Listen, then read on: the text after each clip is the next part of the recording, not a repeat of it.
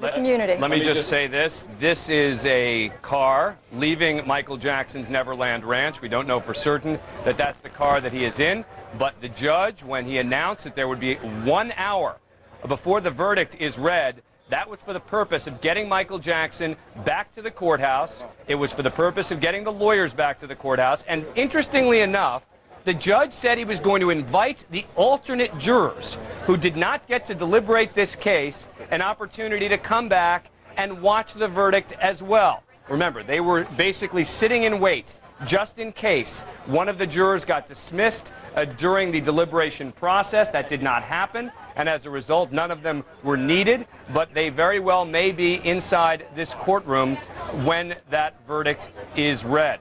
All right, let me do this. Again, I want to play another piece of sound. This from that documentary, this all-important documentary that prosecutors say created this case. The conspiracy charge, a direct result of this videotape. They say that it was such a disaster for Michael Jackson that his team and he conspired to abduct the child, conspired to keep the family at Neverland, to make sure they spoke on another videotape and said nice things about Michael Jackson. Here is a piece of that original Martin Bashir documentary. But when you say bed, you're thinking sexual. They make that sexual. It's not sexual. But we're going to sleep. I tuck them in. I put a little music on, and do a little storytelling. I read a book. It's very sweet. Put the fireplace on. We give them hot milk. You know, we have little cookies. It's very charming. Very sweet. Prosecutors used that very statement against Michael Jackson in this case, saying, oh, milk and cookies? That's what was going on? Is that why there were stacks of pornographic magazines in Michael Jackson's bedroom? Is that why he had figurines of naked people throughout his house? Is that why he seemed obsessed with sex? Brian Weiss joins us now, the great criminal defense attorney from Texas. Brian, I have always thought that was one of the stronger arguments that the prosecution could make, and that is to say, Michael Jackson effectively testified on that videotape, and what they were saying is he's lying and we can prove it. Absolutely, Dan. I mean, it's the rare case where the defendant's own words are used to convict him when he never even hits the inside of the courtroom. And I really think that one of the weakest links in the chain of this defensive theory is that I slept with little boys, but I didn't molest them. I mean, again, there's something in that logic that creates certainly concern among even the most fair-minded people in the criminal justice system. And there was so much backstory, if you will, behind Michael's predilections and peccadillos for small boys that this jury certainly, if it believed beyond a reasonable doubt, not only the allegations in the indictment, but the prior bad acts, would certainly be able to hang their hat on that. I got to interrupt you because we've got some other important breaking news to go to, and I want to go back to Contessa in the studio. Okay, Dan, thank you. We do want to report some flash news that is just coming into us here at MSNBC. We're being told that a large plane has crashed in Fort Lauderdale, Florida, in a residential neighborhood. We don't have any new details right now coming into us, but we are told that it was a large plane and that this is a residential neighborhood that the plane crashed in Fort Lauderdale. We'll bring you the latest details as they come into us. We don't know whether this is a cargo plane or a commercial aircraft. All we're being told is that it is a large aircraft. And again, it's Northeast 56th Street there in Fort Lauderdale, Florida. And right now we're waiting for new details to come in about it. But again, we're being told that it is a large plane that has crashed in Fort Lauderdale near Northeast 56th Street. Again, we don't know if it's a commercial plane or a cargo plane, just a large plane. As you might imagine, in a neighborhood in Fort Lauderdale, the damage could be quite extensive. We'll bring you new information as we get it. For more now on the verdict in the Michael Jackson case, let's go back to Dan Abrams in Santa Maria. Dan? All right, Contessa, and we want to be careful with regard to a story like that, make sure we get all the facts right about exactly what's happening with that plane crash. We'll certainly go right back to the studio as soon as we have any more details about that story. In the meantime, we continue our coverage of a verdict in the Michael Jackson case. The judge calling all of the participants. We're expecting the verdict to be read in about 25 minutes from now. It seems that they've reached a verdict on all of the 10 counts against Michael Jackson, ranging from conspiracy to committing a lewd act upon a child to serving alcohol to a child with the intent to molest. Susan Filan, again, who's been watching this case, has been in the courthouse and in the courtroom for the last 6 weeks of the case. Susan, all right, you're in the mind of the prosecutor right now. You just heard that there is a verdict. They are unanimous. The last testimony that they listened to was that of the accuser himself. How are you feeling right now? Like throwing up. This is gut check time. This is either you did it or you didn't, and it is so out of your hands. I have to think, though, that they're confident that they did absolutely everything they could in this case, and it now is, as it should be, in the hands of the jury.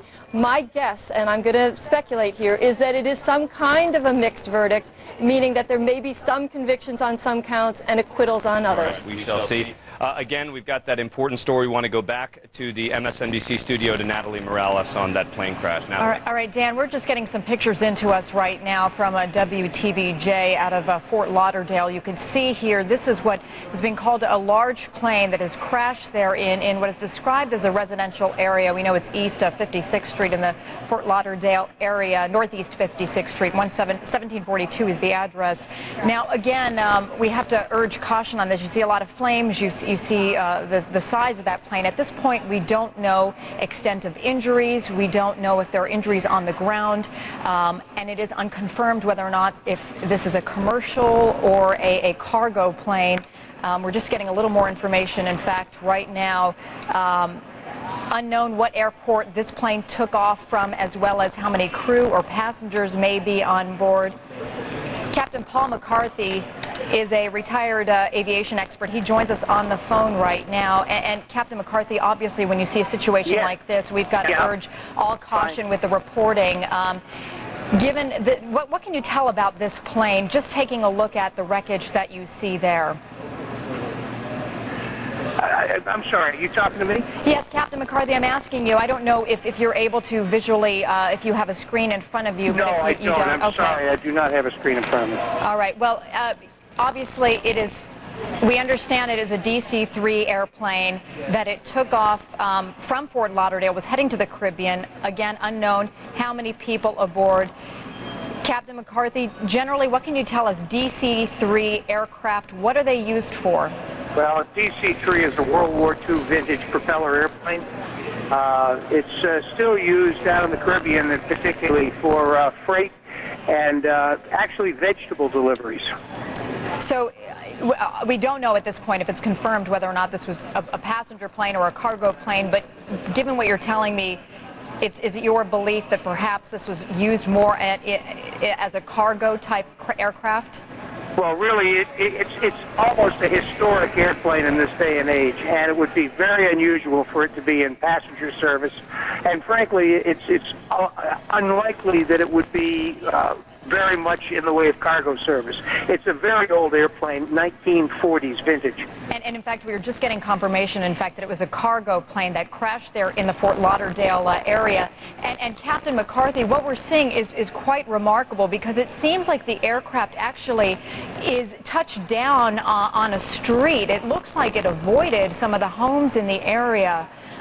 Can you describe for me what perhaps, we don't know what happened, but obviously there had to be some effort made, I would imagine, to get that plane right there down the street. Yeah, absolutely. It's a good last effort on the part of the crew, and as long as your flight controls are all still working, that you can do even if you've had an engine problem. So it sounds as though perhaps they may have had some sort of propulsion difficulty and were able to, in fact, avoid populated areas, which is a good thing. Captain McCarthy, thanks for being on the phone with us. Again, the new information that we have confirmed now, this was a DC-3 cargo plane that crashed in the Fort Lauderdale area. It was heading to the Caribbean. It's unknown how many crew members were on board, but again, this was a cargo plane, and as you can see, it looks like it managed to crash there in the streets, avoiding some of the homes in the area. We don't know at this point if there are injuries on the ground or for that matter, the status of the crew. And of course, we'll keep you updated on this developing story. As we head back to Santa Maria, California, we do want to check in once again with Dan Abrams, as we are now about 20 minutes away from the Michael Jackson verdict from being read. Dan. All right, Natalie, thanks very much. And, of course, we'll be going back to you as soon as we get any more information on that plane crash. This is the caravan. Michael Jackson's team in a sort of almost presidential motorcade-esque, a human chain leading them towards the courthouse. You see there people with their arms interlocked, leading them towards the courthouse. The Michael Jackson fans that have often been bussed in to this area to support the King of Pop, now coming to the courthouse to find out his fate. The jury has reached a verdict on all 10 counts against Michael Jackson, and that caravan now ever so slowly inching towards the courthouse. Now, this verdict is supposed to be read at 4:30 Eastern Time. That would mean in less than 20 minutes from now, Jim Thomas, who knows this area well, former Santa Barbara County Sheriff. Jim, based on where they are right now, are they going to make it back here in time for the verdict? I don't think the Highway Patrol is going to let them make it back in time because they'd have to do about 100 miles an hour to get here in time. It is about a half an hour to 40-minute drive from Michael Jackson's gate to the court. So it looks like at the earliest, if they just left the gate, that they'll be here. They could end up being here up to 20 minutes late.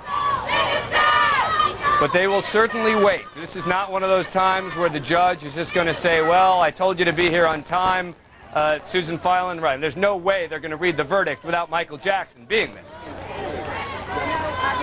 This happened once before. Remember Pajama Day where they were going to revoke his bail? I think we're past that. I think the judge will give him the extra time to get here. But it's not surprising that he's late to his own verdict. All right. Let's be clear. If Michael Jackson is acquitted, he will walk out of that courtroom a free man.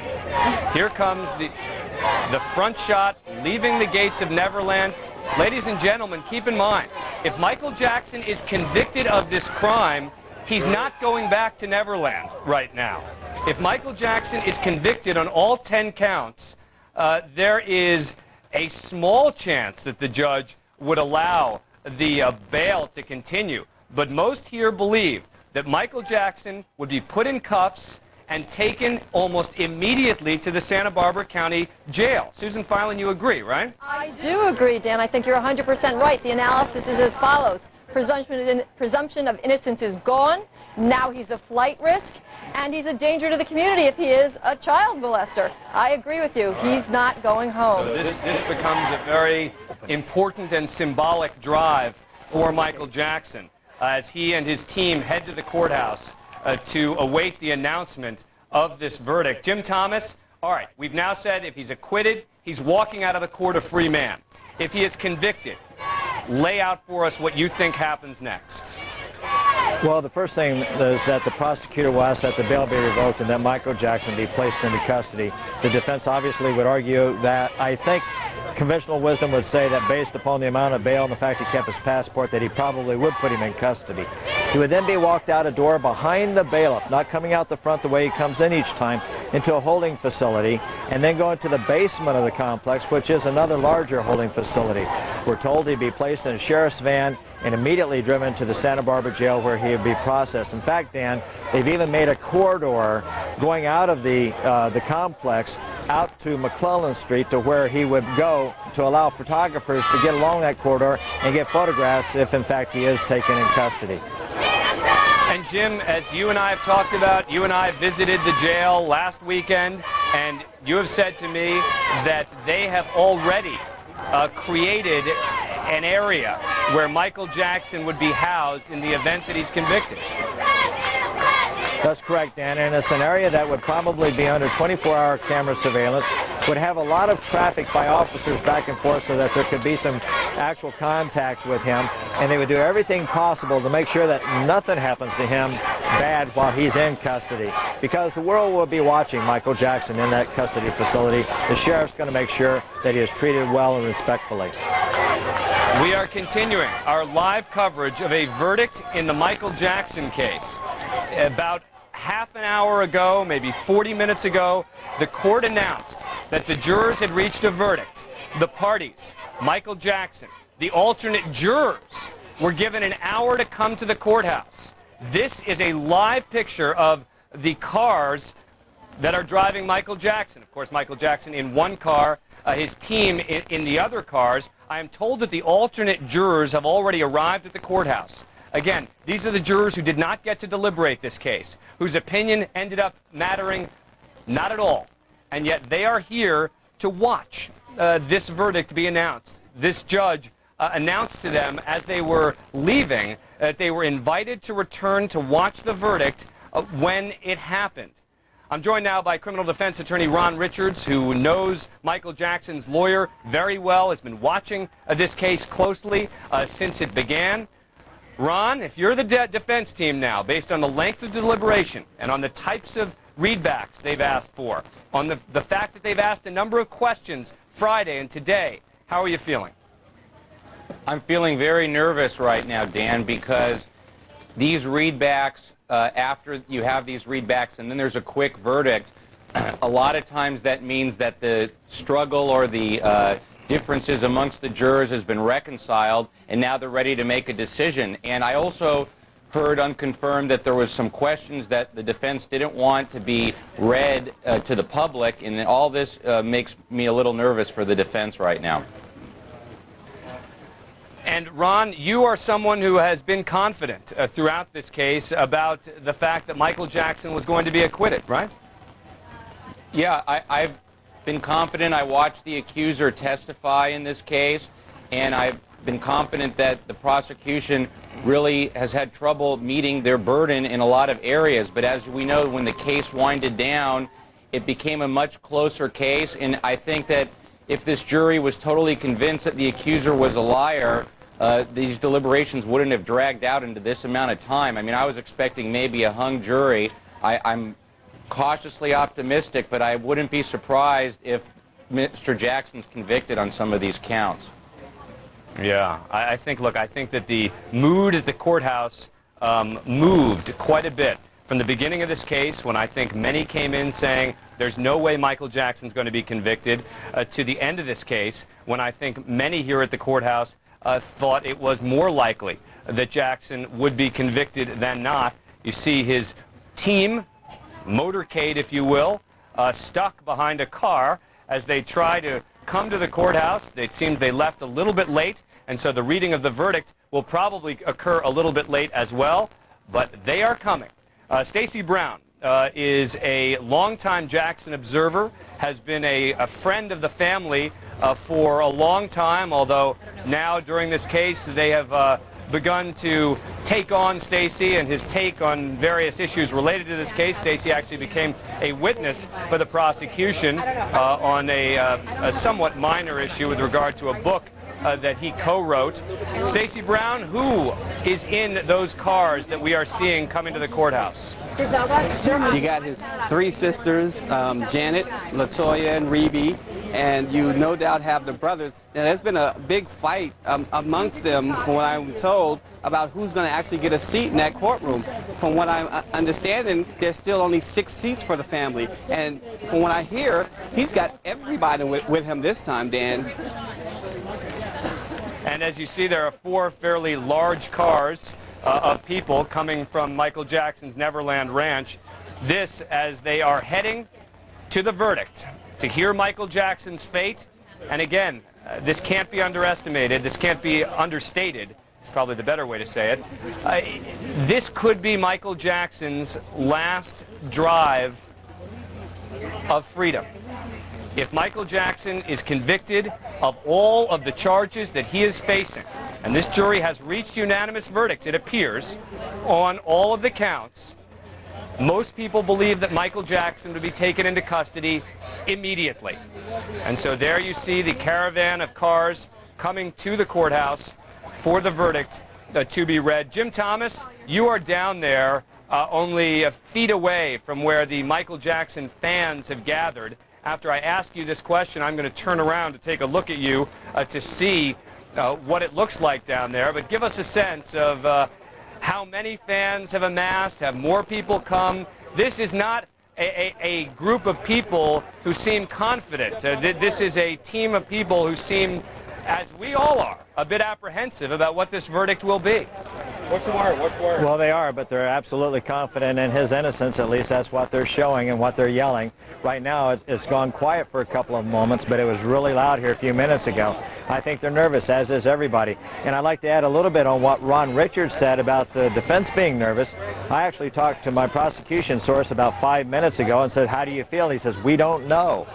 There were questions that went both ways, and they're not certain how this thing is going to come out. So that just adds a little more drama, I think, to what this verdict is going to be. And I can tell you, from having covered hundreds and hundreds of trials, that most of the time we have a pretty good sense when the jury reaches a verdict of what they're going to do. That doesn't mean we get it right every time, but it means that in the vast majority of cases, you have a very good sense as to what they're going to do. That is not the case here. This case could go either way. Michael Jackson could walk out of that courthouse a free man and decide to do another dance on his SUV, or Michael Jackson could be put into cuffs and taken away to the Santa Barbara County Jail within the next hour.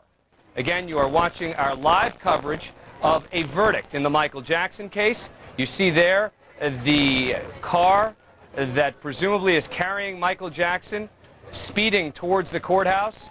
And there is a motorcade of cars. Stacey Brown pointing out to us that all of Michael Jackson's family members have been there at Neverland with him, waiting for this verdict to be read. Stacey, any sense in the family as to how they think this is going to go?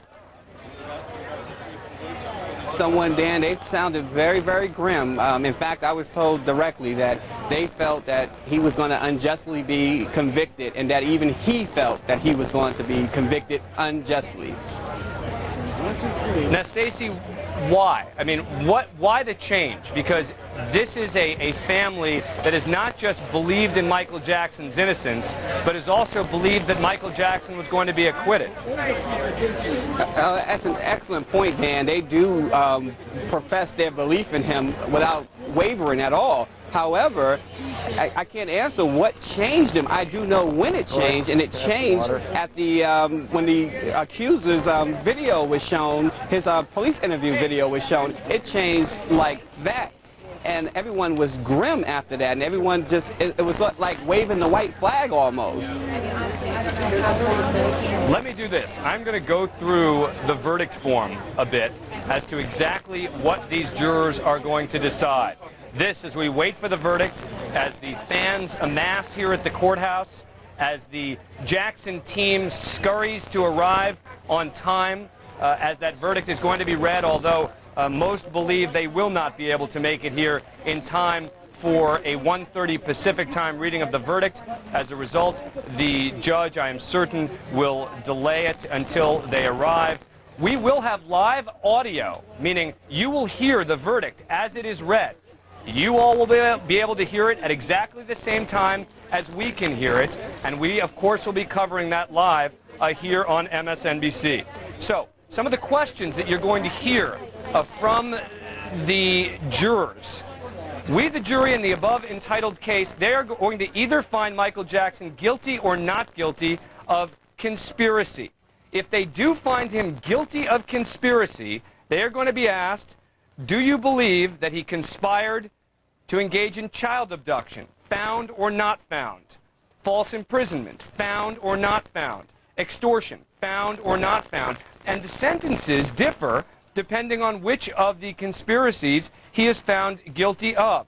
If he's found guilty of all of them, the sentence, of course, increases. There is a maximum sentence of up to 8 years for the conspiracy charge, and there would be additional sentences of approximately 2 years if he was convicted of each of the additional ones as well. But again, it depends on which of those charges he is found guilty of. Then they go on, guilty or not guilty with regard to committing a lewd act upon a child. And then again, if they find him guilty, they have to answer another question. And that is that the victim of the crime was under the age of 14 at the time. That's almost certain to be found if they found him guilty. Defendant had substantial sexual contact with the victim at the time the crime was committed. That means how much did he do? And under the law, if Michael Jackson did what this boy claims he did, there was substantial contact, and as a result, parole would not be an option, meaning Michael Jackson would have to serve time if he is convicted of any of the lewd acts with substantial sexual contact. Then Michael Jackson is serving time.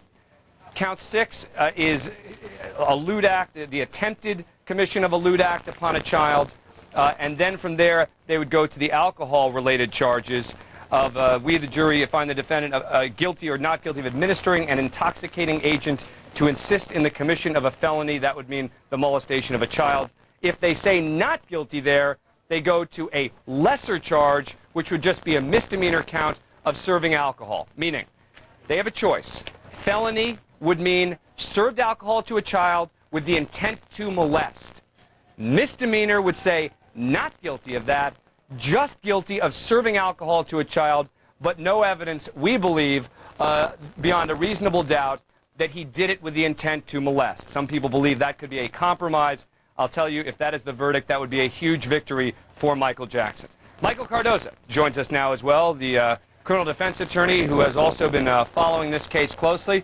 All right, Michael, I've asked prosecutor Susan Filan, I've asked defense attorney Ron Richards how they would be feeling right now as the prosecutor, as the defense. Both have said nervous, very nervous. You're a former prosecutor, now a defense attorney.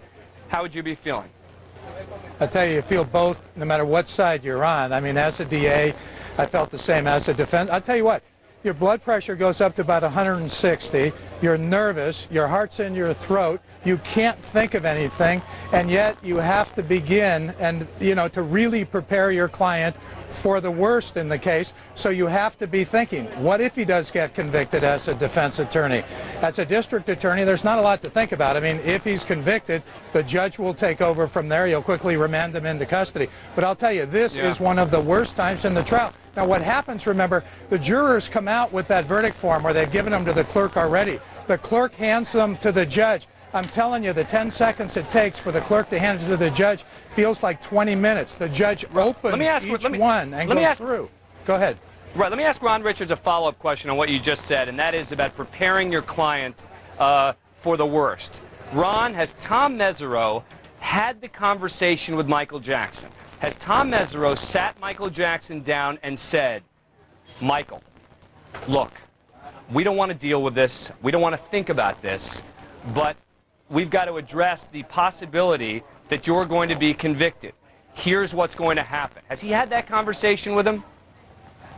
I think they've had some sort of conversation with him, Dan, but Michael Jackson is in a very delicate state right now, and I think that they really want to appear optimistic. I think it's important to your client that you have confidence in the work you've done, and I don't think they had a lot of Plan B discussions about how it's going to work if the judge remands you into custody. I'm sure they had. Yeah, I'm sure they had more discussions like, we're going to ask for bail pending sentencing. Let's see what the counts are. Because if you start having these machinations with your client, you could push him into a really bad state. And I think he's already in a bad state as it is.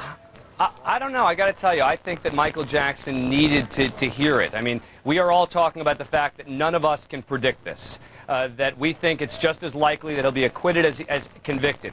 As a result, I think it's his obligation to sit there and say, look, here's what's going to happen. You've got to be ready for this. Michael Cardoza, do you not see that happening?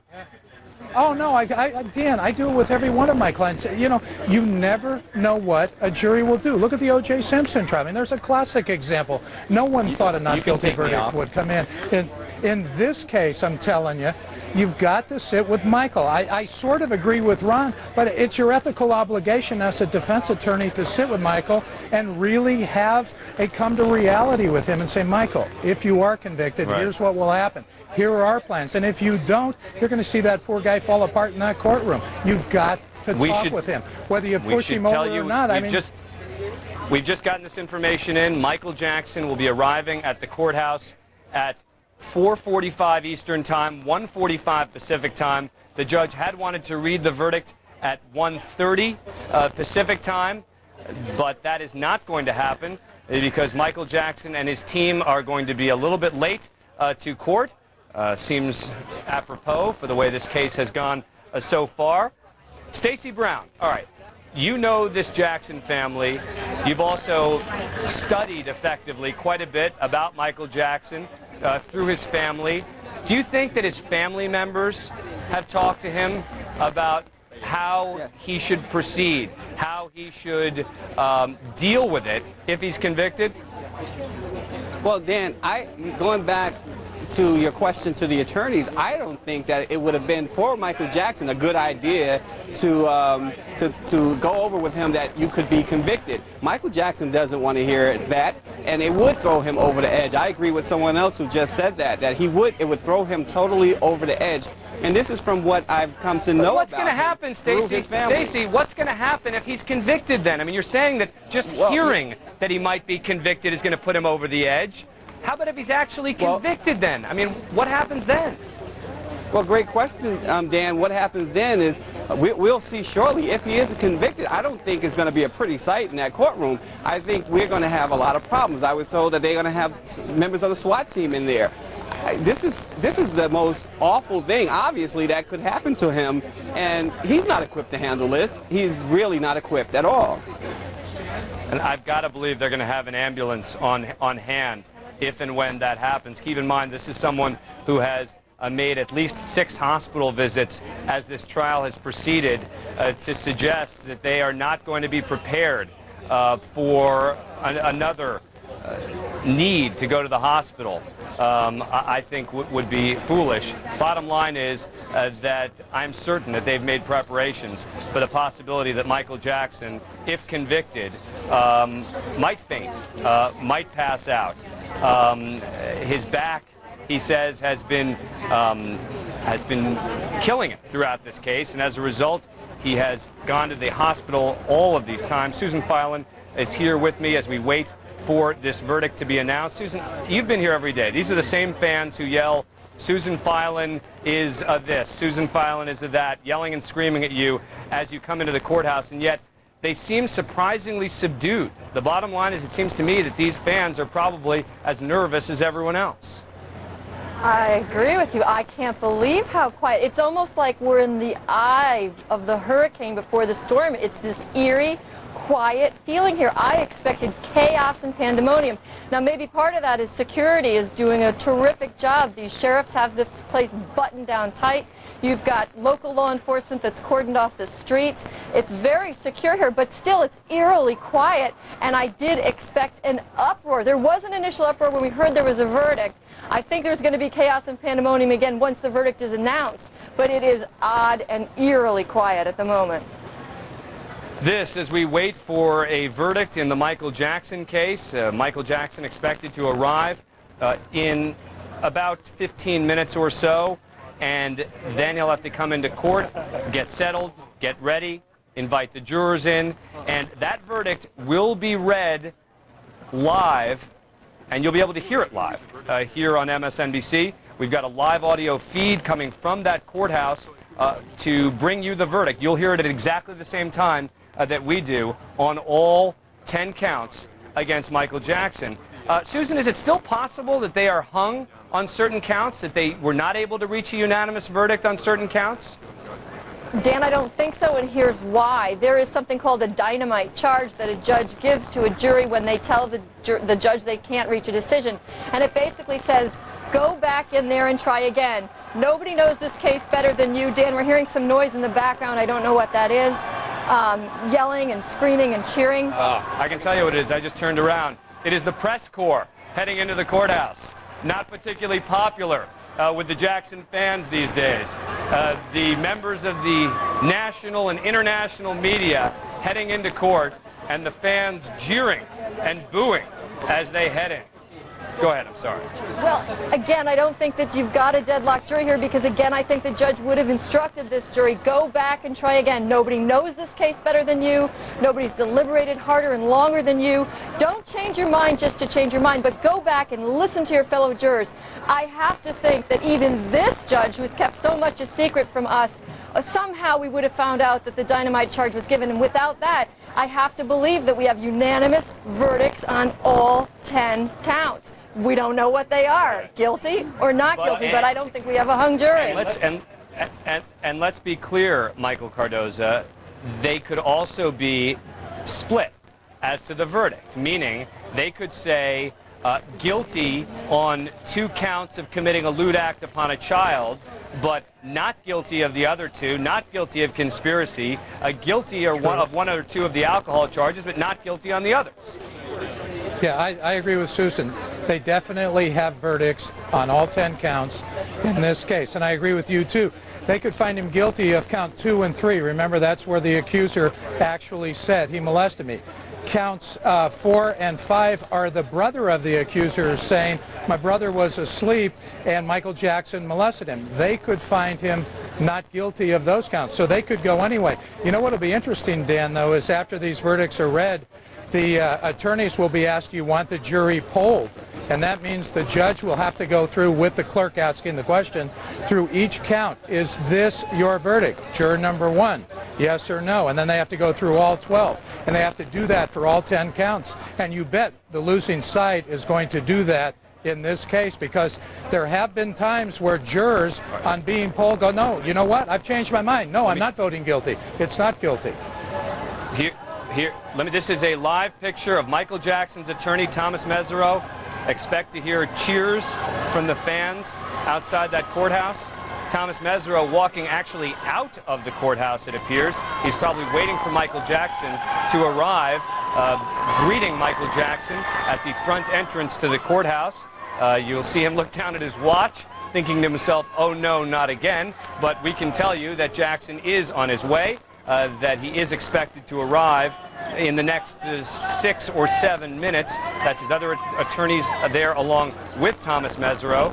At this point, even if the judge is a little bit upset with Michael Jackson, it will only really matter if he's convicted, because if he's acquitted, he is walking out of that courthouse. Look at that scene right there.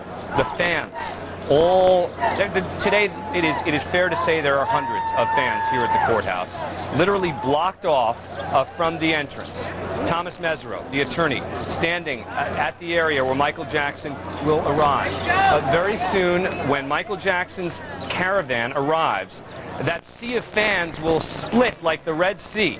They will divide them and allow the cars to come in that entrance that you see right there, where Michael Jackson and his family and his closest friends will come. Boy, Tom Mesereau has got to be so nervous right now. Ron Richards, you know Tom Mesereau well. Sure, he's a cool cat, but this has got to be one of those moments where you are sweating as you're waiting.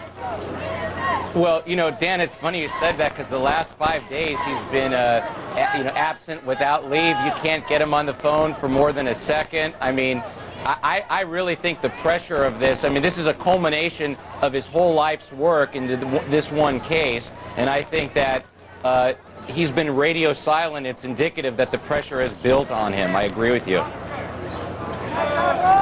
This almost looks like a slow-speed chase. Eerily familiar, but it's not. This is Michael Jackson's caravan, his team of cars, his friends and family members coming to the courthouse to be present for the verdict, although all of them may not get into the courtroom. When that verdict is read, within half an hour, we are expecting Michael Jackson to learn his fate. I've said this before. It's worth saying again. This could be the last time for a while that Michael Jackson is driving as a free man, that Michael Jackson is outside the confines of a jail or a prison. On the other hand, this could end up being the most reassuring day of Michael Jackson's life. If he is found not guilty of all of the charges, then he is going to walk out and declare victory. The question, of course, and let me send this one to Michael Cardoza. Michael, if Michael Jackson is found guilty just of one of the lesser charges, let's say these jurors compromise.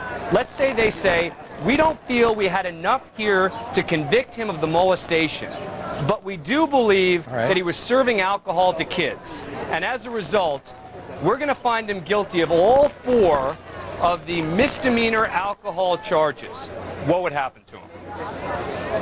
I jumped through the ceiling with glee. I mean, it's like, great, that's a win. That's a huge win for them. The most that could be done would be a year in the county jail. That's what each of those counts carries. But, you know, I don't see in that case, that'd be certainly a jury compromise. He would be let to walk right out of the courtroom. He'd go home to Neverland tonight. He'd be brought back in 20 court days unless they waive time, unless they said we could go more than 20 days. With a probation report on those, it'd be a slap on the hand. I don't think Melville would even put him in jail for that. So that'd be a huge victory for the defense if they find him guilty of the misdemeanors. It'd be, you know, not enough for the felonies. We'll give you a little, DA, but not much. And it might be a message to Michael. Hey, Michael, wake up. Don't do this anymore. Yeah. We did you on misdemeanors this time. Don't be back in this courtroom or any courtroom again, because next time it'll be a felony. Yeah, and the formal penalty for that is up to a year in prison. You could get parole, county jail, a not fine, prison. a combination County of jail. Right. Yeah, that's fair. That's true. My sheet here says prison. You're right. It would be the county jail. 1 year in jail, parole, a fine, or a combination of parole and a fine. But the bottom line is, I don't think anyone expects that Michael Jackson would serve time if he's convicted of just the misdemeanor counts in this case. But again, that would basically mean that these jurors were not convinced that Michael Jackson had molested a child beyond a reasonable doubt. Susan Filan is correcting me, saying it would be probation, not parole. Right, fair enough. Parole would be after he served time. Probation would be basically they're keeping an eye on him, make sure he doesn't commit another crime in that period. I'll bring Susan back in a minute because we're using our camera here that usually is assigned to Susan to take a look at that shot you're looking at right now. That is a shot of the fans outside the court. Let's come back and we'll listen to Susan. Susan, so you were just writing me notes about this, about probation, not parole. This is, again, in the event that Michael Jackson is just convicted of the lesser crime of providing alcohol to a minor, but not of any of the felonies. What happens? Yeah, I think he walks. I think he walks out the door. I think he goes home. I think that he might get probation because I think the judge might find that some kind of psychological treatment is appropriate in this case, maybe some kind of alcohol treatment, substance abuse treatment. Obviously, this is a person who's got problems, and perhaps through probation they can be addressed. No one's ever been able to make Michael Jackson do anything he hasn't wanted to do, but once he's under the scrutiny of Judge Melville and probation, that may change. But I have to agree, if it's just these misdemeanors, he's not going to be remanded. I think it would look like vindictive sentencing almost. It would be treating him much differently than another similar situated defendant. So I think he walks, and I think he wins. We are continuing our special coverage of a verdict in the Michael Jackson case. You have been seeing live pictures of Michael Jackson's caravan racing to the courthouse to hear the verdict. At this point, the jurors know what it is. The judge may know what it is, but that's about it. The prosecutors, the defense attorneys, Michael Jackson, Michael Jackson's family do not know what verdict these jurors have reached, and they are expected to arrive at the courthouse in the next few minutes. Tom Mesereau, the attorney for Michael Jackson, is literally waiting outside the courthouse to usher Jackson in, and then we will hear, at the same time as you hear, the verdicts being read, as we've got a live audio feed of that we are going to be able to play for you, and we're going to be able to hear it as we're all sitting out here outside the courthouse. And of course, immediately after that verdict is read, we'll have reports for you on what happened inside the courtroom as well. So we have got full coverage. We're expecting press conferences to occur after the verdict is announced as well. There again, a live shot of the caravan stuck behind some cars, but at any moment, expect to hear a roar of cheers from those fans who are eagerly awaiting anything from Michael Jackson. We're told now that they expect him to be here within 5 minutes. That's what the fans are waiting for, and that is what the court is waiting for as well. Michael Cardoza, no big deal that he's late now, right? I mean, we talked about him being late up to this point. Bottom line is here, it's neither here nor there. Now, what are they going to do to him if he's convicted? Give him 10 more minutes in state prison? It really doesn't make any difference. If he's found not guilty, the judge won't do anything. I mean, look at traffic, look what's going on here. I mean, this is where the judge will be compassionate and understanding and say, big deal. Let's just read the verdict and move on. You know what will be interesting, though, doubling back to your conversation about being put on probation, I think it's going to be fascinating if he's convicted of a misdemeanor and put on probation, whether he will survive probation. So that in itself, can he obey the rules of the probation departments? So if he's found guilty, that's going to be interesting, like I say. Michael, it's Lisa Daniels. I'm going to pick up the coverage from here. Again, if you're just joining us, the jurors have reached a verdict in the Michael Jackson case. We received the official word at 3:15 that the verdict has been reached. And at 4:30, we were supposed to hear the verdict, but Michael Jackson had not arrived at the courthouse. Now we're being told that Michael Jackson will be here within the next 5 minutes. This is an NBC News special report. Here is Brian Williams. And good day from New York. We'll soon be switching to live pictures from Santa Maria, California. Michael Jackson is apparently a few miles and a few moments away from hearing his fate. The jury verdict is to be read when he arrives at the courthouse there. His motorcade, as you see from this helicopter shot live, left his so-called Neverland Ranch within the past 30 minutes and is winding its way to the courthouse. You see, under police motorcycle escort, security has been and will be heightened around Michael Jackson and his motorcade, especially if a guilty verdict comes down. The fans have been gathering outside the courthouse. A huge group of them has come every day during this trial. It's the end of 14 weeks of testimony, 7 calendar days of deliberation, though if you add the time all up, it is more like 3 full working days of deliberation. The charge in chief here is that the pop star molested a 13-year-old cancer survivor. We want to switch to NBC News chief legal correspondent Dan Abrams, who has been covering all of this. And Dan, perhaps it would be helpful to walk us through what we can expect. What are the mechanics of what will go on after he arrives and we see that now familiar arrival scene going through security and what have you? Well, Michael Jackson is going to be ushered into that courthouse by his lawyer, who is now waiting in front of the courthouse for Jackson to arrive.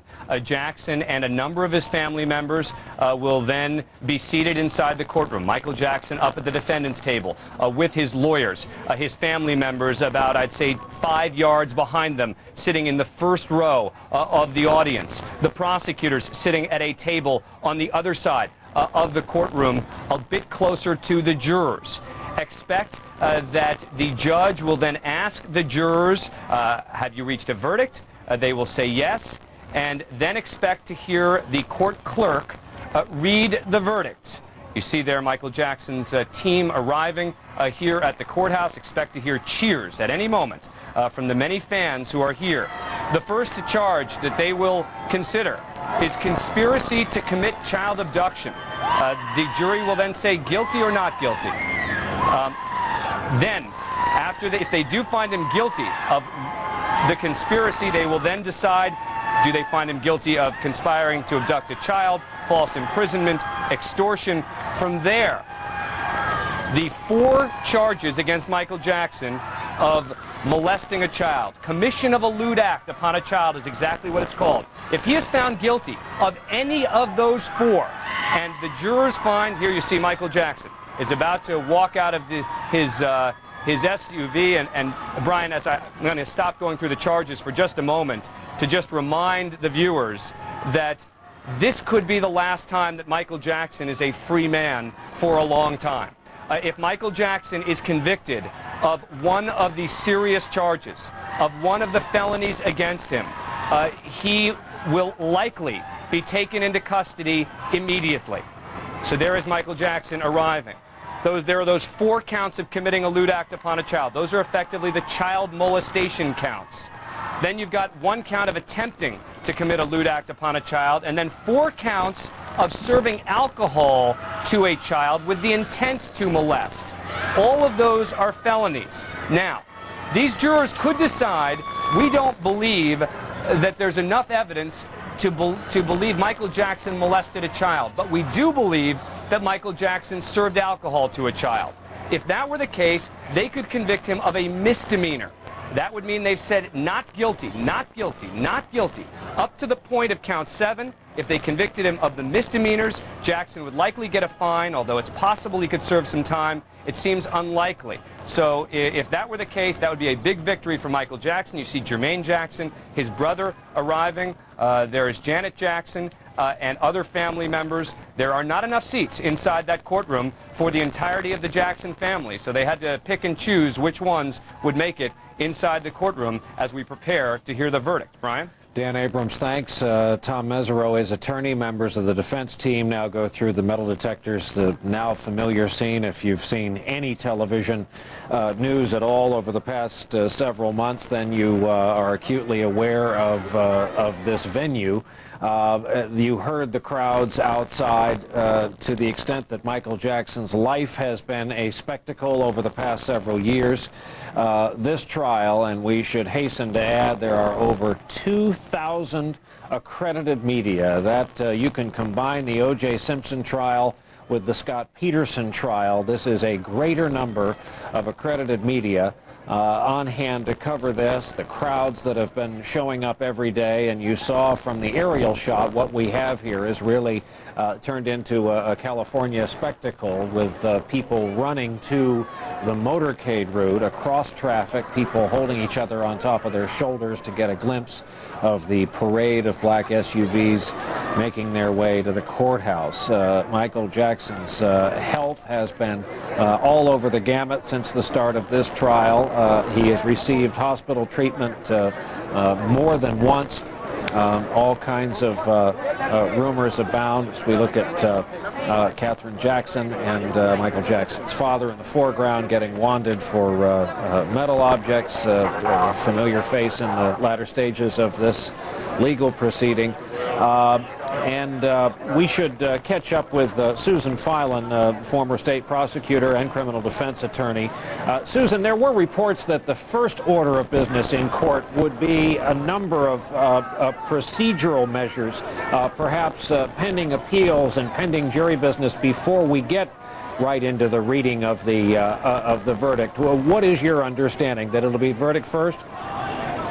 My understanding is it will go to verdict first, and after the verdict, if the jury is polled and it seems that there is some kind of a colorable claim that lawyers can make about juror misconduct, perhaps then the court would have to start making some kind of inquiry. But my understanding is we are going to verdict once in that courtroom. As you see Michael Jackson now go through the metal check, he'll be entering the courtroom. The judge, it's up to the judge to switch on the microphone sound system that allows the rest of the world in on what's going on inside this most heavily covered trial in recent time. So many of the cable networks devoting so many hours of coverage to every twist and turn in the testimony, every piece of evidence, every witness.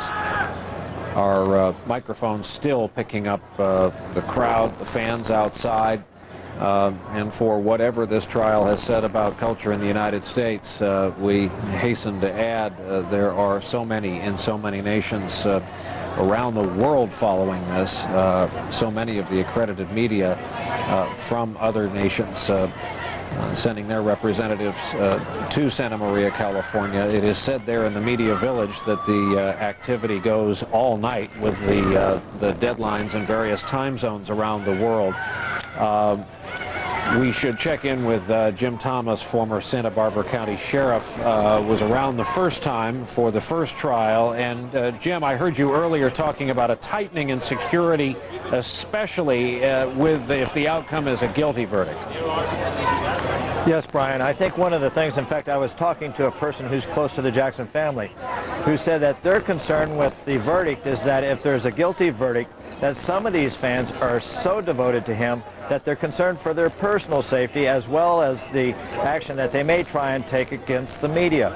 As the media walked in today to go into the courthouse, there was chanting of liar, liar. They don't like the media and don't feel that Michael Jackson has been treated fairly. So if there's a guilty verdict, it's going to be pandemonium. If there's an innocent verdict, there's going to be pandemonium, but probably no violence. As we mentioned, 60 days worth of testimony. Prosecution case went 45 days. Verdict, the jury rather, 8 women, 4 men. 8 of them have families, have children. 4 are not parents. 8 of them over 40 years old. Not a single African American on the jury, though one is an alternate. And again, all of these pictures, the now familiar camera angles of the anteroom, the lobby right outside the courtroom, where you see the local time posted as 1:52 Pacific time. These are what's called a switched pool feed. All the pictures are available to all subscribing television networks. The attorney Roy Black is watching all of this with us. And Roy, what will you be looking and listening for as the reading begins? Well, Brian, obviously there's a lot of anxiety on the defense team. One of the key things is going to be count 1, this conspiracy count. I would think there's less evidence regarding that count than any other count in this indictment. If he's found guilty of count 1, then he's going to be found guilty of everything. I would not be surprised if he's found not guilty of count 1, but found guilty of some other counts. So you got to listen to that first count, because if he's convicted of that, then he is going to get convicted of all the charges. Roy, when attorneys get together to talk about what is publicly known about how this trial's been argued, the Monday morning quarterbacking that almost necessarily goes on in your business, what is the general view about how the people have conducted the case? Well, I think the case has been done very well. I mean, I wish there had been cameras in the courtroom so people could see it. You know, it's very tough running a huge trial like this. I think both sides, acquitted themselves very well. I thought the defense did an excellent job. I think Mesereau is an excellent lawyer. And I think you have to give credit to the court and the lawyers for ignoring the circus-like atmosphere that's going on outside. Well, there's an understatement. Roy, as you saw there, the doors have been closed. And we're going to tread very lightly here as we look at the crowd outside, some of them using sheets of cardboard to shield them from the sun. Outside the courthouse there in Santa Maria, we will be listening all the while for the beginning of the instructions from the judge to jury. And we are left to assume now that members of the jury are free to file in and that all are seated and ready in the courtroom. So we are waiting for word. We're all electronically hooked up here and ready to bring simultaneously the first word, first audio we hear from inside that courthouse and bring it to you, perhaps in a halting fashion, because we're all in listening mode here. Dan Abrams joined me for a brief run-through of just how this chain of information works and how we will get it on the air when we learn it.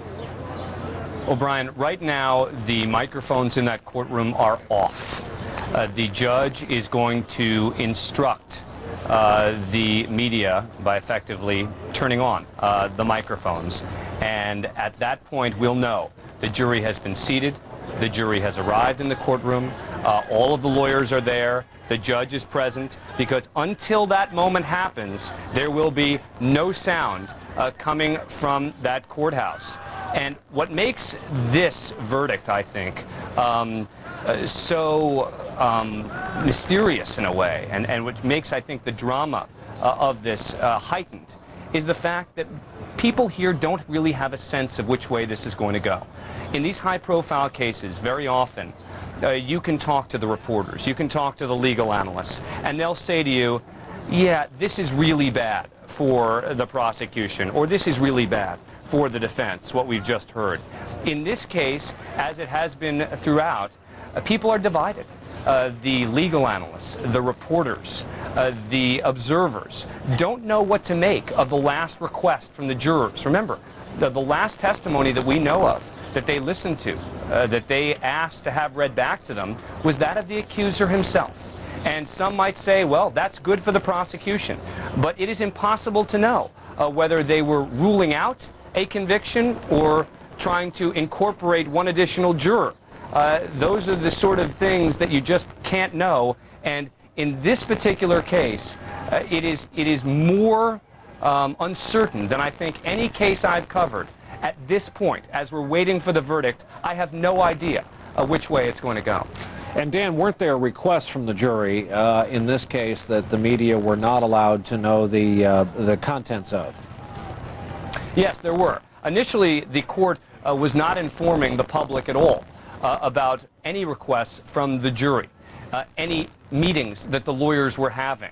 Well, after a motion was filed by an attorney on behalf of the media, suddenly we got some information that on Friday there had been some readbacks, that today there had been a number of meetings amongst the lawyers, that in fact at 10:25 a.m. Pacific time, remember this is about an hour and a half before we find out there's a verdict, the jurors made a request.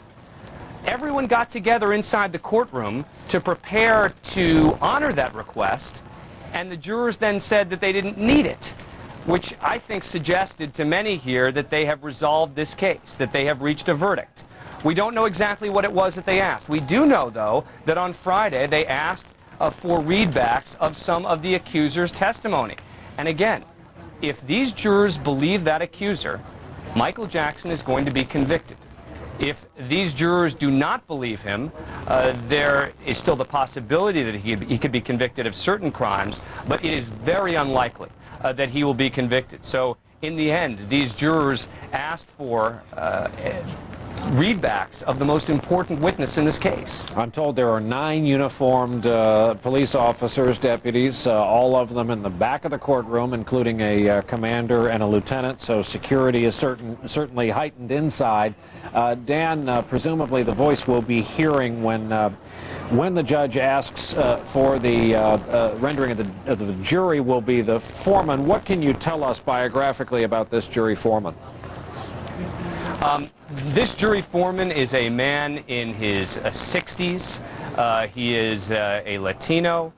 He has a master's degree. What I found most interesting about this man was the fact that during jury selection, he was one of only 2 people who said he knew nothing about this case going into it. He knew nothing about the 1993 allegations. He knew nothing about the case pending against Michael Jackson. He is someone who was friendly with a lawyer, I think, who had a connection to this case, but in the end, that didn't exclude him from serving on this jury. And I've actually talked about this foreperson, and you talk to different legal analysts, and they'll tell you some of them think he's better for the prosecution, some think he's better for the defense, but expect to hear the voice of the court clerk in that courtroom as well. All right, Dan Abrams, thank you very much. We're also joined in our Washington bureau by special correspondent for Vanity Fair magazine, Maureen Orth. Maureen, you have covered this by my count, what is it, over a decade now, close to 11 years. We've seen the pictures of what's going on outside the building there in Santa Maria, California. You writers are supposed to take a step back. You're smarter than the rest of us, and you can think about this stuff and tell us what it means for our society, how this case fits in kind of the patchwork that is modern-day America. Is there a deeper meaning here, and what has become of the figure of Michael Jackson? Well, what I think is that it's much harder to convict a celebrity in this culture because we are a culture that is besotted by celebrity. And certainly for years and years, I have covered Michael Jackson, and I would think that by any kind of other objective analysis other than the fact that he is so famous and he is so rich, he probably would have been in this particular point a lot sooner than he is today. Has the local law enforcement official out there, Tom Sneddon, is this a case where he has just become obsessed with the public behavior and I guess private behavior as well of this particular celebrity?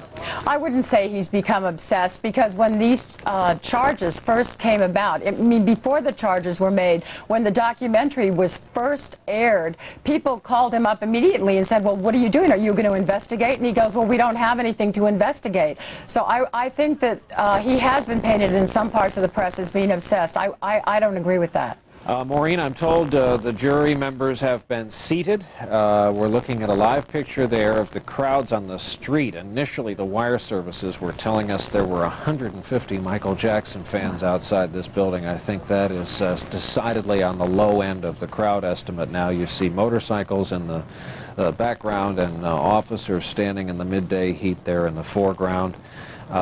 We're in a waiting game now. The microphones come on only when the judge decides they come on. That is the first information the news media collectively will have. We will all get it at the same time. We have pictures we're going to show you now of the scene a few minutes ago. You can hear the crowd screaming in the background. Michael Jackson, members of his family and his entourage, his now very recognizable father leading the way there. Also along were Joe and Catherine, Catherine Jackson, Janet Jackson, Randy, LaToya Jackson, all entered the courtroom with him today. His security personnel, the ubiquitous umbrella over Michael Jackson. The judge has now entered the courtroom. The jury is seated in the courtroom. And we have these few moments here where, again, it's entirely up to the judge when to activate the sound system and let the waiting news media and the public in on what the verdict will be. We're going to stay again. This is a tape replay by now. Michael Jackson and his party are seated along with the jury in the courtroom in a position across from the prosecution table. Santa Maria, California. It's just after 2 in the afternoon local time.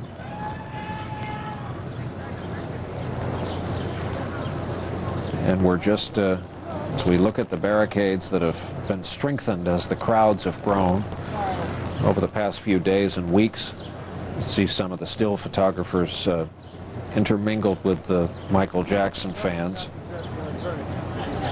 And we very quickly, one question about security here and what will happen afterwards. And I suppose this goes to the sheriff. I think you said that if the verdict is guilty, he'll be taken right to the jail in Santa Barbara? Well, Brian, they have a plan already set where he'd be placed in a van, taken directly to Santa Barbara. There would be no reason for him to stop in Santa Maria at the local substation. That does two things. It gets him out of this area and gets him into a location where they can keep him secure. Now, Jim, what about crowd suppression? Are they concerned about that at all in either construct, guilty or innocent? I think they are, especially if guilty, because you have devoted people here, Brian, from all over the world. Over the last 3 months, we've gotten to know a lot of these fans. They're devoted fans, and if they think that Michael Jackson is going to go to jail, some of them are going to act out, I'm certain. If he's guilty, it's going to be boisterous, but I don't think it would be violent.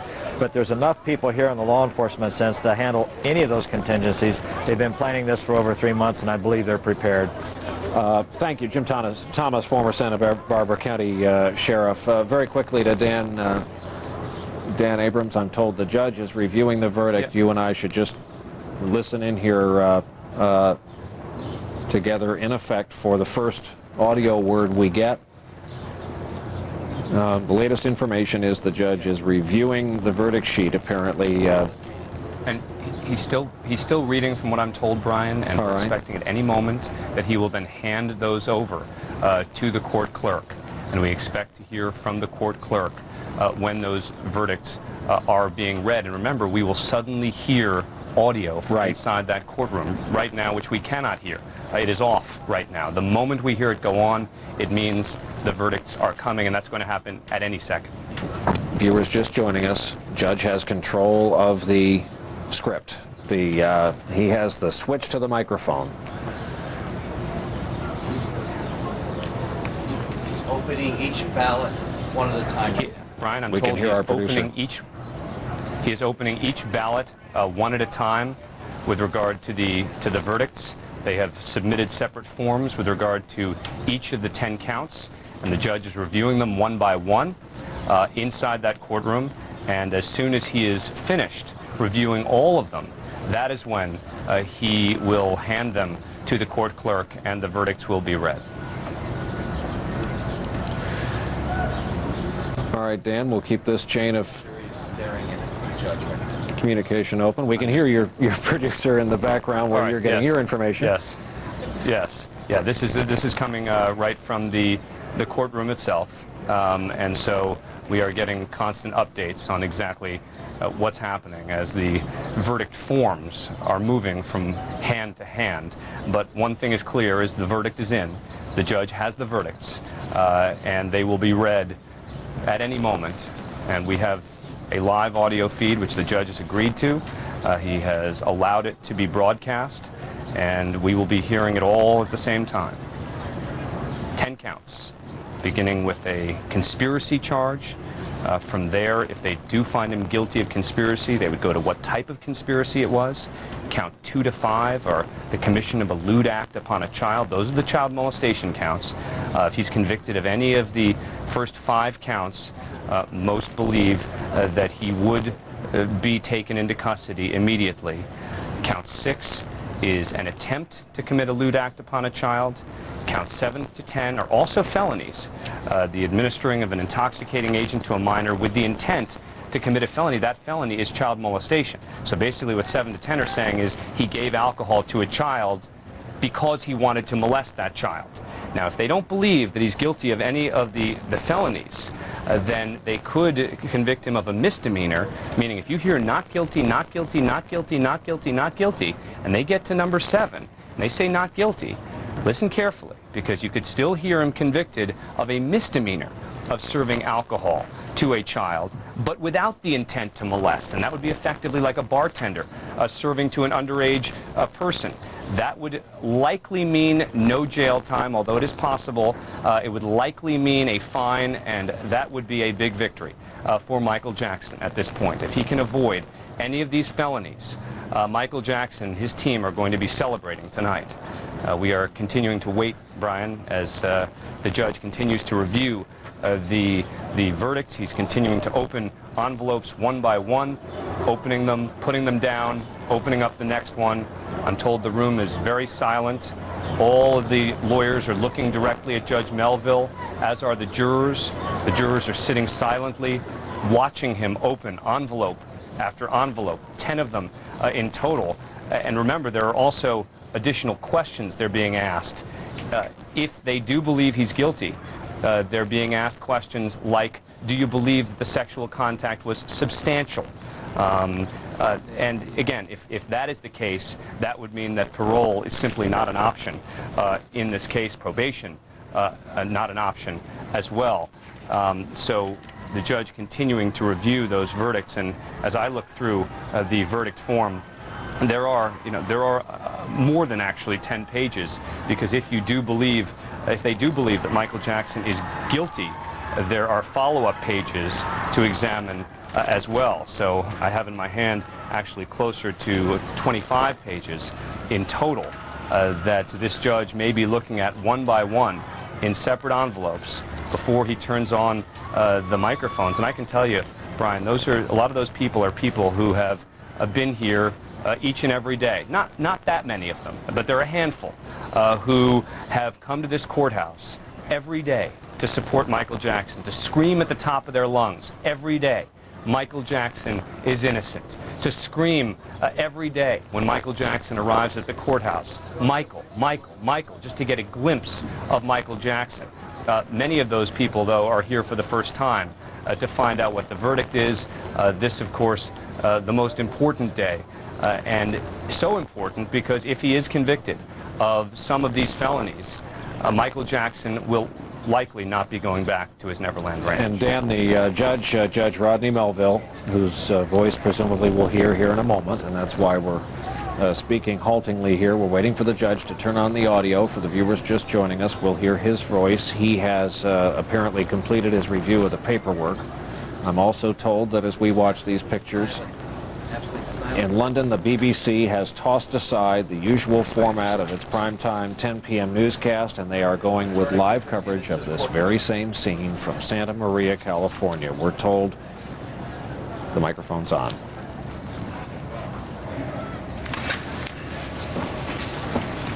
Superior Court of the State of California for the County of Santa Barbara, Santa Maria Division. The people of the State of California, plaintiff versus Michael Joe Jackson, defendant. Case number 1133603. Count 1, verdict. We, the jury, in the above entitled case, find the defendant not guilty of conspiracy as charged in Count 1 of the indictment, dated June 13th, 2005, foreperson number 80. Count 2, verdict. We, the jury, in the above entitled case, find the defendant not guilty of a lewd act upon a minor child as charged in Count 2 of the indictment, dated June 13th, 2005, foreperson number 80. Count 3, verdict.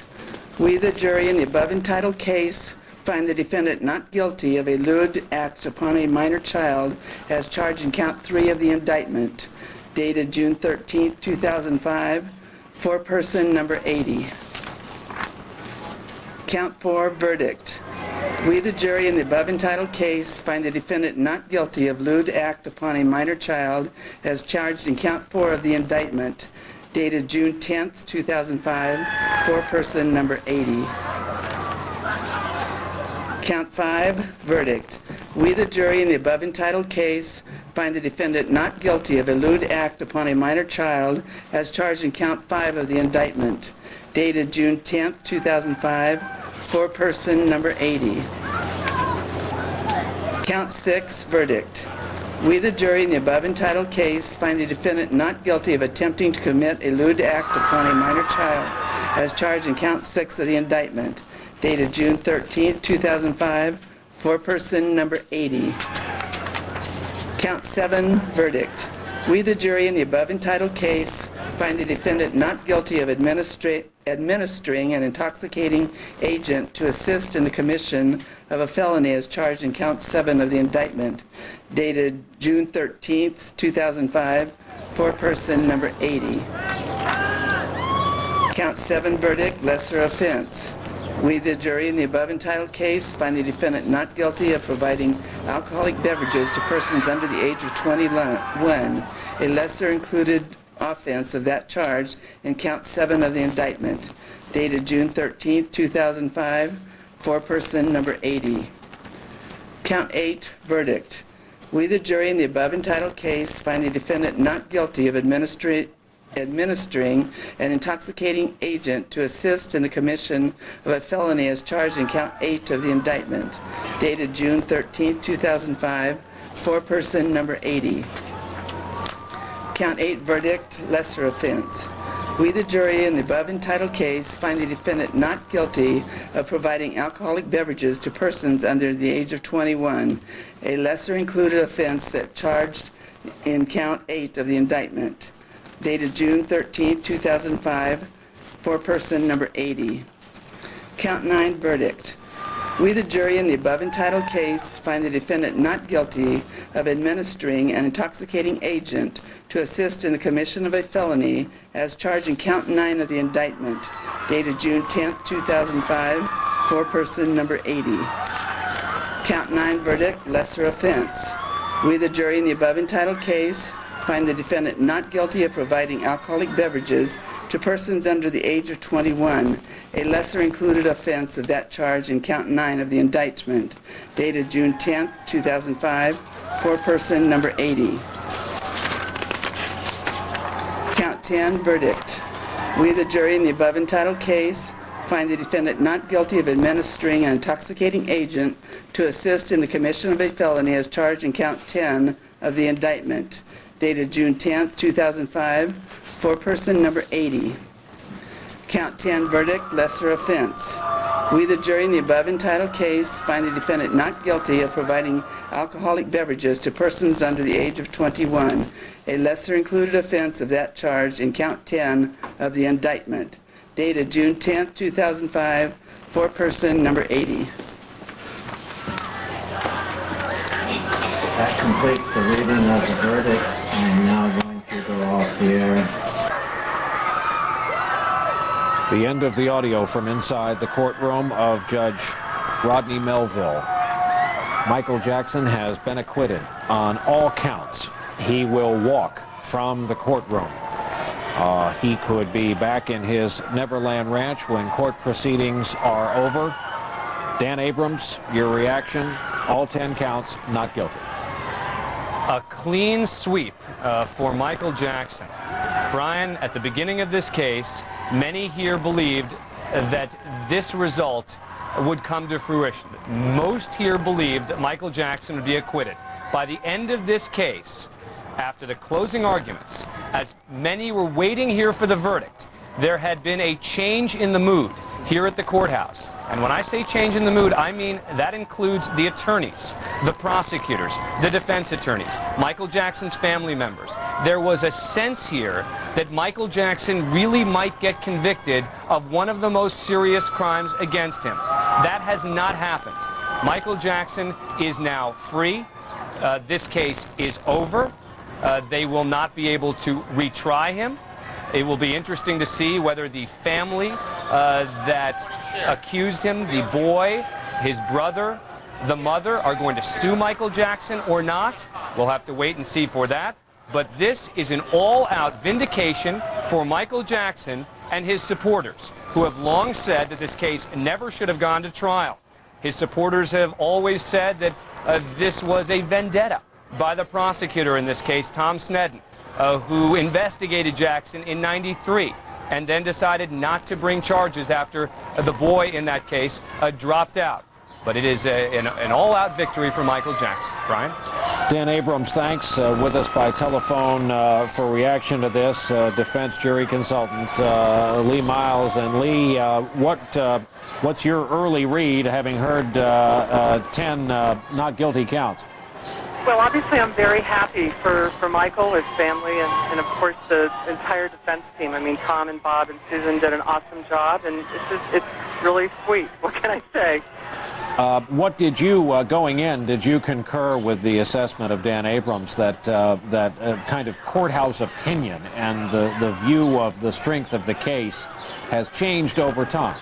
Yes, absolutely. I mean, I felt that the minute the alleged prior bad act came in, it was up in the air. It was all of just reading tea leaves at that point.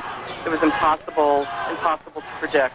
And, I just hoped, like everyone else on the defense team, that this would be a jury that would focus on this accuser and what this accuser had to say. And apparently they did. Michael Jackson acquitted. Lee Miles, thank you for joining us by telephone today in the moments immediately following word of this verdict. Not guilty on all counts. You see the graphic at the bottom of the screen there.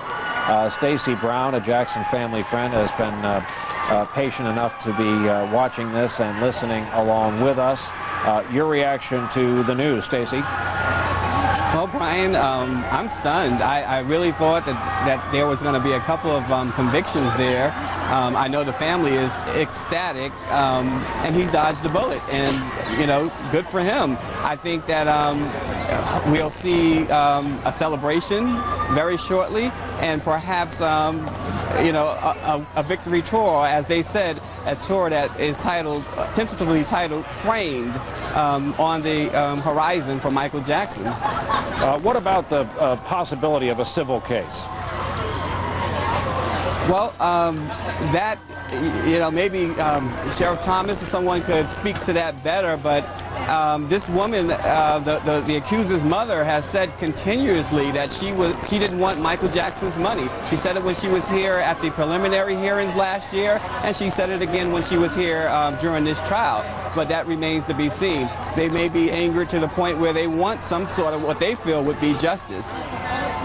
All right. Well, thank you, and thank you for being patient with us, Stacey Brown. And perhaps we should take Stacey Brown's advice and talk to the former sheriff. Having been, this is your second Michael Jackson go-round in over a decade. Sheriff, your reaction to what is unfolding around you there? Well, it's pretty joyous behind me, as you can hear, Brian. The thing in 1993 is that it never had an opportunity to go to trial. And for those of us that were involved, that was the most frustrating issue, is that it never had a chance to go to court. This one did. The verdict is not guilty. We certainly accept that. Congratulations to Mr. Jackson's defense team. I think they did a very good job. And I don't believe that the family is going to come after a civil case, because I don't believe that the family wants to be involved any further in this. So Tom Sneddon believed that Michael Jackson was guilty. He had to believe two things to bring these charges forward. Number one, that he was guilty, and number two, that he had a chance to convict him in court. They gave it their best shot. It did not happen. You accept that and you move on. Sheriff Thomas, what does Tom Sneddon do now? You heard my question to Maureen Orth. Did he become obsessive about this case, about his man? Her opinion was no. What does he do now, and what does he do with the fact that his good name has been out there on this case? Well, you know, I've known Tom Sneddon for over 25 years. We're very close friends. There was no vendetta, and you don't get to pick your case when it comes to you when you're a prosecutor. He had announced well before this case ever started that he was going to retire at the end of this term. He fully intends to do that. I know he's glad that it's over, and I think he goes on. He knows he's a good man. The people of this community knows he's a good man, so I don't think he walks with his head down. He gave it his best shot. That's all he can do. Sheriff, thank you. Former Santa Barbara County Sheriff Jim Thomas, who's been so helpful during our coverage and watching and listening to all of this with us, as has Attorney Roy Black. Roy, what do you think about the case Thomas Mesereau orchestrated now? Well, Brian, you know, there's a lot there. There's going to be people that are going to criticize this verdict. But what I really like about this, it shows the jury system works, because the charges against him were pretty weak. And he should have been acquitted on that. What everybody was worried about were these prior bad acts from 93 and 95. We thought the jurors would be overwhelmed with that they would then use that to convict him. Let's face it, the accuser and the accuser's family in this case were severely impeached that don't have much credibility. So, I mean, the jurors were able to focus on what was relevant in the case and ignored that which was not. And you have to give them credit, because there must have been a tremendous amount of pressure on them to say this man's a pedophile and we ought to convict him anyway, regardless of the evidence. So I congratulate the jury. Roy, thank you. And back to Maureen Orth of Vanity Fair. Maureen, what about the part of this case that is not often discussed in plain English, the fact that people may be a bit horrified by Michael Jackson's lifestyle, what he's done to his own appearance over the years, and the part of that may not fit in a courtroom or in legal charges or into words. There's kind of a palpable frustration on the part of people who just don't like what they see in his behavior. A lot of people feel that way. They think he's sort of freaky and he's too weird for words. But I have to tell you, sitting in that courtroom for all those weeks I did, the jury seemed to be quite mesmerized by him at times. And I'm thinking right now of one of the former accusers, a young man who actually got up on the stand and talked about his molestation by Michael Jackson. And after he was finished doing one of the most humiliating, difficult things he'd ever done in his life, he looked toward the jury for some sort of signal of empathy, and all they did was laugh and talk among themselves, and that was fairly early on in the trial. I think that the presence of celebrity, as I said before, is a huge factor, and somehow Michael Jackson attorneys gave this idea that he could not be judged like the rest of us because he was a Peter Pan creature who loved children, and we couldn't use our rules for him. And I think that because of the stature of celebrity that we have here, that helped him a tremendous amount. Maureen Orth in our Washington Bureau watching all of this. Of course, whether this jury outcome will change what are now pretty hard and fast opinions. Anyone who's seen him in the media of Michael Jackson, we do not know. There he is, the first look at Michael Jackson after his acquittal on all 10 counts. We should tell you, as we've watched spectators, members of the media file out of the courtroom, among them NBC News correspondent Mike Taibbi. He is going to go to our camera location and get wired up and offer us his eyewitness notes and his interpretation of the scene inside the courtroom when the jury verdicts came down. And in a moment, the crowd is going to be able to glimpse Michael Jackson, and we will hear the reaction. We'll see the umbrella first when he rounds the corner.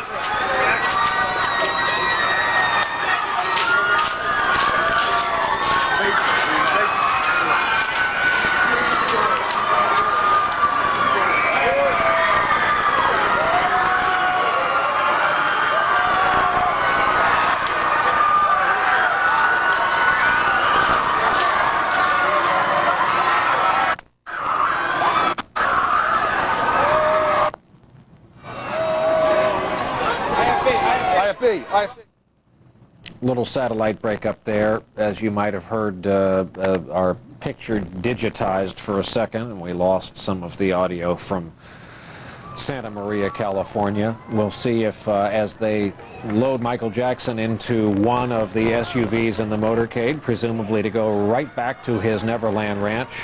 He wasn't in Santa Maria for long. You see members of the family and entourage and defense team exchanging hugs and goodbyes. The media tent city will come down, but not before we hear from NBC's Mike Taibbi, who was inside the courtroom at long last for the reading of the verdicts. Mike? Hello, Brian. You know, a lot of people are going to say after this that they never should have brought this case forward in the first place, but there's no question when you're sitting in that courtroom waiting for a verdict that effectively would have ended the working life and the legacy of Michael Jackson. It was extremely tense. When the verdict was finally read by the court clerk, Lorna Fry, and the not guilty started rolling down off her tongue, I was watching for reactions around the courtroom. The first to react, Michael Jackson's mother, Catherine. She brought a tissue to her eye and began to cry. Her son Tito reached back, held her hand through the reading of the rest of the verdicts on the rest of the 10 counts. Through it all, Michael Jackson was stoic, as he has been throughout this entire proceeding. Almost never in almost 4 months of sitting in that courtroom have I seen him react in a divisible way, except for the day when he showed up in his pajamas. In this instance, he also did not react. His shoulders did not sag, etc. Finally, I saw Susan Yu, who was the third chair on his defense team, begin to sob very quietly. I looked back, and there were fans who were crying, some raising a lightly closed fist, despite the admonition of the judge that any reaction would be punishable immediately by expulsion from the courtroom, any reaction by anyone. When the last of the verdicts was read, I looked at Catherine Jackson. She continued to cry. Michael Jackson, when they finally stood at the end, when the judge with the words, "Mr. Jackson, your bail is exonerated and you are released," lightly hugged Bob Sanger, one of his attorneys to his left, and then Tom Mesereau, an attorney whose performance I assume is going to be judged as having been brilliant throughout this case. He'll have something to say at some point. And then Susan Yu. And then at that point, the rest of the alternate jurors joined their jurors in the jury box, received last thanks from the judge, Judge Melville, saying he would go back to the jury room to thank them personally. And we, the media who were free to leave at that point, did leave. I did not see that procession leaving the court. But this is clearly a stunning and total defeat for the defense, and a total victory, on the other hand, I'm sorry, for the prosecution, and a total victory for the defense, who has said all along, maintained all along, that the story told about Michael Jackson, the central allegations, were never true. And they were being told, those stories being told by a family that had a history of lying, and of lying under oath, and of lying for money. That was the admonition. They are liars. They are actors. Tom Mesereau told the jury in his closing argument, constantly repeating that refrain, and obviously the jury, in its less than 7 full days of deliberation, agreed with that assessment across the board. Now, will the jurors speak about this case, about their deliberations in what has to be one of the most dramatic trials, in the sense of two polar opposite interpretations of the same set of facts not in dispute, that we have seen? Not certain yet. The jury members issued a statement that the judge read in court, saying basically they want more than anything else to return privately to the anonymity of the lives they had before this trial, in which they hope to enjoy at this point. We'll know certainly in the next half hour or so whether any of those jurors or alternate jurors will speak. We'll know whether Mr. Mesereau will have something to say, whether Tom Sneddon, the prosecutor who has basically been pursuing a case against Michael Jackson for more than a decade, for 12 years, will have anything to say. The tip-off, Brian, I have to say, that we had was just before it was announced that the jury had reached a verdict. A very highly placed prosecution source told me that he was certain that the case would end no later than tomorrow and probably today. He said they have reached the outer periphery of the work they've been charged with completing, and he was certain there would be a verdict. And then, tellingly, it seems now to me in retrospect, he listed the possible outcomes, and he started with acquittal across the board. And this is the prosecution source who never once had even hinted at the possibility that there could be acquittal on any of the main counts, particularly the molestation counts. And now he is saying, just moments before the world knew that a verdict had been reached, that he was sure it would happen quickly and that acquittal across the board was one of the possibilities. That is what happened. Brian, back to you. Mike, I suppose this calls for analysis, but then again, you've been watching this closely and thinking about it for a good long time. What happens now to Michael Jackson? His image is probably a fixed star in the American constellation, this hugely, enormously talented young man who lives a lifestyle that a lot of people in a free country can't still get their arms around, and has changed his appearance after all over time. Does he go back to life before December 17th, 2003, when we first learned these charges? You know, Brian, it's interesting you said that, because he's no longer that young a man. He's going to be 47 years old soon. And yes, he has otherworldly talent, but he had that talent in a period before other musical forms perhaps eclipsed him. Perhaps the ship of his talent has sailed. I spoke the other day with Stanley Crouch, who's a musicologist and a columnist for the Daily News, knows a lot about music. And he said to me, listen, Michael Jackson is not Marvin Gaye. He's not Etta James. He's not Frank Sinatra, a musicologist or music star whose voice might mature and who now might have an opportunity for a completely rebuilt second act in his particular American life. Now, he remains wildly popular in Europe and the Far East, other parts of the world, much more so than in this country, where basically his career has been in decline since the mid-'80s, after he did that album Thriller, which everybody had. I had it. My son had it.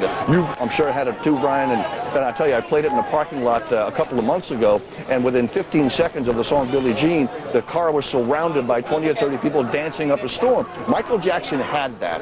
Can he recapture that? Will he even try to? Well, Stanley Crouch, the musicologist we spoke to, said no, he's not going to be able to do that. He can rebuild a musical life if that's what he seeks. But he's a man in his late 40s now who will not be able to dance the way he did to such effect in his mid-20s that Fred Astaire himself was in awe of his talent.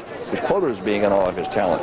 Now, who knows whether he has been in some way permanently damaged, I suppose people on the outside can say so, by all the years of rumors and allegations. And we can say now, unproven rumors and allegations.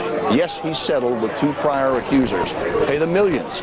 We can say the jury was not told, but in one of the settlements it was $15.2 million to the accuser and another $5 million plus to his family. He played another young man and his mother over $2 million. Were they admissions of guilt? Certainly in the minds of many in the public, it seemed that way. But he will say, listen, and no one is saying it specifically, but they could say on his behalf, for Michael Jackson at that time to pay millions to keep quiet a rumor that would surely destroy his career is like any of us paying $20,000 or $50,000. It's a check you don't want to write, a check you might struggle to write, etc. So who knows whether there will be a second act for Michael Jackson. Well put, Mike Taibbi, who will now be moving on to other news, having spent a good part of his life out there covering this trial. Mike, we'll see you tonight on NBC Nightly News. Also standing by to talk to us, Jamie Masada, who introduced the accuser in this case to Michael Jackson originally. Jamie, your reaction to this acquittal, all not guilty, all 10 counts? Well, my reaction, I really believe in American jurisdiction, and I really am one person that the jury, they saw all of the evidence, they made a decision, and I got to we all have to respect the jury's decision and move on with life. That's what it is. I mean, my only concern is about the kid at this point being, you know, is all of the pressure, all of the traumatizing, all of this case, would his counsel come back? My only concern about his health, nothing except his health. Hopefully he's going to be okay. Do you believe that there will not be a civil proceeding? I don't think, as I said it before, you know, if it was because of the money, several one of the comic particular came to me. He offered to give as much as money the family need, buy them a house, everything. And she said, no, we don't want the money. And I don't think so. It's going to be several, you know, anything going on, and if it's going to go to lawsuit or anything. As far as I know, as far as I spoke to them, you know, last week, they did not want anything like that. Jamie Masada, thank you for being with us. A lot of talk about Tom Mesereau and the job he did in defense of Michael Jackson in this case. Brian Oxman started out as a counsel in defense of Michael Jackson. Brian, your reaction to the reading of these verdicts? I am absolutely thrilled. This is an incredible experience. It renews my faith in the American jury and the American justice system. I cannot tell you how wonderful it feels, and I know that Michael is just kissing his mom, his dad, his brothers, his sisters. Michael, congratulations, you are my man. What does Tom Sneddon do now?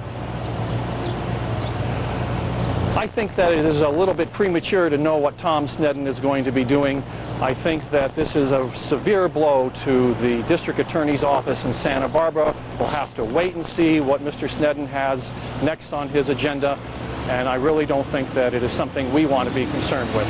All right. Thank you, Brian Oxman, former defense counsel for Michael Jackson. There you see it, by the way, the helicopters that are tracking in real time. That's presumably the SUV carrying Michael Jackson back up the highway to the Neverland Ranch. Cameras staked out for days and weeks outside the massive gates of the ranch that has been Michael Jackson's home for some time.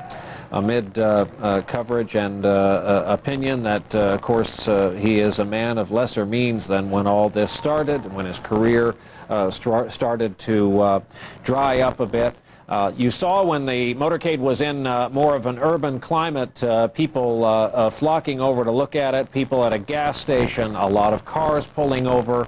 In media-savvy California, a lot of them know where the motorcade is because of television and radio, car radio reporting. They knew that another rolling spectacle was rolling through the state of California. And so much media attention focused on this, the nation can now move on, effective tonight with these acquittals, all 10 counts, not guilty in the Michael Jackson trial. As we prepare tonight's broadcast of NBC Nightly News, I'm going to pass on to my colleague, NBC's Lester Holt, to take our coverage the rest of the way. Lester? Brian, good day to you, and thank you very much. We continue to absorb the news of Michael guilty, acquitted today at that Santa Barbara County Courthouse. Let's go to NBC's chief legal correspondent, Dan Abrams. Dan, we recall this began many, many months ago with Michael Jackson dancing on the top of an SUV, very somber as he left court. Any indication when we may hear from Michael or his team? Well, we are expecting to hear from both the prosecutor, Tom Sneddon, and the defense attorney, Tom Mesereau, in press conferences, which could come really within minutes. The question, of course, is going to be, are the jurors going to be speaking out as well? Even when jurors say that they are reluctant to speak out, we almost always end up hearing from them. And we have an indication that the jurors have been invited to speak, but the question, of course, is, are they going to? I would expect that even if they don't speak at the press conference, we will be able to hear from them in the very near future. This is, I think it is safe to say, a stunning verdict. Why? Even though everyone at the outset of this case believed that it would be tough for the prosecutors to win, by the time this case was over, I think the majority of people watching it thought Michael Jackson would be convicted of something.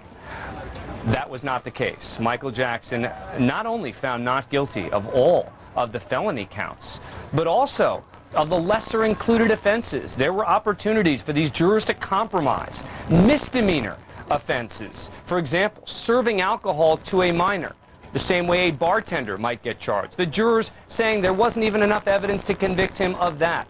This is an all-out vindication for Michael Jackson. Now, some will say that this doesn't mean that it didn't happen, that the burden of proof in a criminal case is proof beyond a reasonable doubt, that the prosecutors did not survive that burden, and that doesn't mean it didn't happen.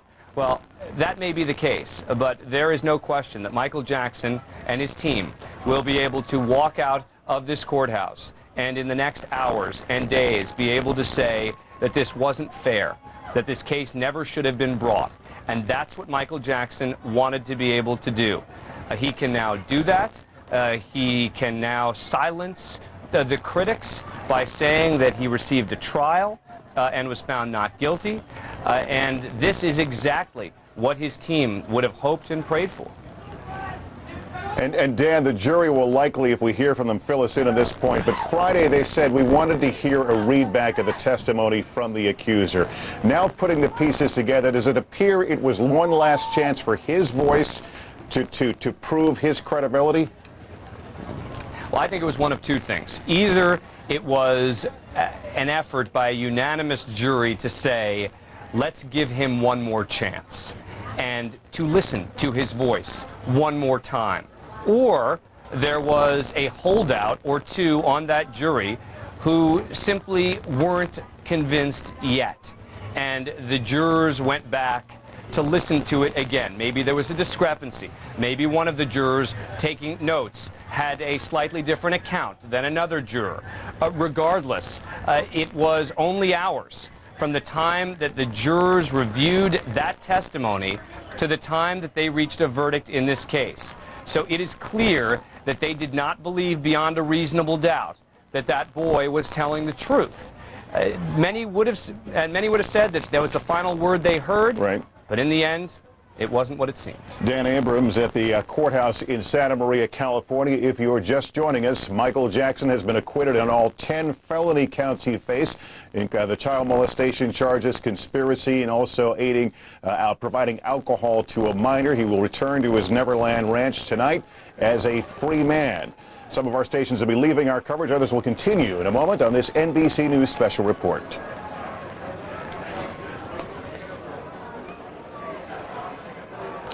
Hello again from New York. I'm Lester Holt, NBC News. We are covering reaction to the not guilty verdicts on all 10 felony counts against Michael Jackson. He heard the reading, as many of you did, as live audio is fed from the courtroom, the reading of all 10 counts, and each time, after each count, it was not guilty. NBC's Mike Taibbi was in the courtroom watching reaction from Michael and his family. Mike, take us inside the courtroom through your eyes. Well, it was, as one might expect, Lester, an extremely tense situation. All 121 seats filled, of course. Some of the alternate jurors, in fact, all of the 8 alternate jurors occupying the 2 front rows of the courtroom, normally set aside for observers or friends of the court, that sort of thing. And finally, when the jury came in, I was looking to see if any of them looked directly at Michael Jackson. None of them did, but they also did not look at anyone at the prosecution table, which was only feet away from them.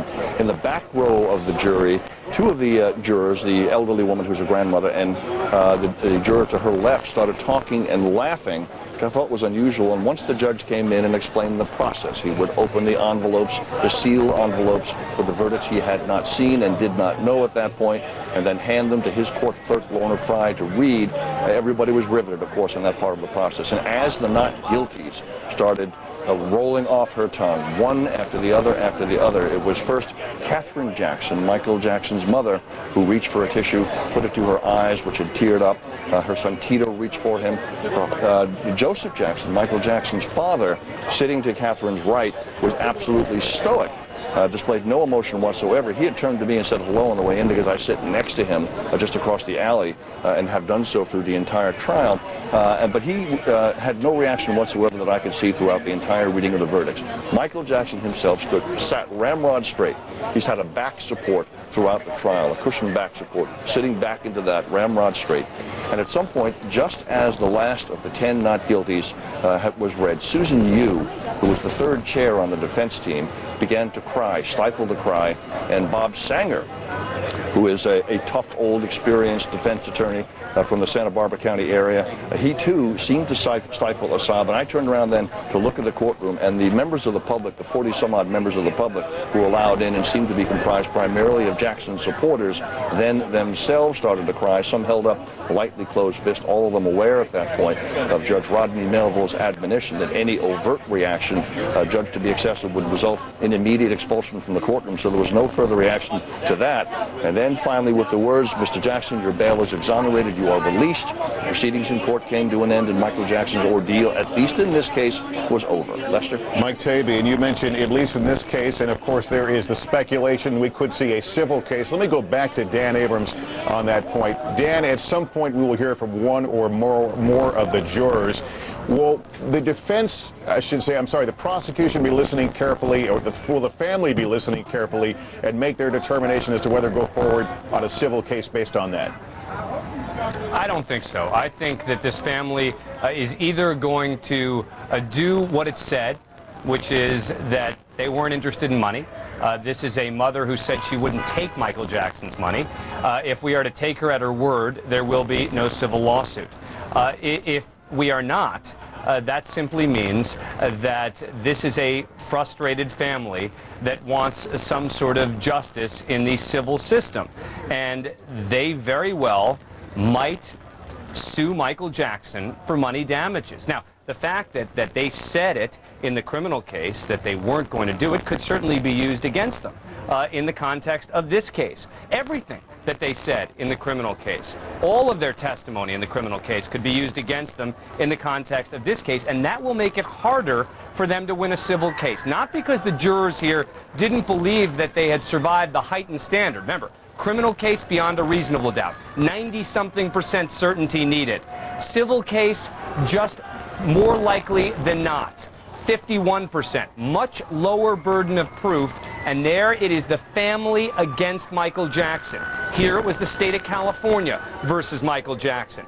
But again, if they decide to do that, they are going to have a lot of explaining to do as to why they said certain things in the context of this case about not wanting money. NBC's Dan Abrams. Dan, I know you have to leave us to prepare for your broadcast on MSNBC, the Abrams Report. We appreciate your coverage. We'll look for more of you on MSNBC. I want to bring in Ronald Richards now. He's an NBC News legal analyst, a criminal defense attorney, and is a friend of Jackson attorney Tom Mesereau. And let me just get your take on your friend Tom Mesereau, how he handled this case and how he may express himself in the not-too-distant future. Well, I thought one of the best decisions he made was, of course, not having Michael Jackson testify. And this is just probably the greatest day in his career. I mean, this is a man that represents poor people throughout Los Angeles, goes to the South on death penalty cases and does them for nothing. It couldn't have happened to a better lawyer and a better person. And I think that throughout this trial, he made fantastic tactical decisions that really inured well to his client in the end. And when he rested and didn't have that rebuttal case after they played the accuser's video, it was a fantastic move, and I think he's been confident all along, and he's done a great job. I recognize you giving him his credit as a friend, and also on the fact that he scored a clean victory in this case. But turn it around for me. Is it possible the prosecution simply had a weak hand from the get-go? Well, they were in the prosecution's backyard. This is a conservative area, Santa Maria. For a Los Angeles lawyer to come up there and even win on the misdemeanor counts of giving alcohol to a minor. When I sat there, Lester, I mean, the victim in this case, now he's really the alleged victim. He was very credible that he was drinking, and for him to get an acquittal on that really shows what a clean sweep it was for the defense. Ron, let me turn to a man who has served as Michael Jackson's spiritual advisor. We saw him in a very public way over the last week. The Reverend Jesse Jackson joining us now on the telephone from Chicago. Live on camera. Reverend Jackson, you spoke to Michael, I'm told, earlier today. Can you give us a sense of what his state of mind was? Recall today he was, of course, in a lot of stress. This has been a painful, stressful process, I suppose, compounded by his back injury. But the fear and the hope existed. The fear that he would be doomed, and the hope that he would not be. With the sheriff showing on TV the jail cell they expected him to sleep in. And to all of that, he maintained faith in the jury and great confidence in his lawyer, Tom Mesereau, and faith in God. And I said to Michael, whom I've known since he was 8 years old, and worked with his family in some way across the years, that the jury has the power of faith, but you have the power of faith. And God has the power to, in fact, be a just judge. And in the end, the jury separated fact from innuendo, and fact from rumor, and fact from suggestion, and they determined he was not guilty on all 10 counts. Now the healing process must begin, but there's pain on all sides. In many ways, there's no winner. Michael is acquitted, but in many ways, the pain, the scars will be deep and last for a long time. Well, Reverend, let me ask you how you think Michael Jackson may change. The court, as you said, has spoken, the jury has spoken, they acquitted him, but many people would look at his behavior, sleeping with boys, as, if nothing else, poor judgment. Is he a changed man out of this experience? I would like to think so. I would like to think so, because the very appearance of impropriety, the very appearance of pedophilia is a bad thing, but it is not illegal. And that's what the jury had to determine, the difference between the appearance of and the fact of. But he should avoid the appearance of that. And I hope that he will gain lessons from this, a kind of naivete about the children, and we are the world without some sense of judgment. It's not a good thing. I think he will learn an awful lot from this. He's only known sheriffs taking him to concerts. He's never known sheriffs pursuing him. He's never been to a court trial before, and so I think that the stress of this and the test of his faith of it all should have a lasting impact upon Michael.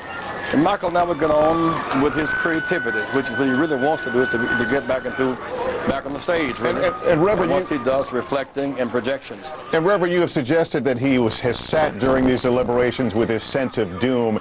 Did he perceive that he was being persecuted, that he would be found guilty for something beyond the evidence?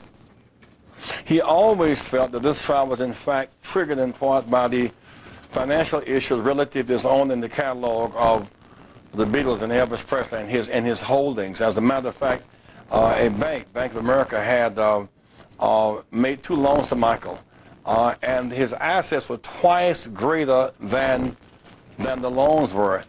And yet he missed a prepayment by $400,000. They were going to pull that loan, and he would have lost all of his holdings on that. In other words, he was paying $3 million every quarter, pre-interest payments. But he had to pay them at the first of every quarter. He missed by one day $400,000, and based upon that, the whole thing was going to collapse. Reverend, if I may interrupt you, the prosecutor, Mr. Stedman, is speaking right now. We want to listen to him. Department, which did, I think, an outstanding job of investigating this case and assisting us in putting on the evidence before the jury here. So that's the first thing I want to say. I guess the second thing I want to say is, obviously, we're disappointed in the verdict, but we work every day in a system of justice. We believe in the system of justice. And I've been a prosecutor for 37 years, and in 37 years I've never quarreled with a jury's verdict, and I'm not going to start today. So basically, that's all we really have to say. I'll answer a few questions, but I'm probably not going to remain too long. So if anybody has a question far away, I think we're going to start over see how here. it goes. Can you hear me okay? I certainly can. Right. Have you spoken with the accuser and his family, and if so, what was their mood and reaction to the verdict today? No, that's all. Can you address the defense's allegation throughout the trial that you rushed into this prosecution because of your past history with Mr. Jackson? My past history of Mr. Jackson had absolutely, unequivocally, nothing to do with our evaluation of this particular case. That's been a nice little 30-second soundbite that the media has used to try to justify this thing, but it never had anything to do with either the sheriff's investigation or our decision to file. Can you address the fans' claim that the Santa Barbara DA was somehow trying to frame Michael Jackson, and all of this really is an elaborate scheme to frame Michael Jackson and make him look guilty? I just answered that question. Mr. Snedden, in retrospect, do you think you had the wrong family on the stand? I don't know how much work you do in the criminal justice system, but the system I worked in for 37 years is that people come in and they're the victims of crime. We don't select our victims, and we don't select the families they come from. What we do is we evaluate the case. We try to make a conscientious decision as to whether or not we have enough evidence to go forward. And that's what we did in this case. We've done it in every other case since I've been the district attorney in this county, and we will continue to do that as long as I'm district attorney of this county. You stand by what the family said in court? I think that's evident. there have been a lot of claims that because of the gag order you haven't been able to address. I mean, fans have, even Jackson's mother has said that you have some involvement with the Ku Klux Klan. Fans have claimed that you have relatives who are among the witnesses. Do you want to address any of those now that you finally can? They're all false. We all did our job. We did it conscientiously. And anybody who knows Tom Sneddon, knows Gordon Auchincloss, and knows Ron Zonin, and the things that we've done in our community and the families that we have, knows all of that to be untrue. And if people would simply take the time to investigate the allegation before they print it, they'd know it's untrue also. Have you looked into, and do you have concerns of reports that at least one of the jurors was peddling a book deal? I had heard that. You had heard that? Yes. And did you have concerns about that? And was it looked into? Let's just say that it was taken care of by the court. Would you reflect for just one moment on the conspiracy charge? Do you think that it might have been a better case without conspiracy, only child molestation? I've learned a very expensive lesson in life a long time ago. That is, you never look back, you always look forward. Tom, is this the end of your office pursuing Michael Jackson? No comment. What do you do now? I don't think you want to know. I've been told not to crack any jokes, so we go back to work. We got a lot of cases that have been pending. I have an office to run. We're having budget hearings today. We're professionals, and we'll continue to act as professionals the way we act professionally in this case. And I'm not going to look back and apologize for anything we've done. We did a very conscientious, thorough job, as did the Sheriff's Department, investigating this case. Would you answer the question whether witnesses that you put on the stand surprised you when they testified? I mean, I'm not going to get into the trial. I just say that the experience of any trial lawyer like Gordon or Ron or anybody in my office, for that matter, who tries felonies is you never have a case where a witness, you don't get some surprises on both sides in both ways. And I think Mr. Mesereau would tell you the same thing. And that's a product of being a trial lawyer, and you learn to adjust and you go on. Why did you go ahead with the case when you knew the mother in particular to be such a troublesome witness? I don't think the media generally understands the responsibility of a prosecutor. And I'll answer it this way, and the simple thing is when a victim comes in and the victim tells you they've been victimized and you believe that and you believe that the evidence supports that, you don't look at their pedigree. We look at what we think is what's right. You do the right things for the right reasons. If it doesn't work out, that's why we have a jury system. But we did the right thing for the right reasons. Do you have any problem with the judge reading the jury notes privately without releasing to the media last Friday and having that? Listen, the judge is the judge. He has a prerogative to do and run his court the way he wants, and I have no criticism of the judge. Do you think that's constitutional and you don't have any problem with that? You know, Greta, I just, you know, the judge has done what he's done, and that's the way we have to live with what, as you know, what the judge does. I have no criticism of the judge whatsoever, none. Tom, if there were pivotal moments in the trial when you thought it was going one way or the other, what were they? I didn't think there were any. Mr. Sneddon? I didn't. I just that the case if you went on. If someone came to you now with strong allegations of molestation on the part of Michael Jackson, what would you do? We'd review it like any other case we review in our office, just like we reviewed this one. You wouldn't shy from it now? Well, the answer to the question, truthfully, is I probably wouldn't if it was a good case. But I think we all learned some lessons here that we thought we had a good case this time. And we thought we did a conscientious job, and the Sheriff's Department did a remarkable job of investigating it. But no, the people in this county elected me to do a job, and I've tried to do that conscientiously, and I'll continue to do that the same way. The child molester has escaped unpunished? No comment. Okay? Do you hope that Mr. Jackson leaves Santa Barbara County? No comment. Can I just ask, what was your assessment of the defense team and how they did in this trial? I absolutely have no comment about that. Do you have any estimate on the cost? No. You mentioned you'd learnt some lessons. What lessons have you learnt? Well, I was referring probably more than anything else to the celebrity factor. Can you I'm elaborate? not the Lone Ranger in that fact. Why does it take so long to try this case? Actually, I thought the case went pretty fast, considering what the original estimates were. We were in trial for February, March, April, May. So you don't think trials seem to take a little longer in California than... Well, they definitely take a lot longer than they do in the South. I give you that one. Tom, when you walked into the courtroom, did you have an inkling what the verdict was? No. No? We obviously had our aspirations, but certainly I had no inkling. You mentioned the celebrity factor. Do you think that's played a key part? Well, it seems to us, but maybe we're just looking for explanations in the wrong places. I don't know. Okay, any other questions? If you don't, we have some unfinished business. All right, thank you very much. Tom Sneddon, the district attorney here in Santa Barbara County, with few words after a stinging defeat in the Michael Jackson case, a jury of 8 women and 4 men finding him not guilty on all 10 counts. Tom Sneddon defending the prosecution, defending his case, defending his honor, with very few words to the jurors, to the public, to the media, who are asking him all of these questions, and simply saying that he did the right thing by moving forward with the prosecution of Michael Jackson, but being very careful not to criticize the defense, not to criticize the jurors, not to criticize the judge in this case.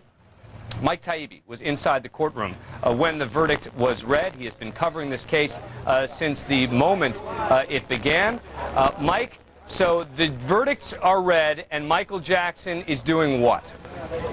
He is sitting ramrod straight in his chair, Dan, the way he has for the most part through this trial, except for pajama day and other days when he was clearly medicated, having some other health issues by his claim. He sat ramrod straight up against that cushion that he's had for the small of his back, for the back pain that's been described both by him and by others on his behalf, reacting not at all as one not guilty followed another.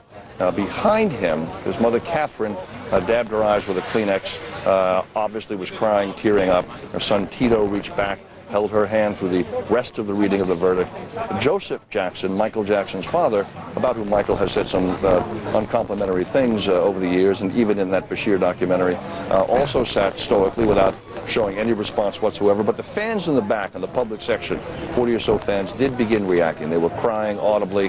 A couple were raising fists in victory, mindful, one assumes, of the admonition from Judge Melville that they not react at all, or at least in any way that was visible or audible, or else they'd be evicted immediately from the courtroom. That was it. And then when the judge said in the end, Mr. Jackson, your bail's exonerated, you are released, that was the end of the case against Michael Jackson. We are being told that the jurors will hold a press conference in the next few minutes, that all 20 of them will be there for this press conference. The 12 jurors and the 8 alternates. Even though the 8 alternates did not deliberate this case, it seems that all 20 of them want to make a statement together in union, and they are saying they'll only be available for 10 minutes. So we will certainly bring that to you live when it happens. I'm joined now by Jim Thomas, the former Santa Barbara County Sheriff, also a good friend of Tom Sneddon's, the DA in this case. Jim, you've been listening to Tom Sneddon talk about this case, look back on this case. This has got to be a real disappointment for Tom Sneddon. Oh, Dan, of course it is. I mean, you can't put yourself into this case for over a year, living in Santa Maria, not seeing your family, not seeing your kids, prosecuting a case that you believe in, and then have it thrown out on all counts, including the misdemeanor counts, and not feel upset about it. I'm sure he's disappointed. But we've talked about this, and I also know that once this gets past a little bit, you go on with your life and you move on. Like he says, he believes in this justice system, and so do I. In 1993, we were frustrated because it never had a chance to go through the system. Well, this time it did, and the system has spoken, you accept it, and you do move on. We are told that Tom Mesereau, Michael Jackson's attorney, is on his way to Neverland, the ranch where Michael Jackson lives, and that he is not expected to hold a press conference in the immediate future. but we still may be hearing from family members of Michael Jackson, and most interestingly, we are expecting to hear from the jurors. What were they thinking? How did they reach this verdict? Many of those questions may be answered in the next few minutes as we wait. I'm also joined by the great District Attorney, Janine Pirro, from Westchester County. Janine, if you're the DA in this case, a high-profile case, where by the end of this case, many believed that the prosecutors had a real shot, you've got to be beyond just disappointed. Well, you know, prosecutors across this country, Dan, deal with the issue of losing a case, but it is stinging when it's a high-profile case, and so much of your persona as the DA, you know, is part of the case. And that's why you'll find a lot of DAs across this country will not try these cases. They leave it to assistant DAs because they almost become bigger than the case itself. But what is important about this is that we are professionals. We understand that at the end of the day, when the jury speaks, we accept that verdict and we move forward. But make no mistake, Dan, it is very difficult as a prosecutor to hear a witness that you believe is credible, that the grand jury believed was credible, that the judge believed was credible, or else he would have dismissed the case on a motion to dismiss while the jury was part of the case. And the truth is that we don't have crystal balls, and we don't know how it's going to play out. This did not play out well, and it's a shame that it's at the end of Tom Sneddon's career. It's a shame whenever these cases get attention, and you know, other victims who may be legitimate victims will be afraid to come forward. But I think the bottom line in this case, Dan, is this was about celebrity. Celebrity trumped everything. Really, was it about celebrity? Let me just say, before I ask you that follow-up question, we're looking at a live picture of Michael Jackson's car, which we expect to arrive at his ranch within minutes, along with his team, along with his family members, and again, Tom Mesereau followed close behind. Janine, I don't think that that's entirely fair. I mean, the bottom line is that even if Michael Jackson weren't a celebrity, this is an accuser and a family that had problems. I mean, we talked about this from moment one in this case. Well, no question. This is an accuser and a family that had problems. But remember, Dan, the higher degree of dysfunction, the greater chance the family is going to be selected. But aside from that, I can't imagine a worse case for a prosecutor. Every one of the prosecution witnesses, Dan, had something to be cross-examined on, something bad in their history, an axe to grind with Michael Jackson, suing for money and losing. Mesereau did an outstanding job. It was almost as simple as that. And you know what? Don't misunderstand my statement. I believe in the system. We accept jury verdicts and we go forward. This again, a live picture of Michael Jackson on his first day of true freedom. He's been free on bail, but that bail has now been eliminated. Michael Jackson is not just free on bail. Michael Jackson is free now that he's been acquitted on all of 10 of the counts. Before I go to Mike Taibbi, who was inside the courtroom, let me play a piece of sound for you from a former attorney for Michael Jackson. He has worked with Michael Jackson on this case from moment one. Okay, we actually don't have that, so let me go to Mike Taibbi. Mike. Yeah, I just want to say something about what Janine said about celebrity, and I understand the point she's trying to make, and Tom Sneddon at the wrap of his press conference also used that word when asked about what the reason might have been. He just said the single word celebrity. I'm not sure that's it. I was in this courtroom for all of the testimony, save the one day when Mark Garagos gave the second part of his testimony. I was in New York that day. Mike, hang on one second. Mike, Mike, just for 1 second, I just want to tell people, this is Mike. Let's just listen for a minute. Michael Jackson entering his Neverland Ranch.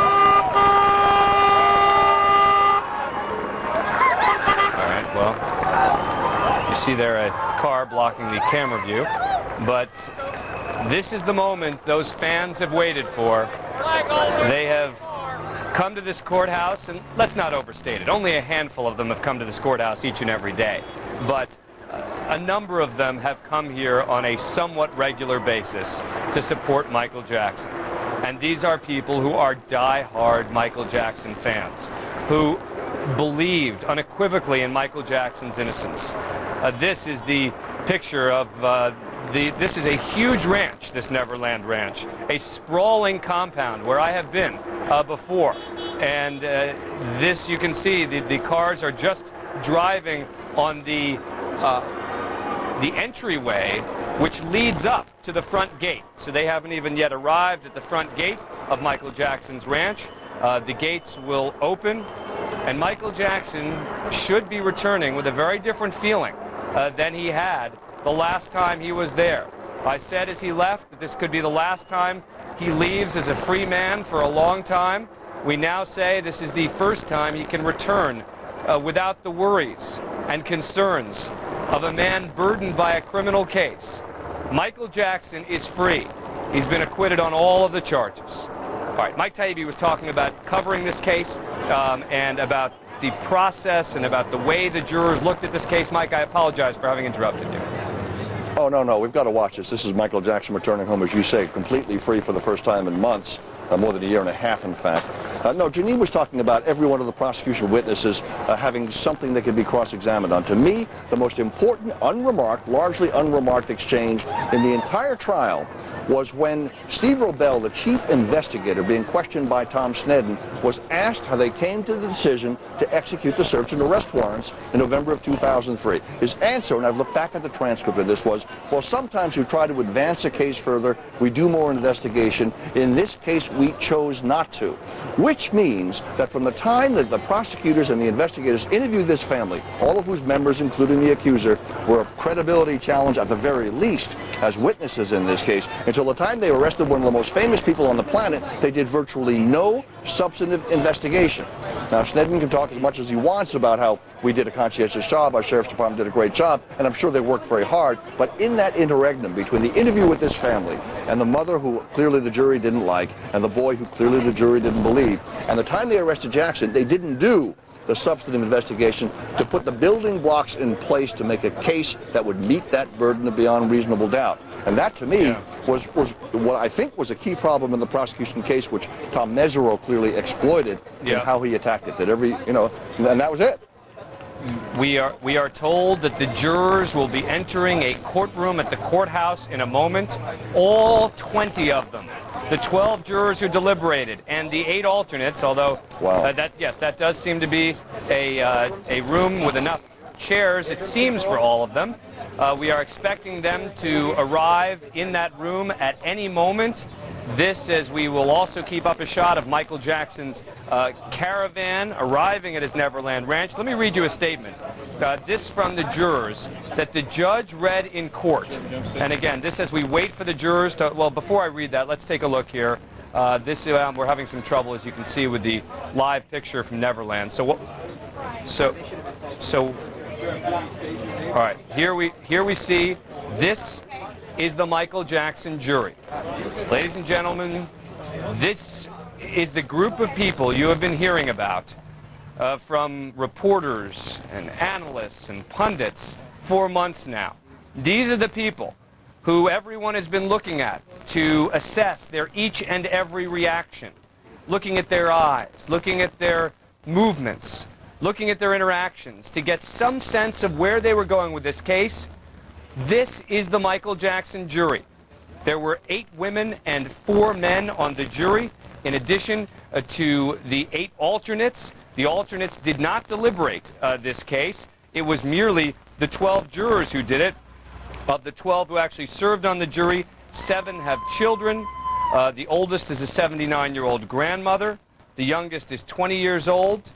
Most of them said they knew something about the case coming into this, although a couple of them said they knew nothing about it, including the jury foreperson. This will be the first time that anyone has heard from this jury as a whole. This coming only minutes after they announced that Michael Jackson is not guilty of all of the charges against him. So remember, 12 of these jurors deliberated the case. 8 of them heard all the evidence in the case, but did not deliberate their fate. And so when you listen to them, they're going to be referred to by their juror numbers, 1 through 12.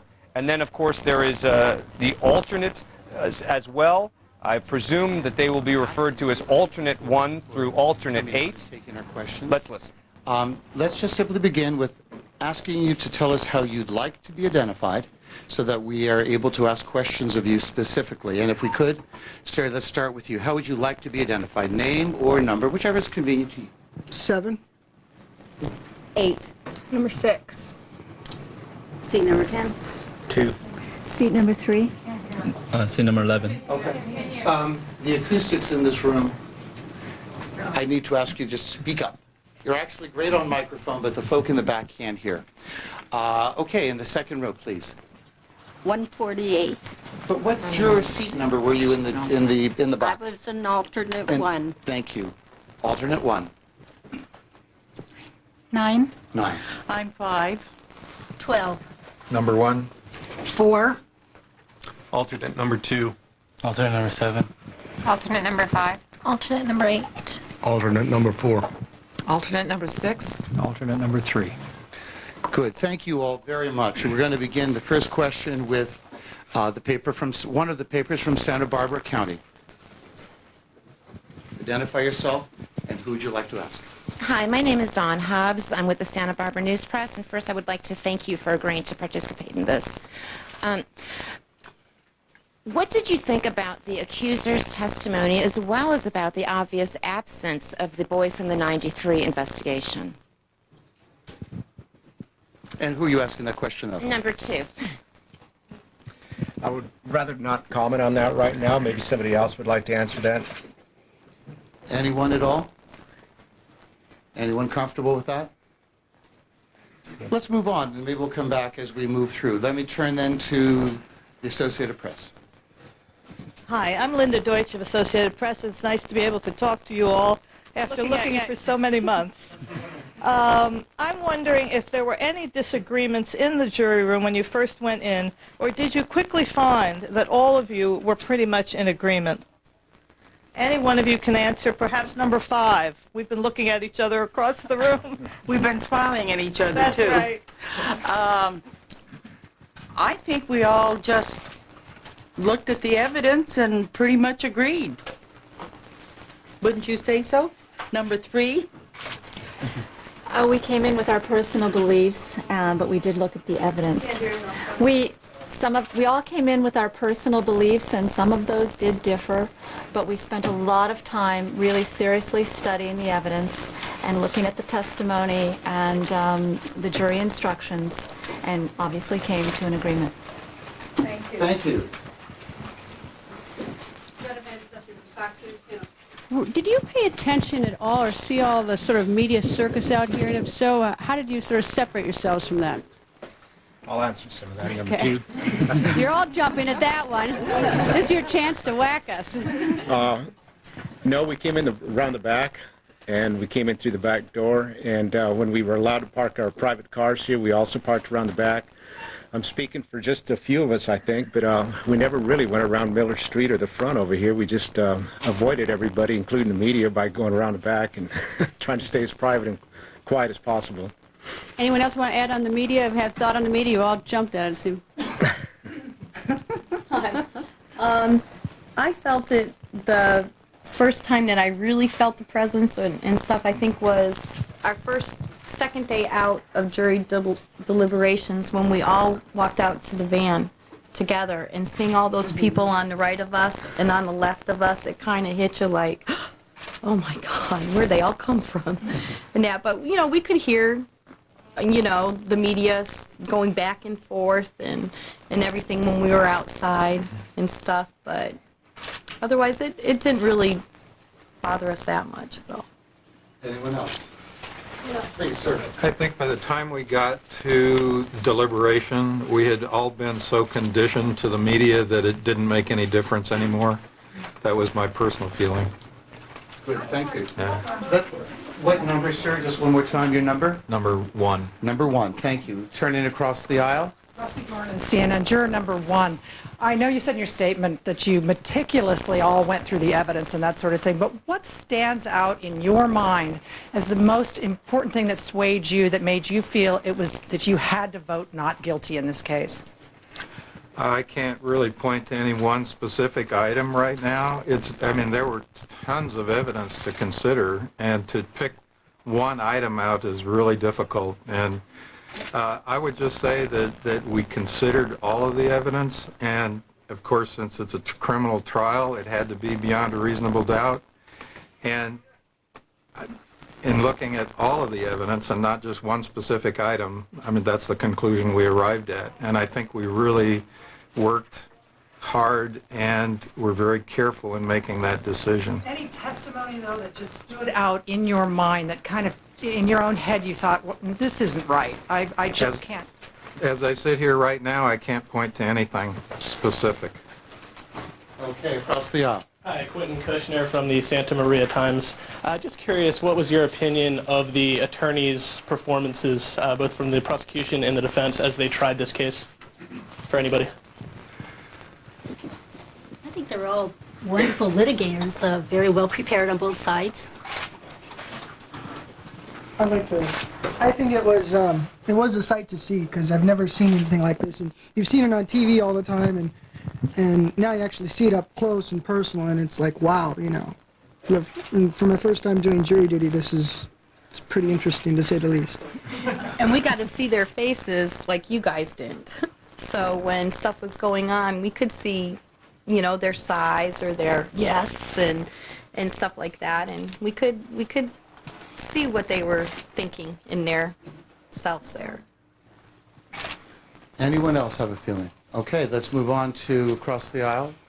Hi, good afternoon. My name is Salvador Duran. I'm with Telemundo, Channel 52, Los Angeles.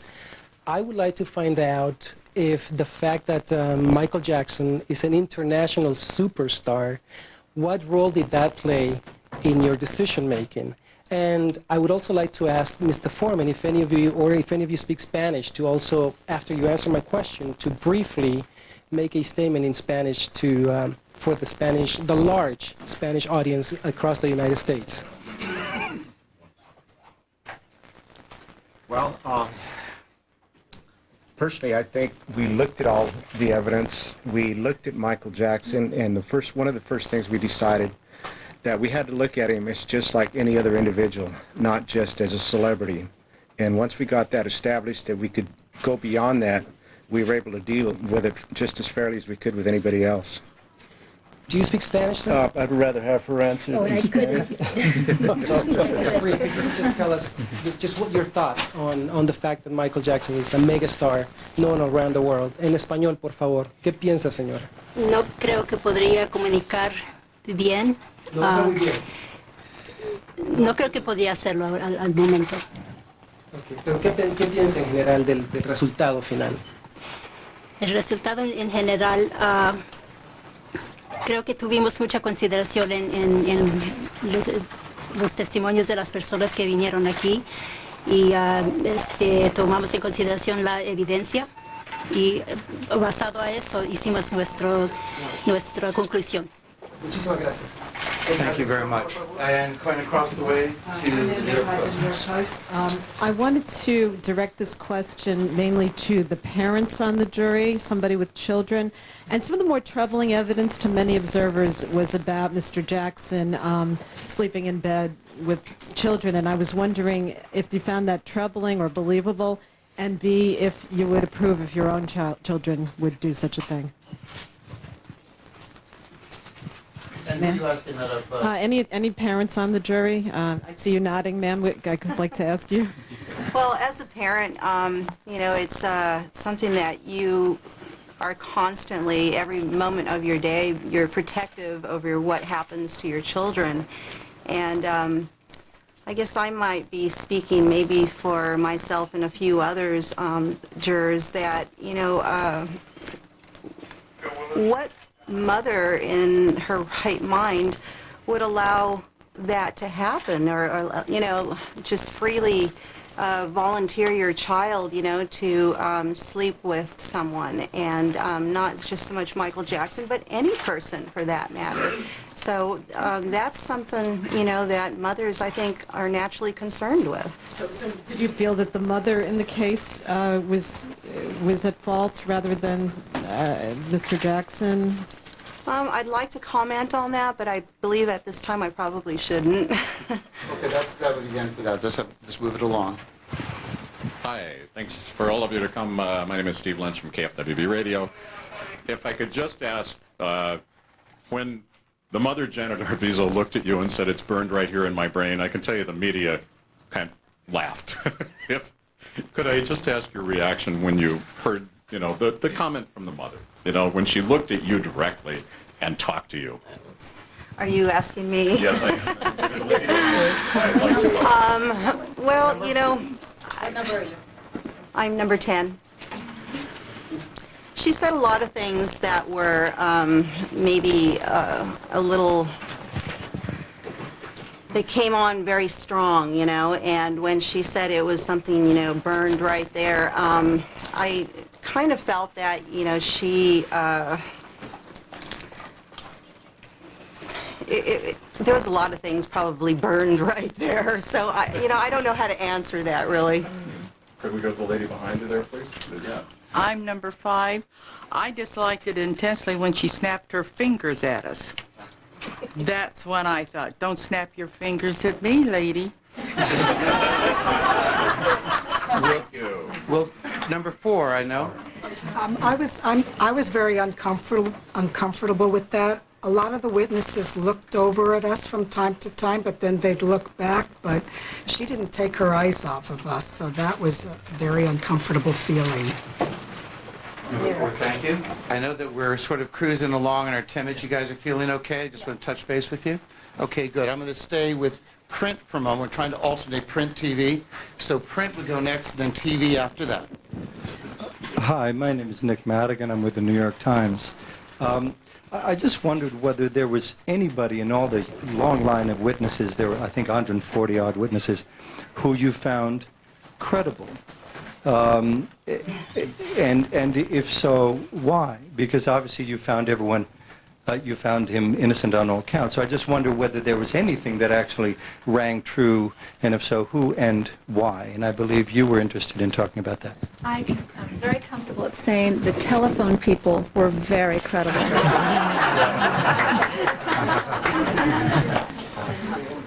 That's all. Well, is there anyone else who found anyone credible? There were a lot of witnesses. Wait, Jane. Oh, I'm sorry. Hold on a second. Yeah. The lady in pink. I found Kiki, her testimony to be credible. Fournier, housekeeper. Also, Jesus. Jesus Salas. His testimony. I think I saw some folk maybe on my right in the back. Did anyone want to add to that? I just want to be sure we respect your thoughts. Any ads? Just adding the last name, Jesus Salas, is another credible witness that we So thought. no one in the family, no Pryor. No boys, no previous victims, that's what we're calling them, but anybody at all? Alleged. All right. And we move across to TV. Jane Velez Mitchell from Celebrity Justice, and thank you for coming out and speaking. We appreciate it, and having seen you this whole time. A question, and I think I would start with the juror number 5, the lady back there. A lot of people said the timeline was one of the biggest problems with this case, that the conspiracy had some problems, that the allegations of molestation began 19 days after the cover-up began. What are your thoughts on the timeline, how the prosecution presented that, and some of the things that happened in the interim of that timeline? I really don't want to comment on that right now. We discussed that, and maybe number 3 would like to take that one. Go for it, number 3. We spent a lot of time, and personally that was very confusing in the beginning, but I wrote to the point where I can hardly use my thumb. I'm very proud of everyone here. We took notes so well that we could develop the timeline on the boards and really analyze it. So it was a question. The timeline was a concern. Concern or I problem? think let's move across. We keep moving with. Dan Whitcomb from Reuters News Service. For the foreman and anyone else who wants to answer, we heard a tremendous amount of testimony about pornography found in Mr. Jackson's room, all the explicit material, alcohol, sleeping with boys supposedly. Jesus Salas, who several of you said was a good witness, testified to him being drunk 4 days out of the week. I'm wondering if any of you were disturbed by any of that, if that gave you pause, if that factored into the deliberations, and how you feel about that at this point. Well, we went through a lot of fingerprints, latent prints, ridges, you name it. I think we heard it all, things we've never even thought about. But again, the fingerprints, I think, had a lot not to do with the case because those are adult magazines. Anyone can own them. I think that's all I just want to say about that right now, but anybody Did you else? find that testimony credible, or did you kind of reject it and say, this hasn't been proven to me? Or did you decide, maybe it's proven, but it doesn't prove the charge? That would be it right there. It doesn't prove the charge. Anyone else? All right, let me go to television then. Hi, Kimmy Culp with ABC News and Good Morning America. Juror number 5 and juror number 10, specifically, you guys certainly have spent a lot of time together over the past few months and experienced a very unique situation. Talk to me about the dynamic and, you know, whether you formed some lasting friendships on this jury. Oh, we certainly, shall I go first? we certainly have formed lasting friendships and really close. It's really a close-knit thing. You just can't imagine how lost we felt when the alternates left us. It's like part of us left, and we just felt. But I think we're all going to keep this up That's as why friends. we want them here for support. Yes, Because we just yes. needed them with us, and we did. Yeah, that's a agree. good point, because I think coming from all different walks of life and all different types of employment, we were really a good support system for each other. We all had different views, of course, but sometimes we found that we had a lot of things in common and that we did think alike, but of course when it came to the fine details of things, fortunately we did get to know each other in being tight quarters, that we were able to have discussions and not screaming matches. And we had a lot of good food. One thing out of this whole thing that I was telling him today, is that I made 19 new friends, you know, over 6 months. And, I mean, I'm happy about that. I appreciate them all, you know. What? That I made 19 new friends out of this. And I'm glad I got that out of this. I see one. Hold on. Let's come over to you. Over here is the camera. And go ahead, please. And the beauty of that was that we all set the intent to begin with, that we would get along no matter what we decided or what we saw, that we would discuss it and we would keep it cool. And we did. Let me go to a .com. Hi, Roger Friedman from FoxNews.com. Thank you for being here. We could probably keep you here for hours asking you questions, especially the reporters who've been in the courtroom the whole 3 months. We've been staring at you guys. Yeah, but I wanted to ask you, maybe alternate number 5, because I feel like I was looking at you a lot during the case. 2 questions. One is, did the 1108 stuff mean a lot to you? The Macaulay Culkin, Brett Barnes, Wade Robeson, Jason Francia. Did that really play an impact with you? Because that has not been used much in cases, and it was developed especially for Michael Jackson from 10 years ago. And the other question is, for all of you, you were told by Mesro that the Arvizos were con artists, liars, and thieves. Is that something you thought earlier in the game? Is that something that was going through your head while you were watching them as they came and went, and you heard testimony about them? I just want to say that, you know, as alternates, we took it as serious as being jurors. We, at all times, even in the time waiting when we weren't there, we felt we were there. And everything that we saw was extremely important. The Macaulay Culkin was as extremely important as every other piece of evidence that was shown. I can't say that any one piece was more extreme than another. It all was important. The whole situation was extremely sad, and there's not a person in this area that takes lightly what went on the last 4 months. I was asking about the 1108 because it was supposed to be about a preponderance of evidence. Step forward a little bit. Camera can't see you. Just step forward just a little bit. There you go. Because the 1108 was supposed to show that it was a preponderance of evidence that would lead up to a conclusion. I'm still going to tell you that not any one piece stood out than any. We considered everything, and I know that every person here, sitting here, can tell you the exact same thing. They considered every piece as extremely important. We think it was an important piece, but it was only a piece, and the judge instructed us on that in the very beginning. Anyone else want to add to that? I know I'm getting a little bit of a time cube. We're going to take 1 or 2 more as we wrap up, or as long as you can hang on. Anyone else want to add? Let's go to print. And we have short, quick questions now before we lose the jury. I'm Tina Sussman from Newsday newspaper in New York. I had a question, I believe it's for juror number 8. Yeah, you were crying very openly while the verdicts were being read. You looked extremely emotional. I'm just wondering if you could explain what was going through your mind, what made you sob so openly. You looked heartbroken, actually. Well, it's very emotional, and I wasn't the only one crying, okay? Even though it might be because I'm sitting up front, all right, I had to pass it around. But after deliberating for as long as we did, and emotions everybody goes through, and, you know, just everything, it just realize that it's done, and it's over, and that we all can now go on with our lives as much as possible normally as that will be. But yeah, it was very emotional. There's like a no-win situation, you know, for the Arvizo family or for Michael Jackson. Everything that both families had gone through.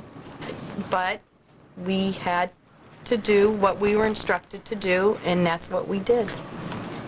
Anyone else to add to that? All right, let's go one last TV question. Hi, I'm Sarah Claggett. I work at the Today Show and with Dateline NBC.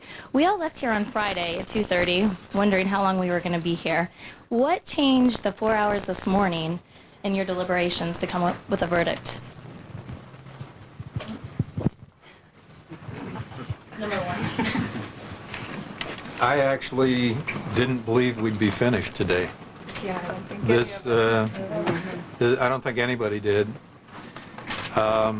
I think having the weekend to do some thinking about it helps.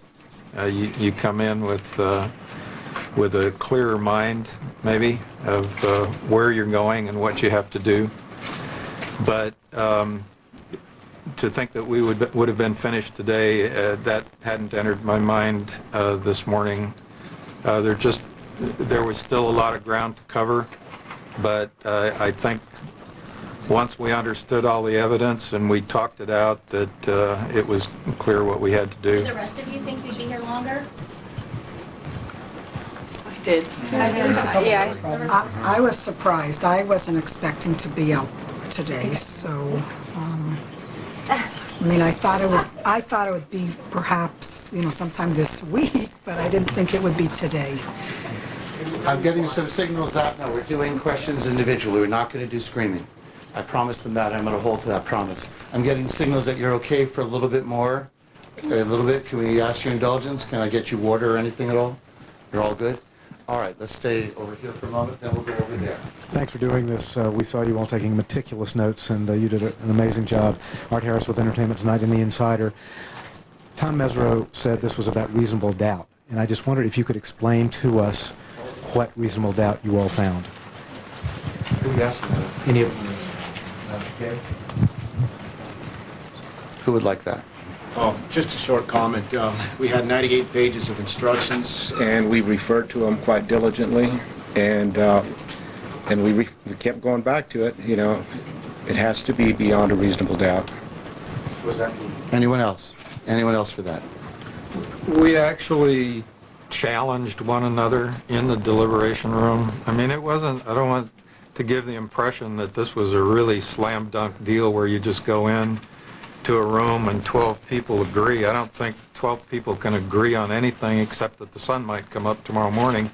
And beyond that, you got to talk about it. And we did talk about it. We challenged the issues, and we came to the decision that pointed to reasonable doubt. Just some inside information. We did have little jobs for a lot of people. We assigned a scriber for ourselves, so she took notes. We had a timekeeper over here, so he'd keep us on track.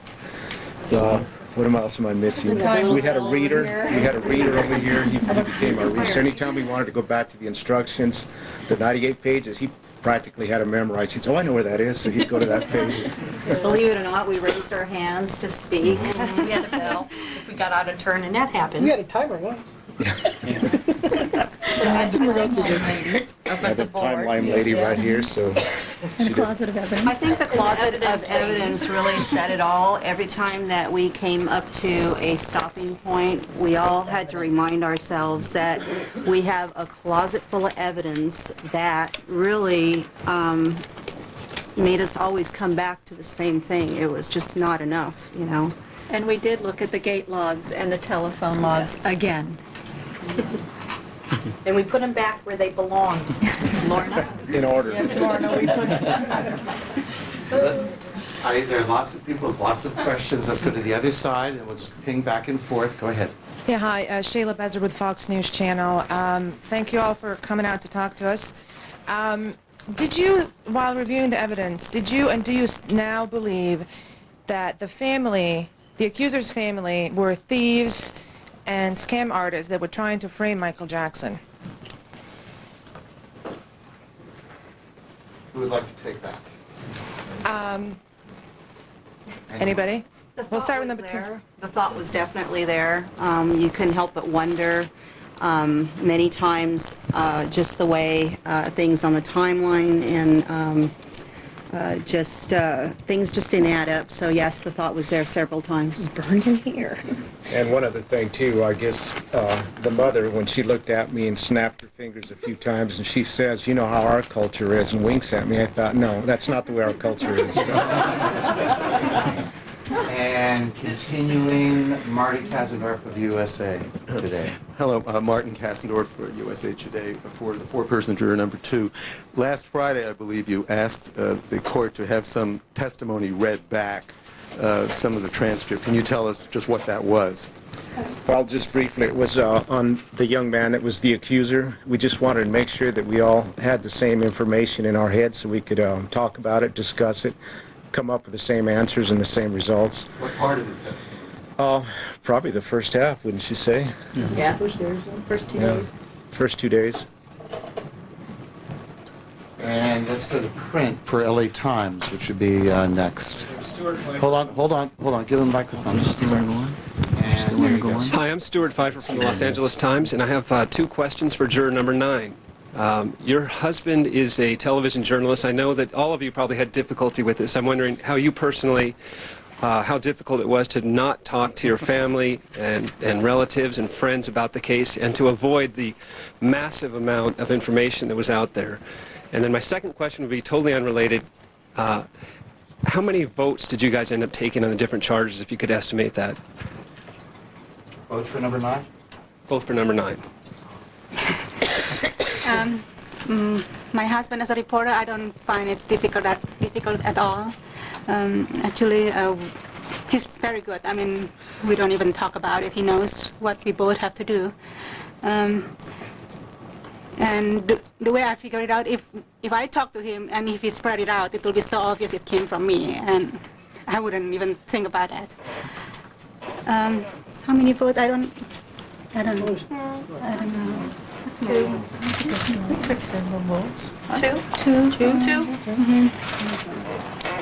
On each count or on all counts? It varied.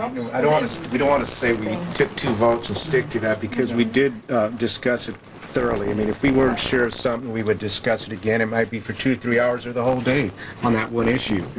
And when we'd vote again, then we felt more comfortable with it. So each count varied as to the number of votes.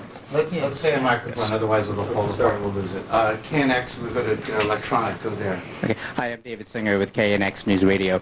I have a question for each of you. We all were listening as the judge lifted his order, and you can now read and see about the Jackson case. And I'm wondering, after this many months, if you have any intention of doing that, or if you're completely Jacksoned out at this point. Jacksoned out. Wow. These jurors did not like the mother in this case at all. Juror after juror talking about problems they had with the mother of this accuser, that they didn't like the way she snapped at them, they didn't like the way she looked at them, they didn't like the way she talked to them.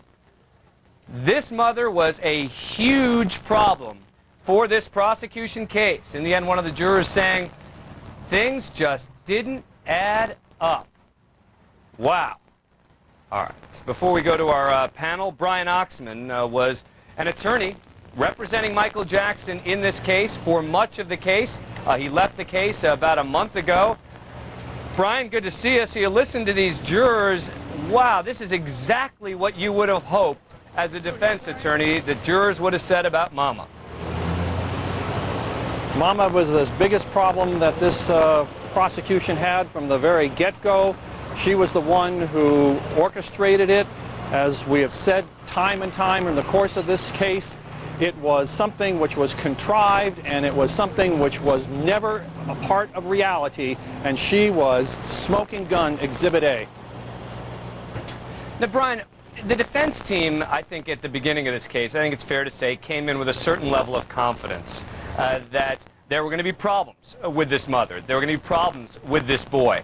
But after all of the other evidence, the other alleged bad acts came in, other witnesses saying that they saw Michael Jackson behaving inappropriately, other witnesses that came in and said Michael Jackson behaved inappropriately to them, your team must have been a little bit concerned that you weren't going to get the outcome that we ultimately saw here.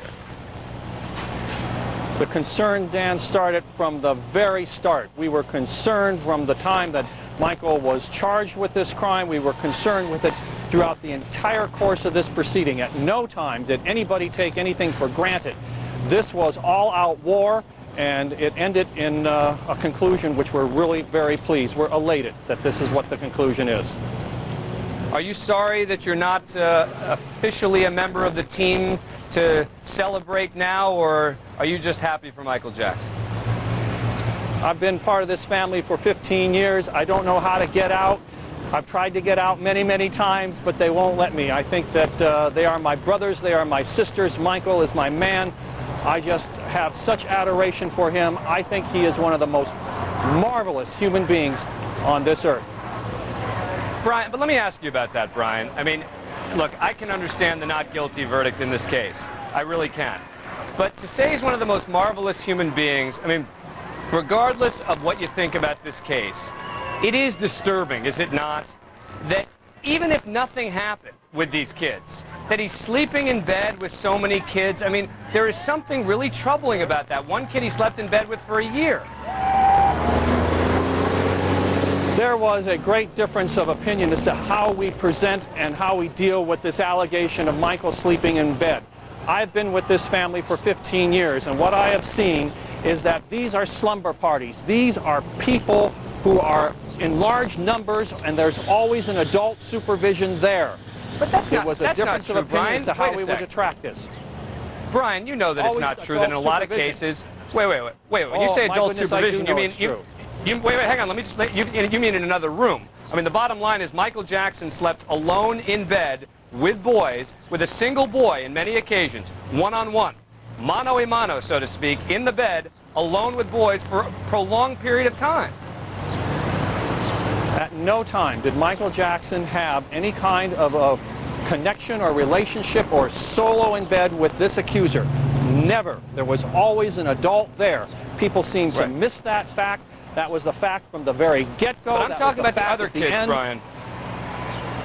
You're talking about ancient history. You're talking about 15 years ago, and you're talking about someone who said nothing ever untold happened. And I think that's really the answer to your question. All right. Because I really was asking you less a question about molestation, because, look, jury said not enough evidence here to convict. They didn't charge him in '93. You know, we can sit here and talk about the civil settlement, whatever, but I'm simply talking about sort of as a moral, practical matter, the fact that he's sleeping in bed for such a prolonged period of time with one boy, for example, for a year, I think is troubling at the very least as a human being, but you don't think so, right? I hear you. I know exactly what you're saying, and I know what the troubling factor is. But what you have to remember is nothing ever took place in any of that time, over any of that incidents. To simply choose an incident that was years and years ago and to create a prosecution today over ancient history, that's why this case resulted in the result that we have today. Yeah, then look, and I think that's probably true. That's a slightly different point, but I think it's a fair point. All right, Brian, I got to ask you another question because I know you've got to go in a minute. There was an article that made an accusation towards you, and I know that I had asked you about it, and you said, look, I can't say anything until this gag order is lifted in this case. The case is now over. You were accused in an article in Vanity Fair of trying to pay off witnesses in this case not to testify. Your response? I've been accused of many things in my lifetime, and this one really takes the cake. I never talked to Jordy Chandler in my lifetime. I never talked to Vinnie Amon in my lifetime. I don't know how this could have possibly been thought of by people. I had no connection, no discussions, never offered anybody anything. With all the money I didn't get, I most certainly wasn't going to give it to anybody else. All right. Brian Oxman, thanks for coming on the program. Good to see you. Appreciate it. Good to see you. All right.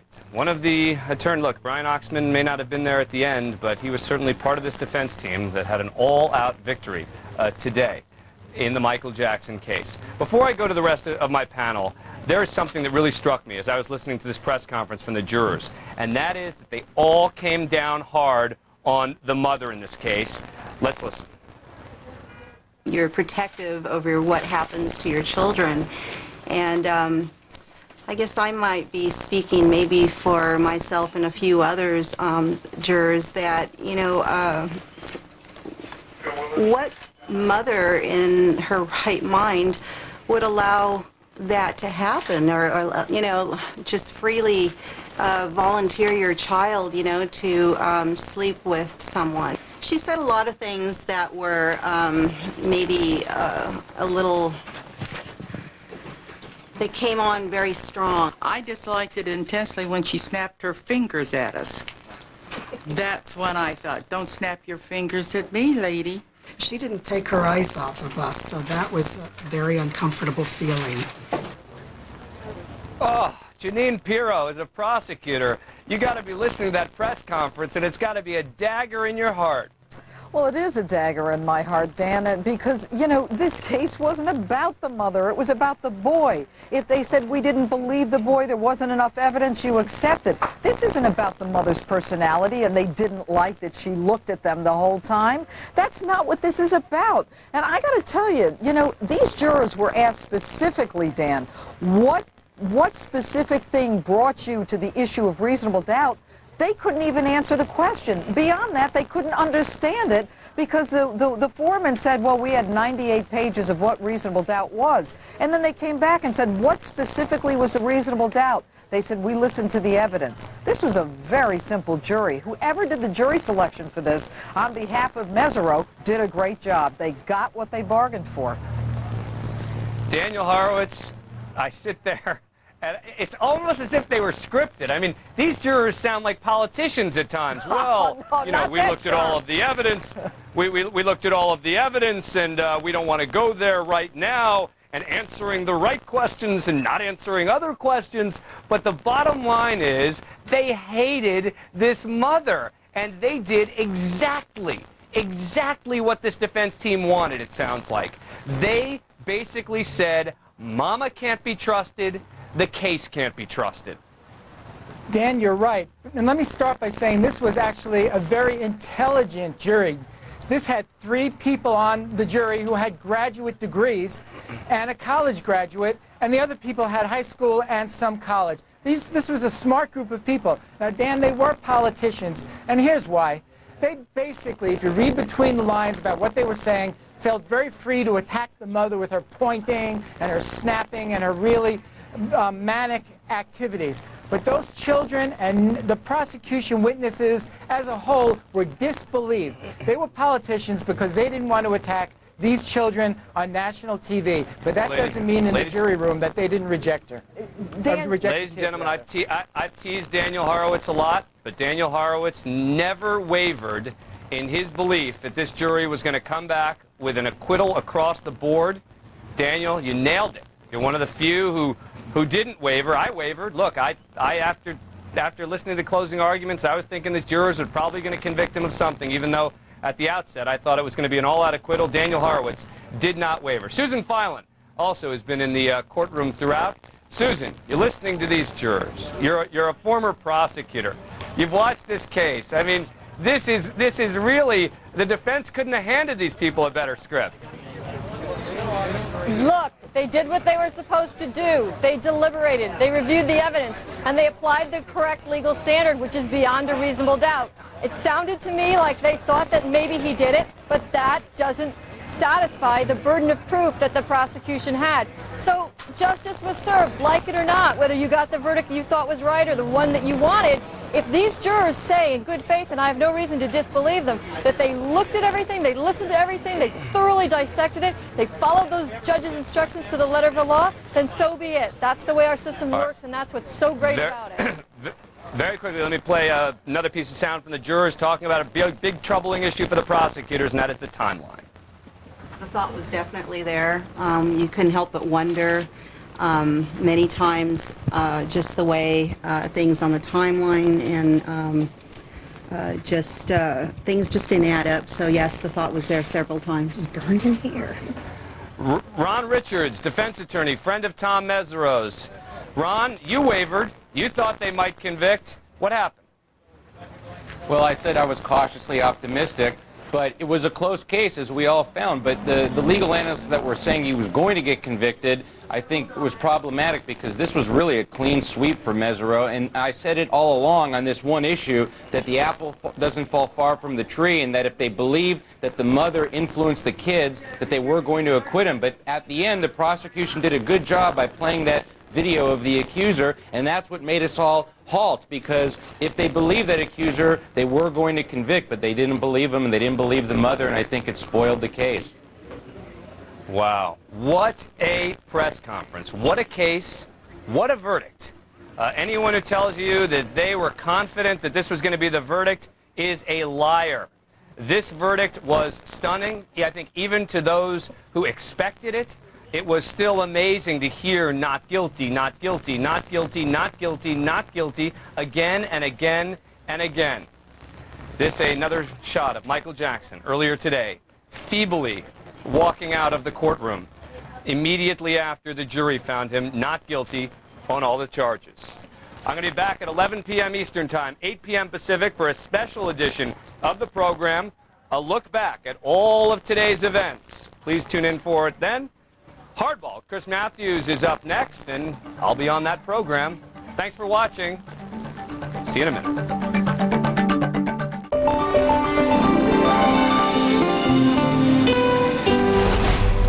Not guilty. Michael Jackson beats all charges. It's a verdict, but is it justice? Let's play hardball.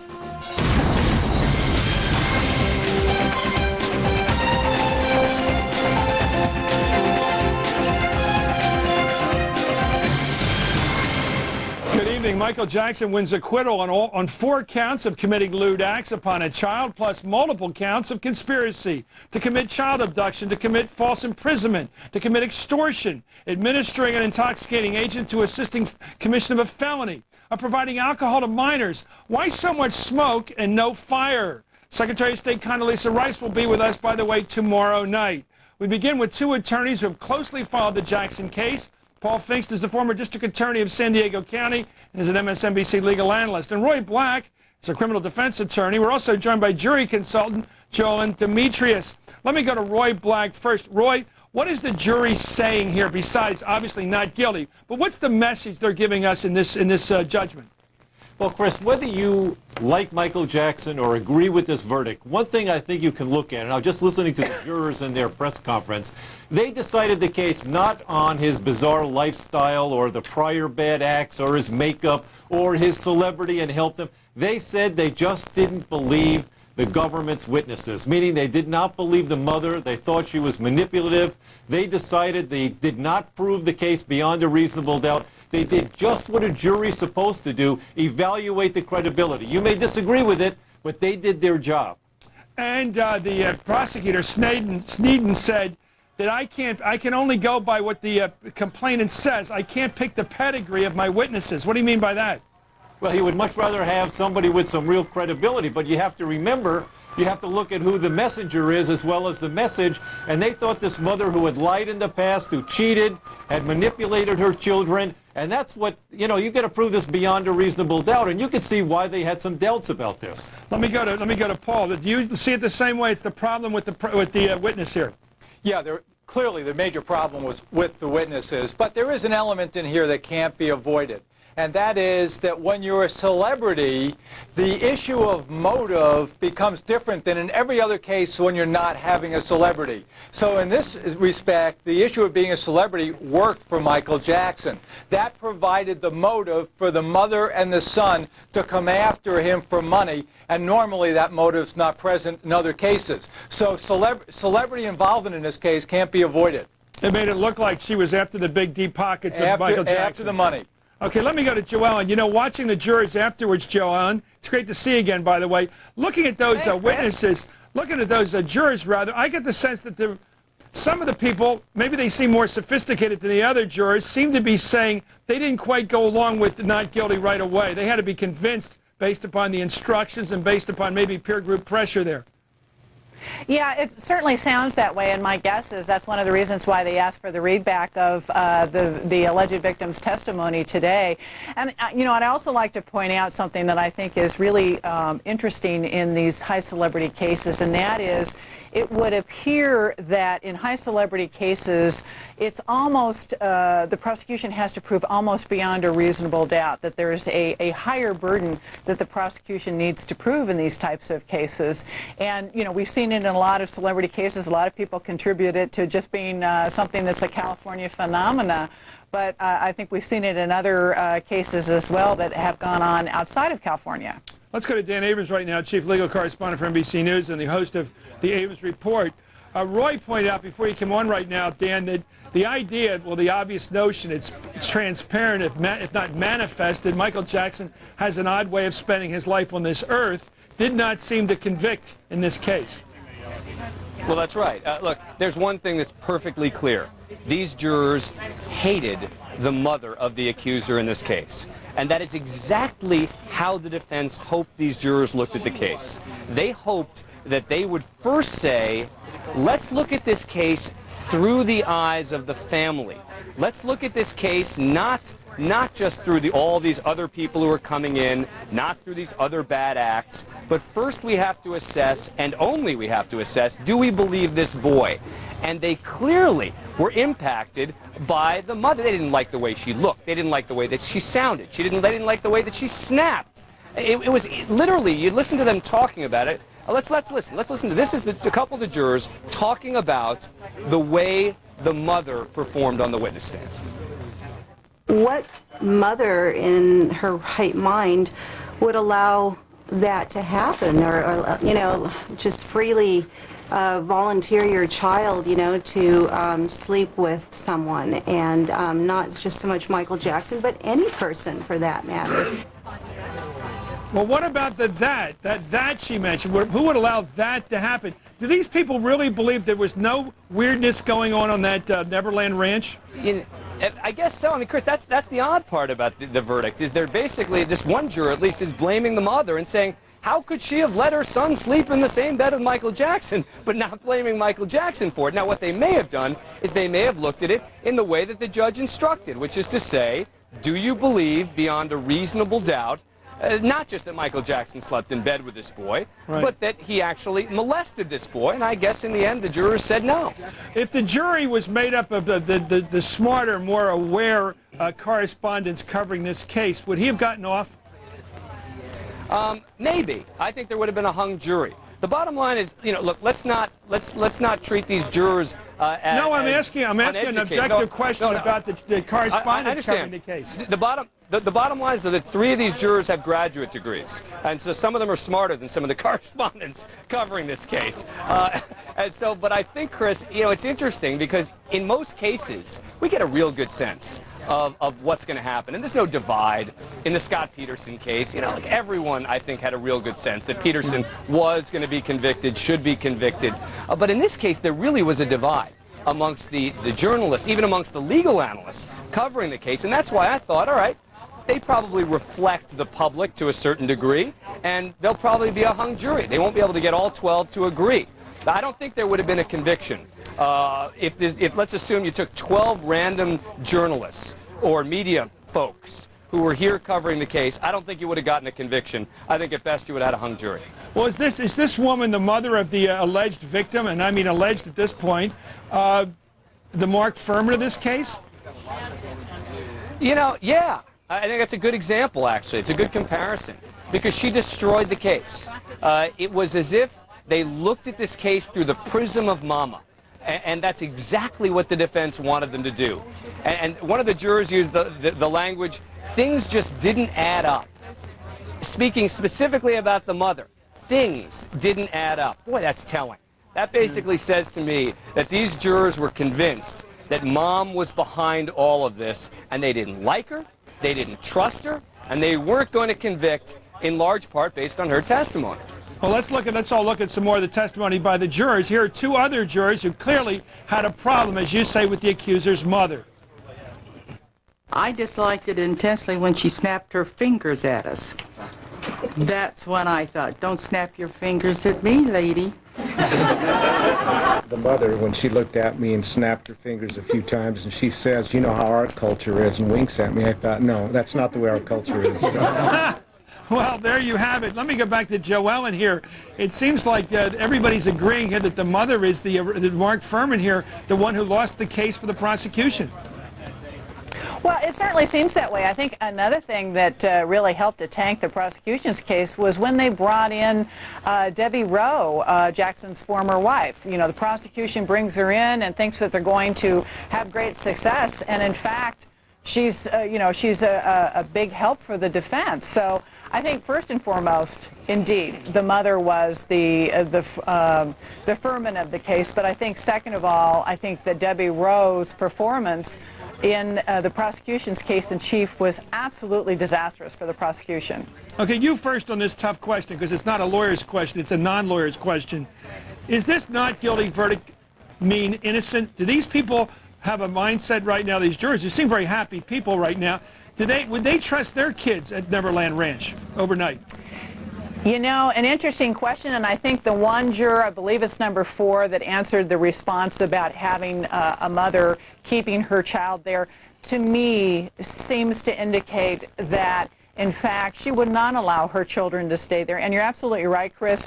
While many juries come back with not guilty verdicts, in fact, they say, well, we don't necessarily think that something didn't go on. It just didn't rise to the level of what the prosecution needed to prove. Roy Black, does not guilty mean innocent here in the minds of the juries as you've listened to them? Well, I think that's a very unfair question, Chris, because we have a system in which the state has to prove it beyond a reasonable doubt. You don't have to prove your innocence, because you know what? How do you prove you didn't molest somebody? Well, you can quibble, but I'm asking you an objective question. Do you think this juror believes the guy's innocent? He didn't do anything. No, I think the jury thinks he's weird. He has a bizarre lifestyle. Do they think he's innocent? Well, I don't know whether they think he's innocent or not, but I tell you what they do think. They think that this mother is bizarre enough to have manipulated this whole case against him. And her performance in the courtroom was very telling. The reason I'm asking a question, and maybe it is unfair, would these people trust their kids in the company overnight of Michael Jackson having heard all this testimony, yes or no? Well, just think about this. He's dangling his kid over a balcony. He has makeup on. The guy is bizarre. I wouldn't let anybody go stay at Neverland Ranch, Paul, let alone my kid. I wouldn't leave my kid there. Paul, you try this. Does not guilty mean innocent here? Clearly not. When you looked at this jury, I've seen jurors come back in big cases, small cases, when they felt that the defendant was actually innocent and got a raw deal, and they came out and said so. This jury did not have a flattering thing or a kind thing to say about Michael Jackson. The feeling in this jury was clearly the prosecution did not meet its burden. If something happened, that's not their problem. Their job was to evaluate the evidence beyond a reasonable doubt. The prosecutor didn't make it. We have to acquit him. But they had no kind words for Michael Jackson. So I don't think they felt he was innocent. They felt the prosecutor just didn't prove the case. Okay, we're going to come back. I'm going to ask you fellas, and I'm going to ask Joanne as well. All of you, if you saw among those jurors as they were being interviewed just now for all this time, if any of them looked like they really think they didn't go along with the majority except it was peer group approval that they were seeking. We'll be right back with Dan Abrams, Roy Black, Paul Pfingst, and Joanne Demetrius. And later, Michael Jackson's spiritual advisor in this case, the Reverend Jesse Jackson, is going to join us. You're watching Hardball's live coverage of the Jackson verdict on MSNBC. Hardball is brought to you by BP. It's time to go beyond. What can an oil company do to gain your trust? I want them to focus on making our environment cleaner, keeping to the EPA standards, being better than the EPA standards, so that we can all breathe freely and have fresh air. That should be a right.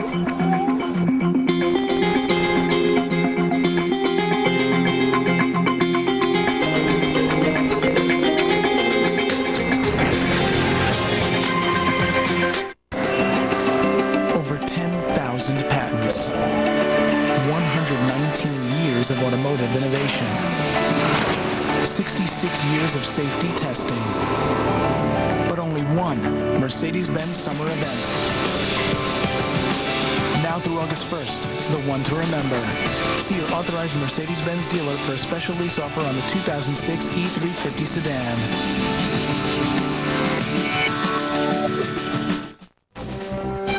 Still ahead, the Reverend Jesse Jackson, spiritual advisor to Michael Jackson, on his next move now that he's been cleared of all charges. Hardball's live coverage of the Jackson verdict returns after this.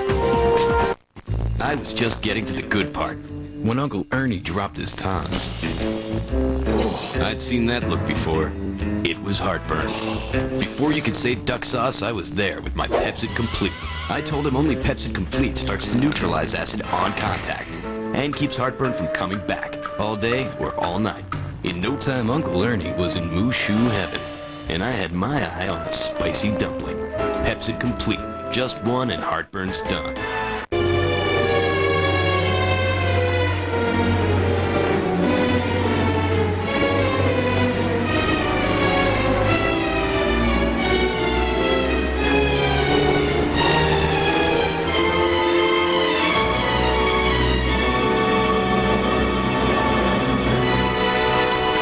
Never plunge again.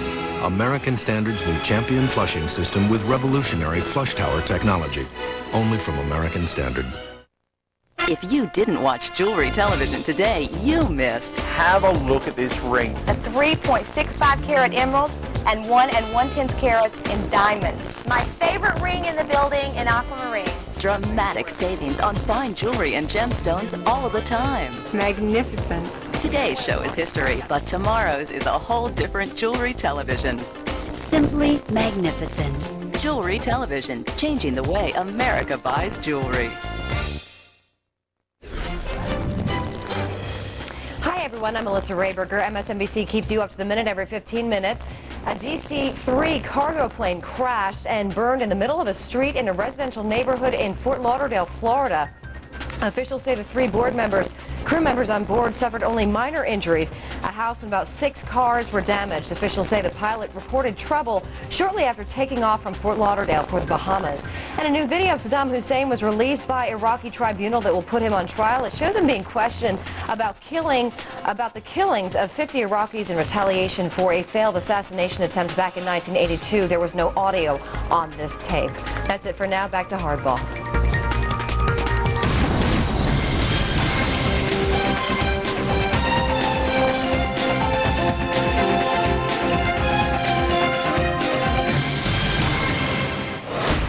You're looking now at a live picture from Neverland Ranch where Michael Jackson is right now after being acquitted on all charges. Welcome back to Hardball's live coverage of the Michael Jackson verdict tonight. We're back with Dan Abrams, defense attorney Roy Black, former prosecutor Paul Finkst, and jury consultant Joellen Demetrius. Joellen, you first. Did you see any jurors that were holding out all these last several days thinking he was guilty? Well, you know, I didn't see the whole press conference, but it seemed as though, just a little bit that I saw, there was one woman who was sitting in the front left that seemed to be a bit reticent about coming to the verdict that she did. I ultimately would like to see the whole press conference, but that was just my impression based on sort of body language and the things that she said. Roy Black, your thoughts on that? Was it a unanimous jury from the get-go, or was there some debate here? No, Chris, it was not. And as a matter of fact, I thought that he didn't get a verdict within the first couple of days was a real problem for him. The jury was out for 7 days, so they had to be discussing something, and they asked for readbacks of testimony, reread the instructions. I thought that some people needed convincing, but you know what? That's how our jury system operates. Sure. The instructions, that was pointed out by one of the jurors. Roy, what do you think was key to the judge's instructions that nailed this acquittal?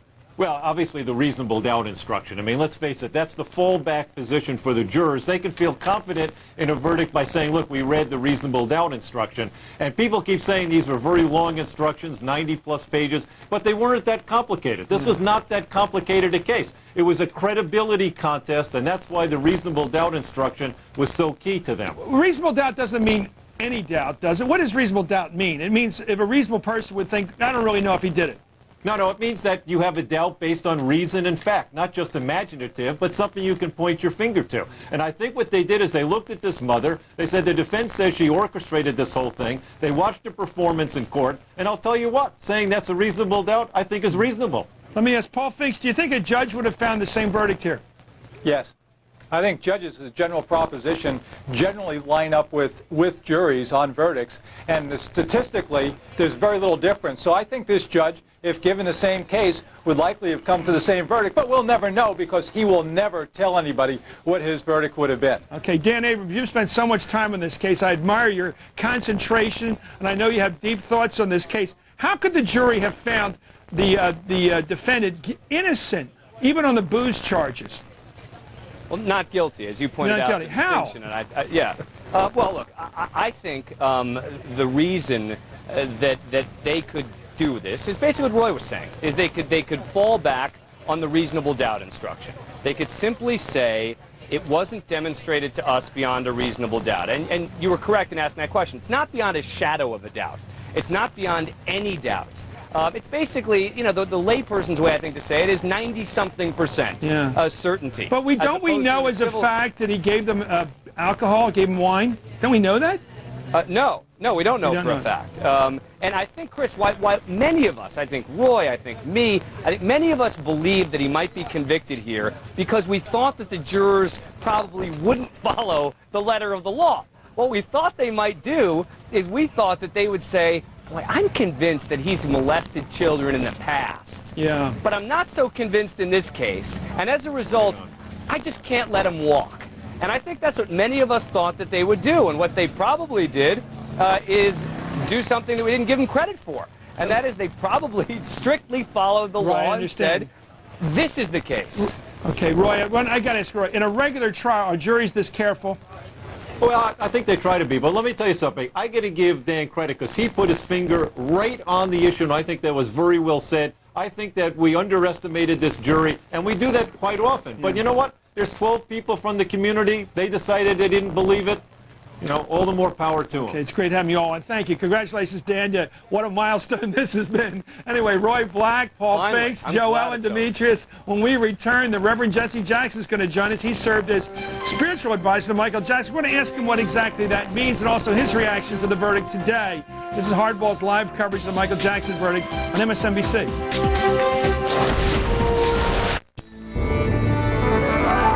Discipline, research, patience. It's investment expertise in perfect harmony. Van Kampen Investments. Shine.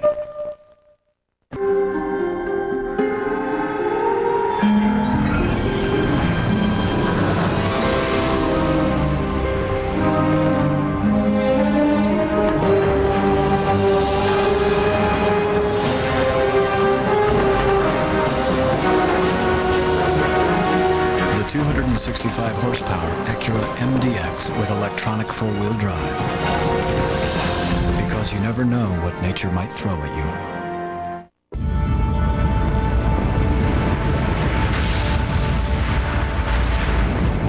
The world needs more energy and lower greenhouse gas emissions. And only one kind of power can deliver them both. That's why ExxonMobil is now making the largest ever investment in independent climate and energy research.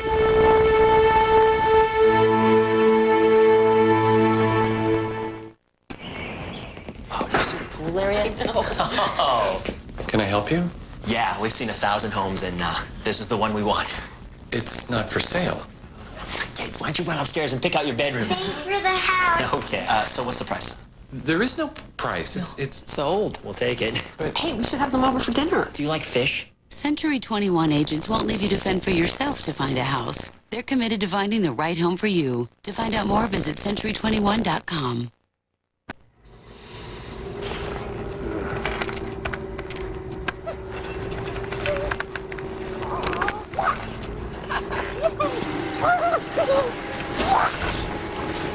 Hey, Mr. Randall.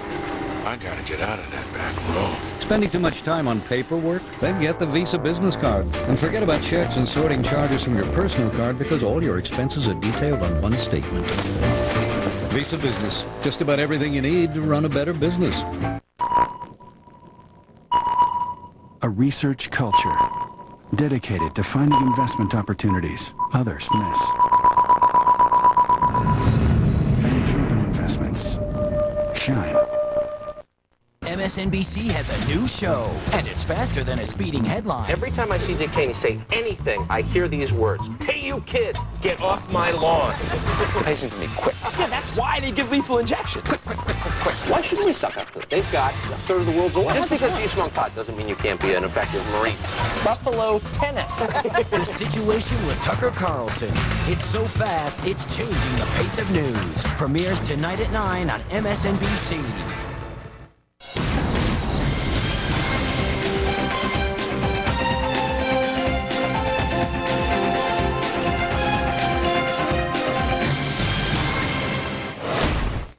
Welcome back to Hardball. The Reverend Jesse Jackson has been serving as Michael Jackson's spiritual advisor. Reverend, thanks for coming on tonight. Let me ask you, have you had any conversations with Michael today? Michael called me about 10 o'clock this morning, and I could tell at this hour that he was full of stress and anxiety and fear. But interestingly enough, he wanted to talk about his business holdings and his business options. It suggested Michael knew he was going to either be going to jail tonight in that 8x10 jail cell or coming back home. And I advised him to right now focus on your prayer and your faith, and let's get this matter over, then focus on your business issues. But Michael clearly has undergone some tremendous physical pain and anxiety, stress, and fear during this period. Are his problems behind him? Well, fundamentally, I mean, the problem of his going to jail is behind him. He has some business challenges, but not as severe as the media projected, in the sense that Michael's assets were always greater than his debts were. And to that extent, he could always, if he had to, liquidate some assets to offset some debt. But he feels that there was a kind of conspiracy between the bank and his advisors on manipulation. Now, whether that's true or not, we do not know. But what I am aware of is that Michael's assets were greater than his debts, and there was no basis on foreclosing on him, a move on those catalogs with the Beatles and Elvis and Neverland Ranch. So that would be his next set of business challenges, what I'm convinced he is prepared now to address. Doesn't he own the Beatles records? Doesn't he have a ton of money? Well, you know, you can be asset strong and cash weak. He's not been working, and the way the deal is set up, in effect, he puts up like $3 million a month in free interest payments, and he has to put them up the first of every quarter. And if he did not do it on time, even a 1 day late, could trigger a run on his assets, including those catalogs. And he came very close in April. He put up like 2.6 million one day, and the next day came with 400,000. Rather than the bank accept that the next day, they were going to foreclose the whole deal on him. And that's when I intervened and appealed to the bank president, Ken Lewis of Bank of America. You cannot do this to a customer of this magnitude. He needs the latitude to make up. And so Michael's additional financial advisors kind of moved into that point, and I think Fortress bought out the Bank of America deal, and it kind of gave him stability during this season. So now the issue for him is recovering physically, recovering emotionally, getting his business back on footing, and now beginning to create and indeed produce and perform again. That's what's on his mind. Reverend, when anybody gets in trouble, they try to break it down to somebody's out to get me, I made a mistake. It's usually a combination of the two if we're smart. Did he think that the mother in this case, the one making the allegations with her son, was out for, was a fortune cookie hunter? He was convinced of that. As a matter of fact, he felt betrayed to look at those that he had trusted the most and invested the most in on that stand of trying to send him to jail. That he felt a sense of betrayal. And yet somehow he knew that in each instance, when they would testify against him on the cross-examination, they always wilted. There was some stench of a money trail, which weakened their credibility. And he had faith in the jury seeing through that, and great confidence in his attorney, Tom Mesereau. So, you know, Michael really went through two trials simultaneously. He went through a newsroom trial, where many of you convicted him, and a courtroom trial. By innuendo and suggestion, he was guilty, but by fact and evidence, he was not. That's why he walked away today. You know, the big debate, Reverend, you know this, you follow every event in the country, is over whether he could be, not that he's normal, because what's normal mean? He's a bit bizarre, obviously, in his lifestyle, but could he have an innocent intention with regard to all these young boys he slept overnight with? Could it be innocent, or is there a problem there just by the nature of it? It could be innocence, it could be naivete, but of course, my sharing with Michael was this. The very appearance of impropriety is problematic. Don't ever put yourself in that position again. I think he gets that message now. But there are a lot of things involved in this, Chris. I mean, the idea that the mother who had the seamless sense of money connected to her situation, and the fact that she stayed there at the same time, apparently this issue weighed heavily on the jury as to what her motives were. But, of course, I've sought to pray with him, and I pray not only for Michael, but pray for the children who have been the accusers, because in many ways there are no winners in this. Michael is acquitted, but there are scars. There's much pain. There must be some time there for healing on all sides, because he's acquitted, but there are scars that come out of this long ordeal. We're going to come back and talk to you, Reverend Jackson, as a man of religion, a man of the cloth. I want to ask you about Michael Jackson's faith. I'm serious. And tonight on Easter time, the debut of The Situation. That's a big debut tonight on a big night for Tucker Carlson. I guess it's a good night to start a television show. And tomorrow, my exclusive interview with Secretary of State Condoleezza Rice. She talked to me. She's going to talk to me about Iraq and some of the surprises this administration has faced. I think we had, when we went to war, having tried everything diplomatically to avoid war, I think when we went to war, we had a plan for how to deal with the aftermath. There were a number of things that surprised us, including the fact that the Army, in a sense, kind of melted away in those last days after Saddam Hussein was overthrown. That's my really grand, and I mean it, a grand interview with Condoleezza Rice. It's a long one, it's in-depth, it's great, with the Secretary of State tomorrow night at 7 Eastern here on Hardball. You're watching it, only on MSNBC. How can working with the right financial advisor answer the question, am I going to be okay? If inflation goes up. If I start spending my dividends. If I buy another 30 acres. If I travel Europe for a year. Am I going to be okay? 10 years from now? 20 years from now. If I live as long as my father. What if I help my son start his own practice? At Wachovia Securities, our financial advisors start with your life and plan your money around it. Talk to us.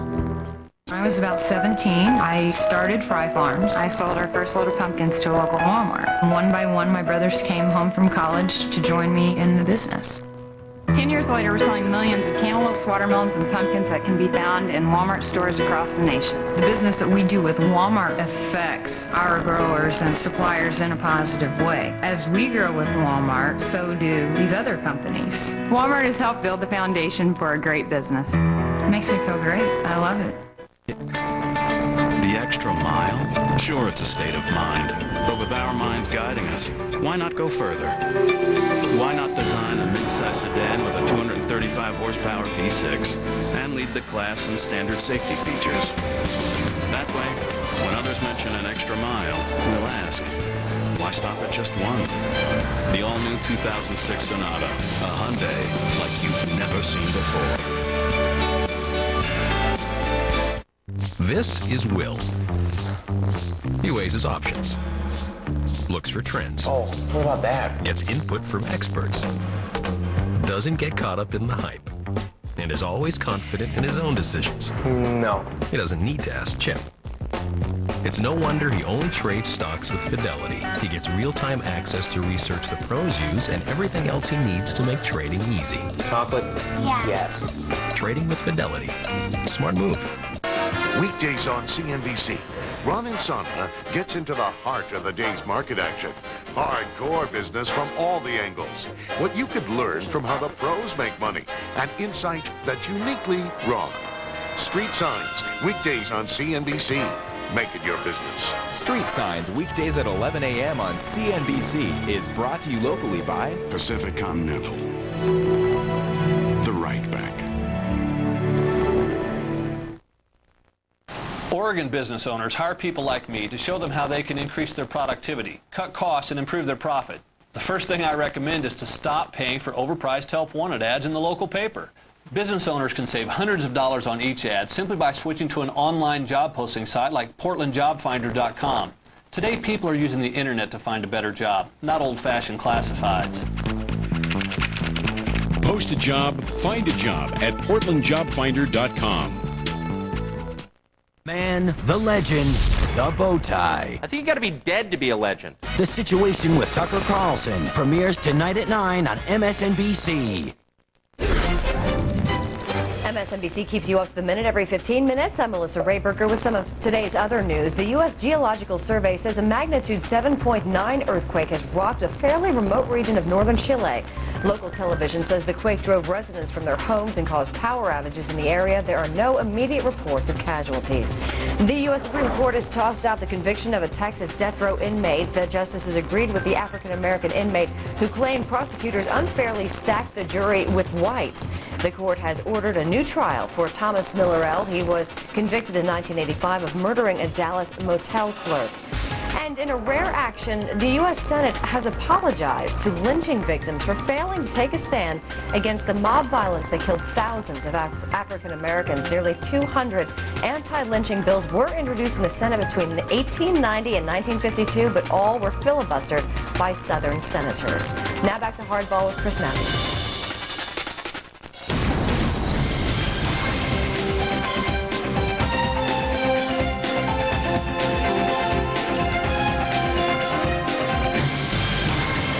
Welcome back to Hardball. Michael Jackson has been found not guilty on all charges. We're back with the Reverend Jesse Jackson, spiritual advisor to Michael Jackson. Larry Hackett is the deputy managing editor of People magazine. But we begin with NBC News correspondent Mark Moen, who joins us from outside Michael Jackson's Neverland Ranch, where Jackson and his family are tonight. Mark, thank you for joining us. Is there a sense that Michael Jackson is innocent and free?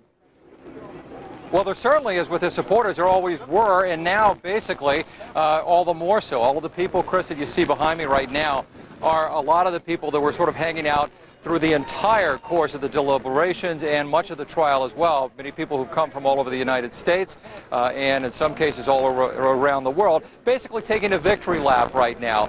They're coming here to rally, and essentially what they've been doing, although you see like a cluster of several hundred people right now, they've been cheering absolutely everybody who's come through the door. Tom Mesereau came in an SUV a little while ago, other members of the legal team, some members of Jackson's family, and even a flower delivery man who came in just a little while ago as well. They're taking their turn sort of taunting the media, basically saying Michael Jackson was innocent all along, and the press tried to essentially frame him, according to one person that we talked to.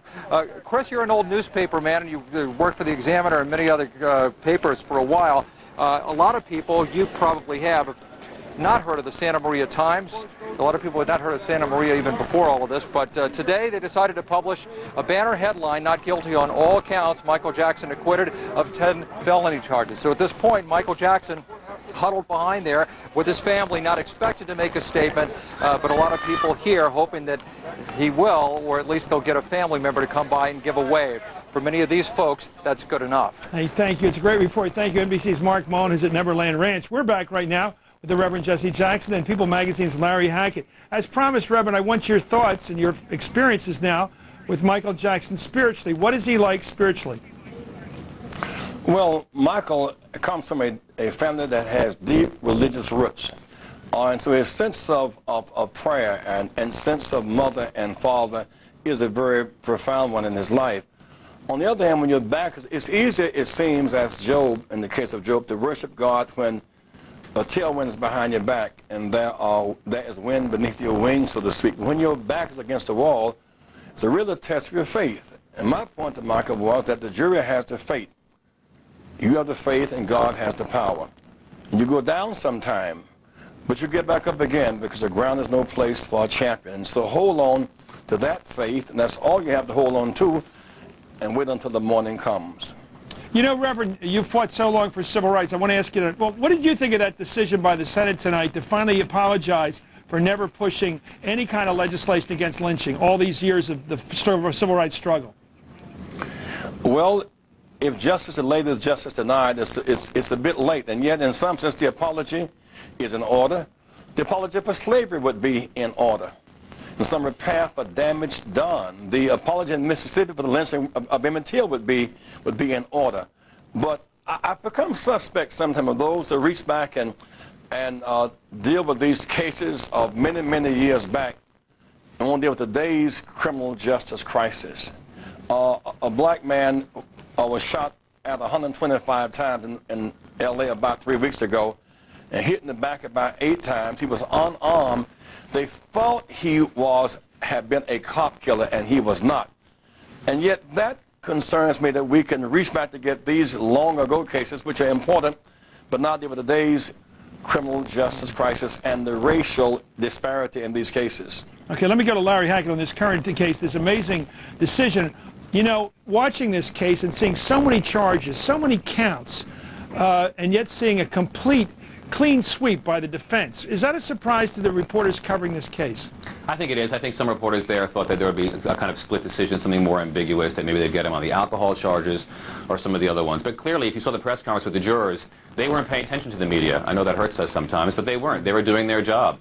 And I know the reference says that the media, you know, was basically had convicted Michael Jackson. I saw Tom Sneddon in his press conference, and he wasn't very happy with the media either. So I think it's not surprising that both sides had feelings about the way the media did their business. Are you surprised that it all seems to turn on a Mark Furman type situation where part of the prosecution case is tainted by one person and they become the emblem of the problem here?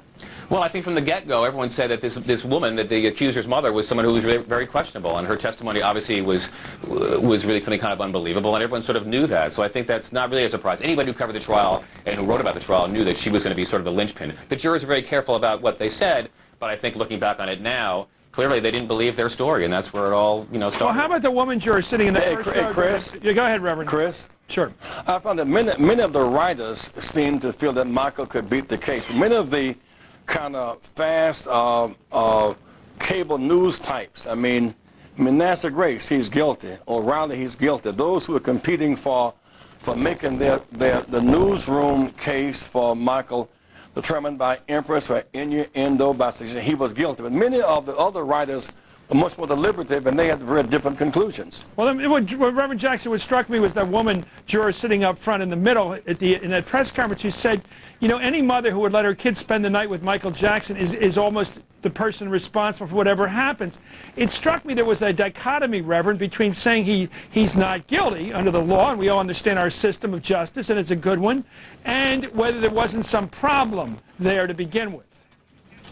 Well, there was some problem because the witnesses had weak credibility. No, I meant problem in having kids stay overnight at your house when you're a grown-up.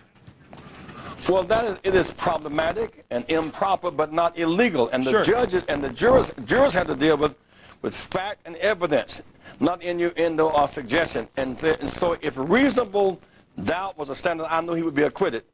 I felt the politics may have played a bigger role because it was a very hostile political environment in the sense that the sheriff was showing off the jail cell Michael was going to sleep in tonight last week.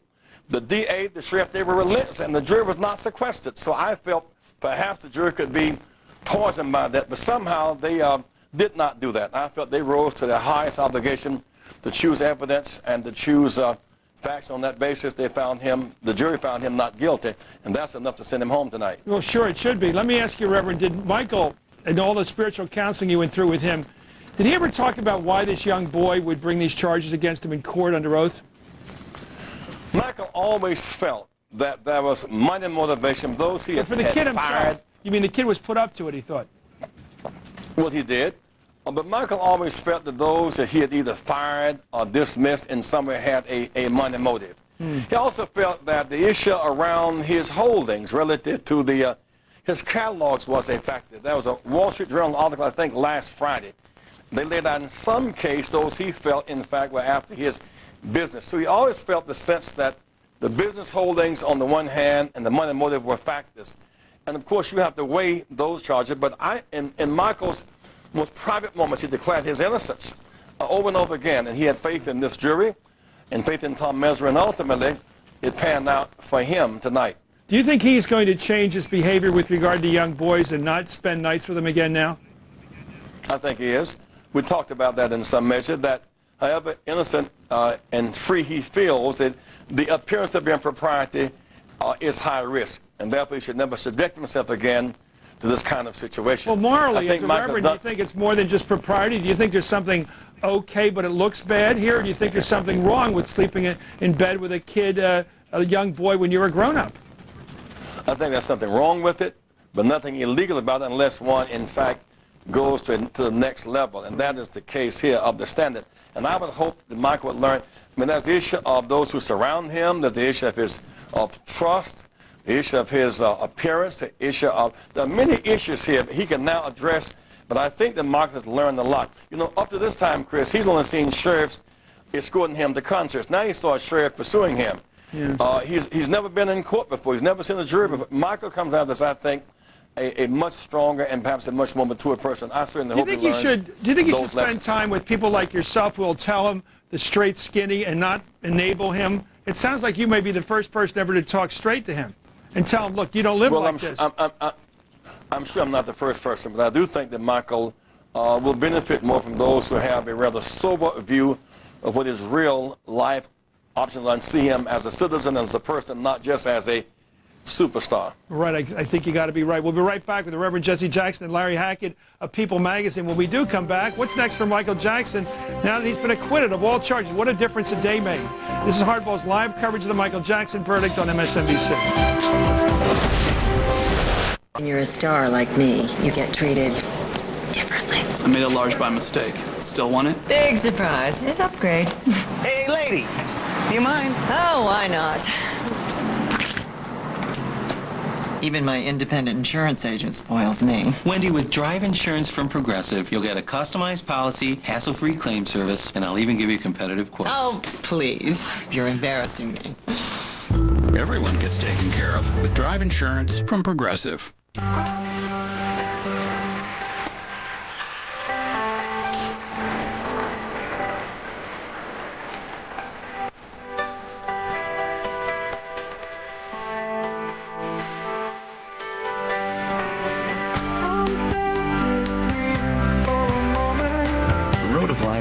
Many turns. There are over 900 Chase credit cards to help you make the most of every one. Your choice, your Chase. We're the Hatters 59. We chase our food down with good coffee all the time.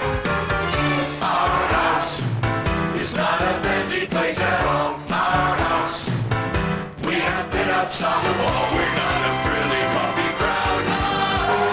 Give us rich, fresh flavor. We'll put gallons of it down. Our house is always good to the last drop. Make your house a Maxwell house.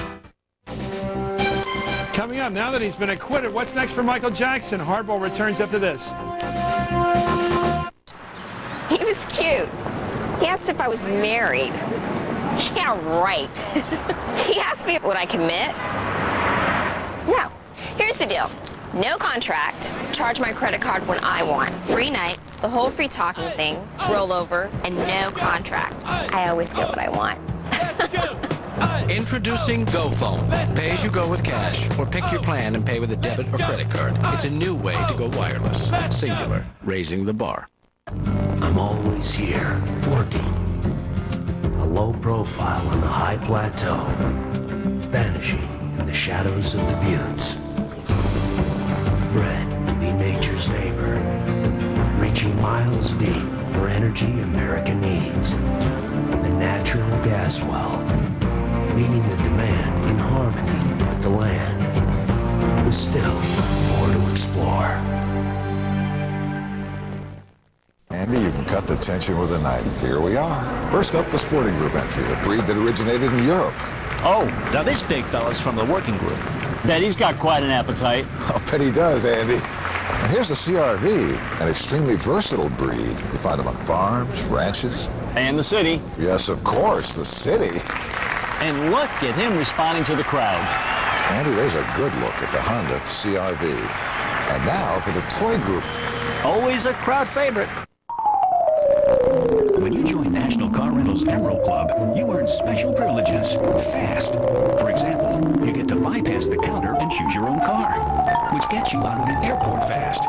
And the more you rent, the faster you can earn upgrades.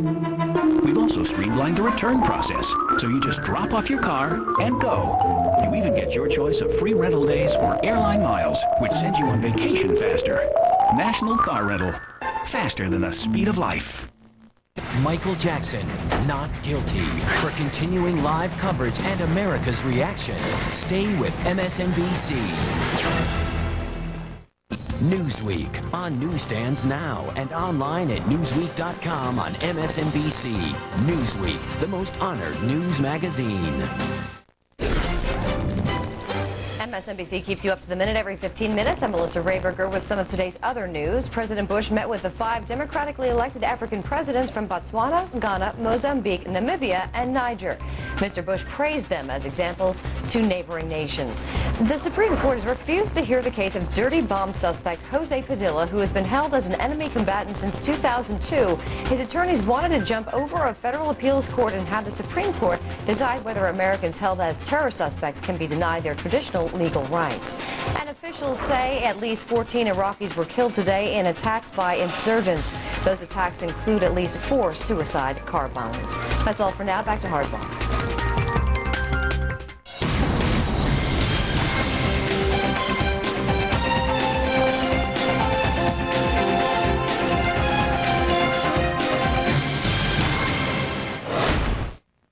Welcome back to Harbor. We're back with the Reverend Jesse Jackson and Larry Hackett of People Magazine. Larry, I was in Mexico City several years back doing a NAFTA piece, and I noticed that Michael Jackson was able to fill a huge amphitheater, a huge auditorium, outdoor place actually, and he could do it all over Europe. He could do it all around the world in those days, not too many years ago. Can he still do that coming off of this?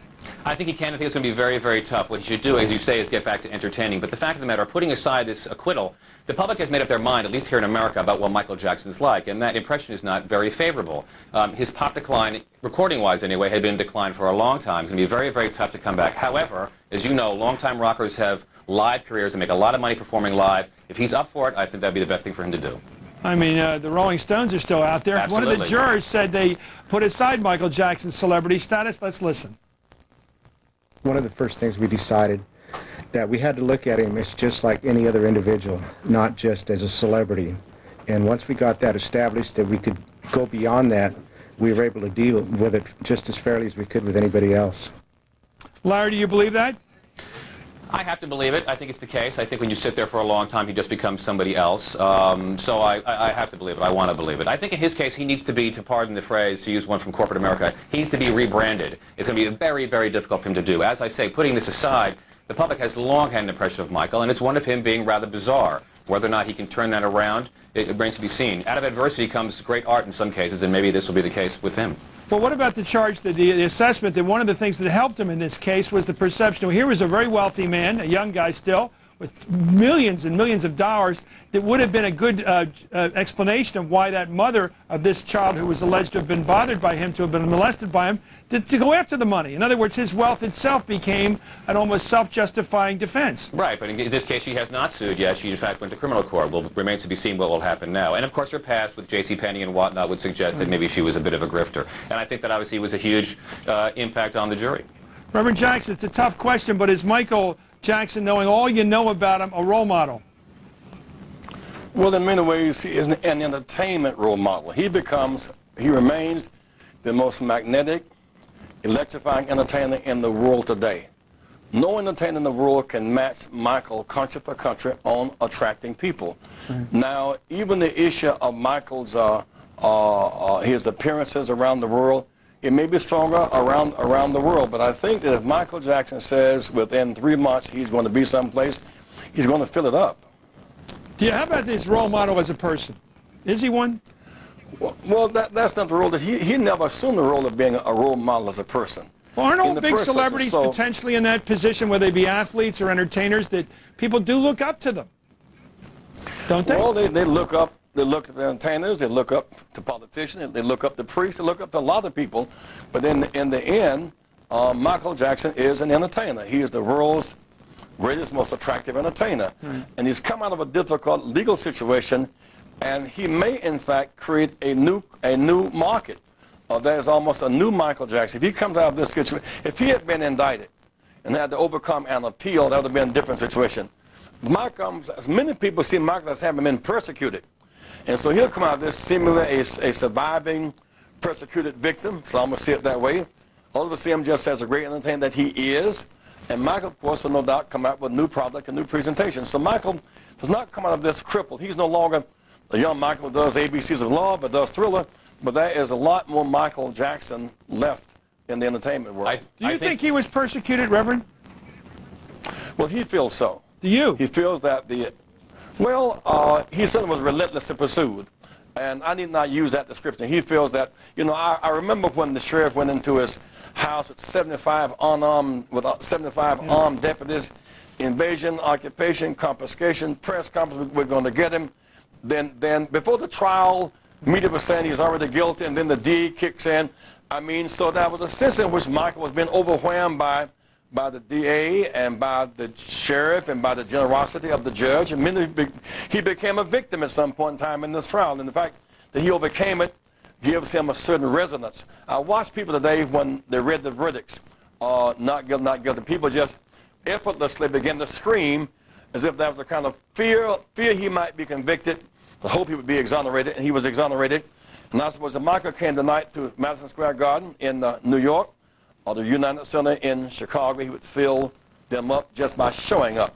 And that's Michael Jackson's uniqueness. Okay. Reverend Jackson, thank you for coming on tonight. And Larry Hackett of People Magazine, thank you, sir. When we return, Tucker Carlson joins me to preview his new show, The Situation, which debuts tonight. It's a good night to debut a show, 9 Eastern tonight.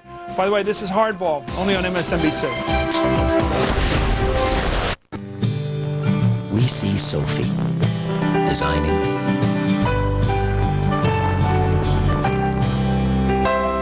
dreaming,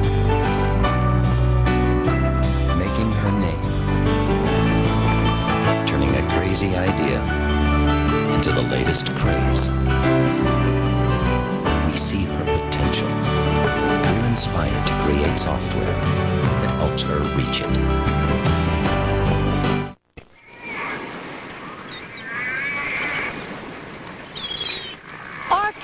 Orca! Oh, I love Orca. Oh, I thought you loved humpbacks. I recently changed my mind.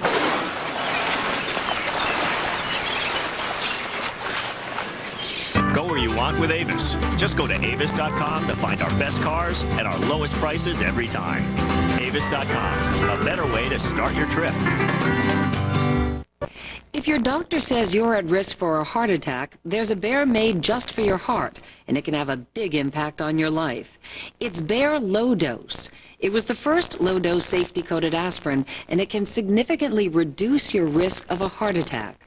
Aspirin is not appropriate for everyone, so be sure to talk to your doctor before you begin an aspirin regimen. And remember, no other brand prevents more heart attacks than Bayer. The more you know, the more you trust Bayer. Okay, here's the paperwork to apply for your new home loan. I'll check back in a couple of hours to see how you're doing. But I thought the bank had reduced the paperwork to get a mortgage. Ooh, right. There you go. Need cash? Get a $49 flat fee second mortgage from Ditech.com. Oh no. Bust another loan to Ditech. Log on or call 1-800-DITECH-1.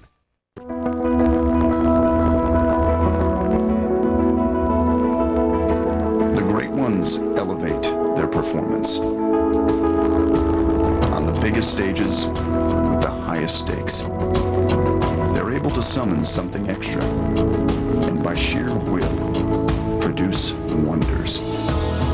As a global energy leader, expect big things from ConocoPhillips, and watch our performance elevate. The man, the legend, the bow-tie, Tucker Carlson. Cut! You think that's gonna work? People are gonna watch the show because of that? Let's just tell them what the show's about. Okay, The Situation with Tucker Carlson. A smart, entertaining new show that's so fast, it's changing the face of news. Premieres tonight at 9 on MSNBC. Michael Jackson, not guilty. For continuing live coverage and America's reaction, stay with MSNBC. We got North Carolina, Maryland tonight. Steve, you got an idea? I think we should do something on Coach Williams trying to get that program back on top. Which Williams, Roy or Gary? Well, Gary, the 2-year grace period has to be over by now. All right, we're going to do it on Gary. 2 years past the title. We'll have a breakdown by Vital. $1.50 is your change. All right, what about Soda James here. Grant? Sponsored locally by the all-new GMC Canyon Crew Cab, the newest all-star in the professional grade lineup, the GMC Canyon.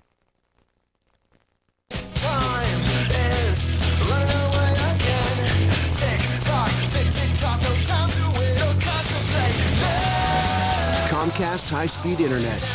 Faster than DSL, so music, photos, everything downloads in an instant. And we just keep getting faster. So you can do more online. It's one more reason more people across America choose Comcast. Call 1-888-COMCAST today.